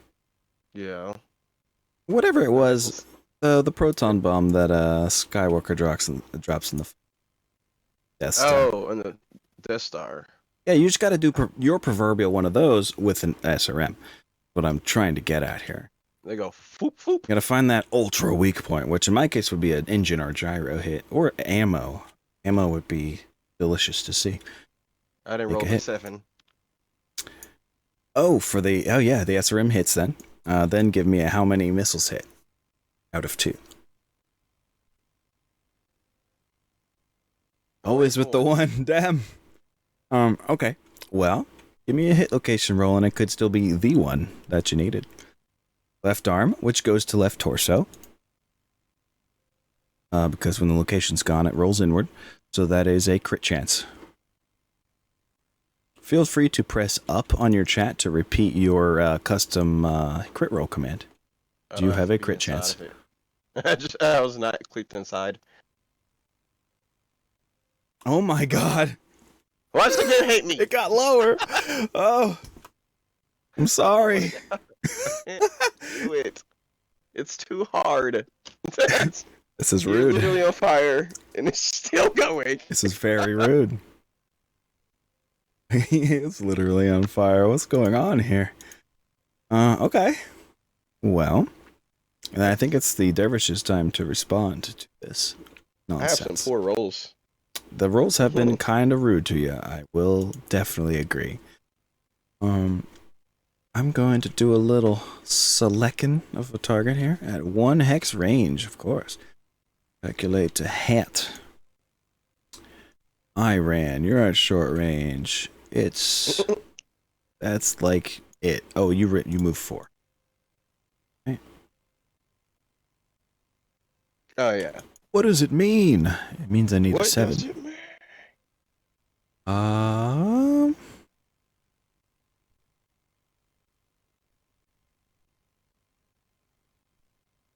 In a song called Riding the Storm was the last one that played. Oh boy. Riders of the Storm. Yeah. I'd rather not be riding the storm tonight, though.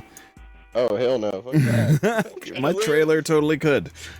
I want to live! Yeah. But anyway, my dervish apparently needs a 7 to hit. What that means for us. Let's see if that does mean anything. Bop. No. Medium laser 1 misses. Which, he's missing his left arm now, so he only has the 1 medium laser and the 1 SRM2 to shoot at your Saladin. It's a Sag. Let's try again. Oh my god. This dervish is pathetic right now. Holy shit. All the rolls have been getting pretty bad. Mm-hmm. Hey now. Quit it. Stop. We hit it. And those actually should have been 1 lower because he's at so high heat that his targeting is going bad. So you literally just rolled a 2 and a 3 out of, 2 being the lowest. So wow, good job, bro. Is there anything else he can even do conceivably other than hold out and hope he survives for a kick? 2, 3. So at a range of 3 with a minimum range of 6, that's at a +4. Meaning, it's like long range. Calculate something real quick here. Long range, Iran, secondary, target, in forward arc. What did that enforcer do? Moved 4. Woo! Need a 12. Definitely not doing that. So I guess the dervish is done with his things. We're just gonna mark 1 medium laser and 1 SRM2 fired, and that should hopefully cool him down.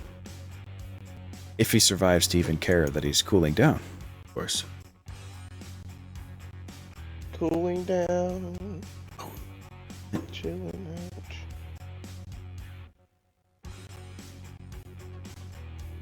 Did he? No, he walked this turn specifically. Or did he run? No, he turned at the end, so he ran. Bam, what's my heat like now? 5, okay. I'm still slowed by heat, but at least I'm no longer worsened targeting. So, that's the end of things for my dervish and my dragon. I just have to fire a blackjack, but I won initiative, so you have to fire your enforcer first. Okay. Do you try to finish the dervish, I wonder? He's in range of your small laser. You could alpha strike it. Just give him everything. Oh, with my enforcer? Yeah. He's at max range, so +4 difficulty for your small laser, but it's possible. Laser? Mm-hmm. That's so funny. Oh shit, hold up. Oh no. Okay, no, that's fine. Select target. Yeah. They're almost always fluffed as these tiny little skinny red lasers that don't go far at all. They made that noise. They don't make zarts. They go. Yeah, they just go zip, Zip. like a surgical laser. Yeah. Kind of like the lasers the Sentinel robots have in Matrix. True. They're more like welding lasers. That's a good point. Just some straight up zappies. Okay. I need to calculate to hit now. Of course. Depending on what happens to this dervish, I may call it. Let me see. Short laser. And if you need to eat dinner, I'll call it anyway. I'll abbreviate what happens. I'll see what's happening with the battle and tell a quick little fluff story of what happened. If that's cool. Betskis. I'm gonna start with the AC-10. Of course, as you do. Calculate.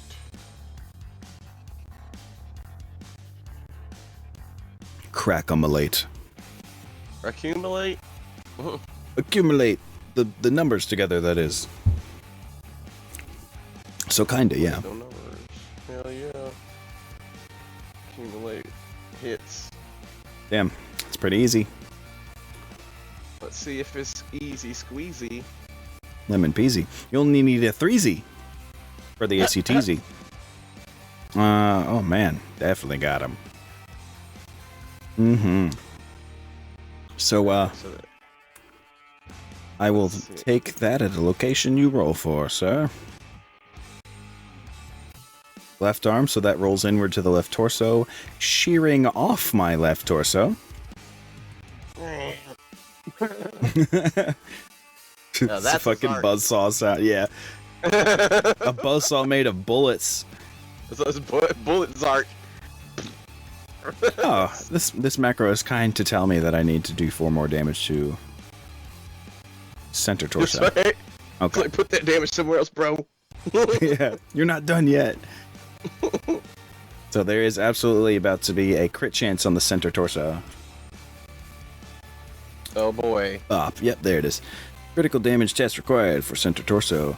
Go ahead and give me that custom roll if you got it stored in your recent chats. It should be. I haven't changed much. You have crit in the center torso where some of the most important bits are, like the fusion engine and the gyro. Oh, no. So now we get to see where you crit. Oh, man, it's I'm not quite sure how to do that. It's... All right, here's what you're going to do, friend. Since I'm sure you would like to do it. Yeah. I thought there was a macro for this. I could be completely looking over it. I have a way of marking what you do crit, but I don't see a roll for determining what becomes crit. So here's what you'll do. They're using those same square brackets. You'll just type 1d6 and give me a regular naked 1d6 roll. And that'll determine whether you're in the top or bottom half of my center torso. Top half. All right. You have just all engine and gyro you can hit here. It's not looking good for me. Okay. Give me another 1d6 roll, please. Engine hit. I immediately build 5 more heat. It's so hot God damn it, I just started cooling down. Ugh. It hurts. Yeah, I should be at 10 heat now. Just gotta enable them cooling systems harder. My God. Yeah, if this digital pilot in here is sweating his digital balls off, it is bad. Because an engine hit causes 5 heat immediately, just on top of anything you're doing that round. So that's bad. He's at a 10 heat. That's real bad. It decreases options. Exactly. He's now less accurate and far less mobile. I think he's a fucking 3-5 now. Yeah. Scooped. So you really just hacked him up. Good job. That was all just from a hail of gunfire from your right arm. Now, how about that large laser? Would you like to also put that in? Phrasing. Yeah. Let's see. I guess it's gonna be the same. Hmm. Wait, what did I need? 5. That was yes, yeah, 5. You got it. Well, and I made it. Well, you definitely got it. Yes. Give me that location, brace. Oh my god. Oh my god. 2 crit locations. Skadoosh. I say. And you also give me that modified 2d6 roll one more time as well, because you also did internal holy fuck. You just crit me 3 times in the center torso. Something tells me I'm gonna go down. Take damage. Maybe fusion boom. Center torso. There is an optional roll that makes fusions go boom. Please no, not next to me. We'll see what happens here. Maybe. Oh god. All my mechs are right next to this one. So yeah, you have caused 3 crits. Now what I'll need is a whole shit ton of 1d6s, but let's take them one at a time. Give me a 1d6 roll, please. Just the basic one. Yes. Alright, and now one more. Okay. That was a result of nothing, because it was an empty spot, so give me another 1d6. Okay. Now another. These happen in pairs. Okay. That is a gyro hit. Very fucking bad. Alrighty. Give me another pair of 1d6s, please. Okay. 2. An engine hit. Also very bad. My god, this guy is... Like, it's amazing he's not just straight, like, dead from damage, and this is... The result is he's crippled beyond belief. Okay, one more pair of 2d6s because of the lack of result on one. Okay, one more. Engine hit. That's it. The mech shuts down. Well done. Holy shit. With the very last, with that last Zark. Zark. with a final Zark. Your large laser beam just cleaves down through one side of him, cutting in from the destroyed left side and then just absolutely wrecking his innards as you move further into the center torso. It just... Between the hail of gunfire and the big old Zark of large laser fire, there's just barely anything left of this guy now. The frame teeters over, a smoking wreck just falls over of its own volition.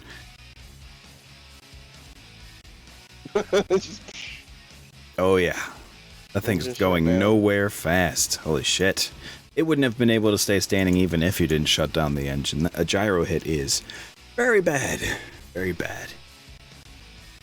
It's like a +3 to stay standing immediately, or piloting +3 roll. Jeez. Yeah, it's hard. As a struggle to keep it upright, basically. Exactly. Yeah, as your like self-balancing systems completely go out of whack. So yeah, I'm just gonna go ahead and just wipe this dervish off the board. We'll just drag him over here. Bye bye. Bye bye. Bye bye. Yes, you just crit him to death in a really brutal looking way. Like, you could have just clean, like, shot the engine out the back from straight damage, but no. You picked him apart mercilessly, bit by bit. Like, mainly because I can't fucking roll. It was rough. It took a lot to really get to that delicious candy core. Really did. But, you know, that's just the way of the dice sometimes.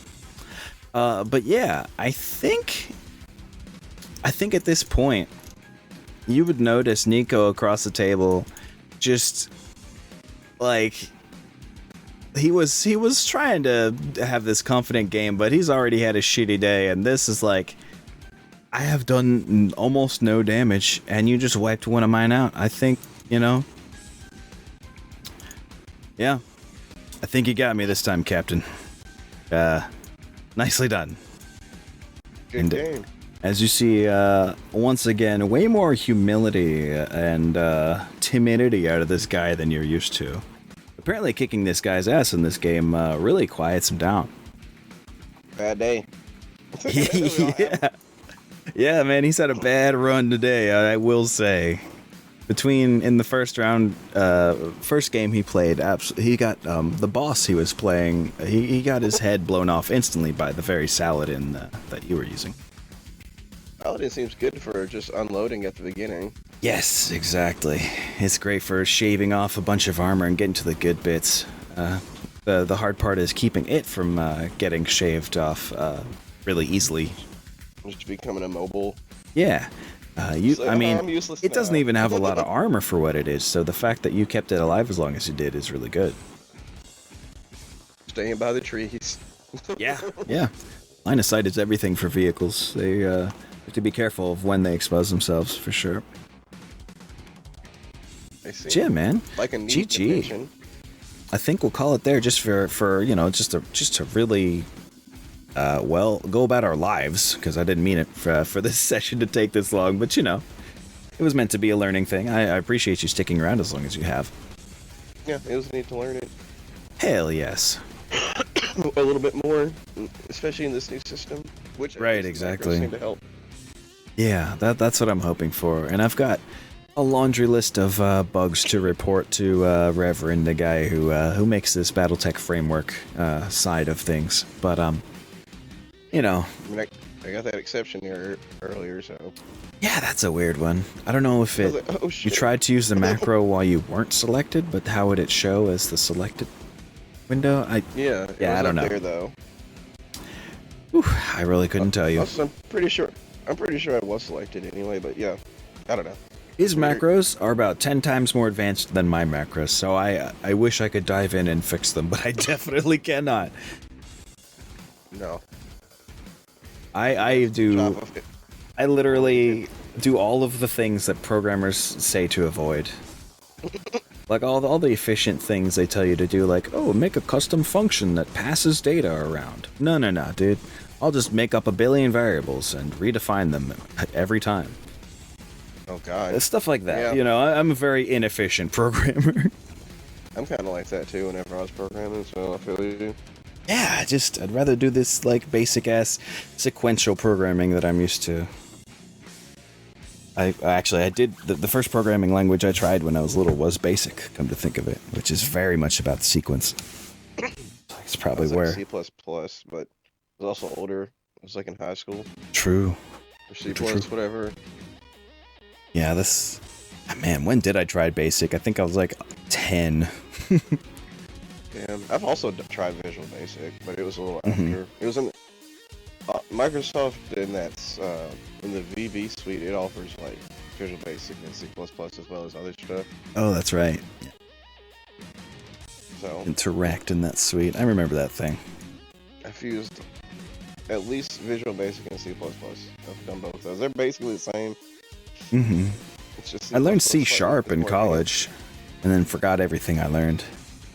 Yeah, I would have to go back and relearn stuff. In fact, I remember really struggling on a test I took that absolutely required you to make a program that passed around variables with custom functions and shit. That was always my weak point. That's just another whole dimension to learn. Yep, definitely. Which is why I'm not an actual coder. I'm just not that good. I will admit it. This is not my skill set. I have made the macros as best I can, and we'll hope they work when we get to that half of the game. I'm sure it'll be alright. Yeah, here's hoping. Here is hoping. Well, I'm gonna go get a burger. Yeah, man, I don't mean to keep you, but it's been really great. Thank you for being willing to come along on what was kind of short notice. Yeah, no, that's no problem. I mean, yesterday I had planned to. We were hanging out and stuff, so. True. It's all good. But yeah, I guess I'll catch you later. Sounds great, friend. We shall see you soon. Yep. Good night. Have a good night yourself, bro. Thanks. Peace.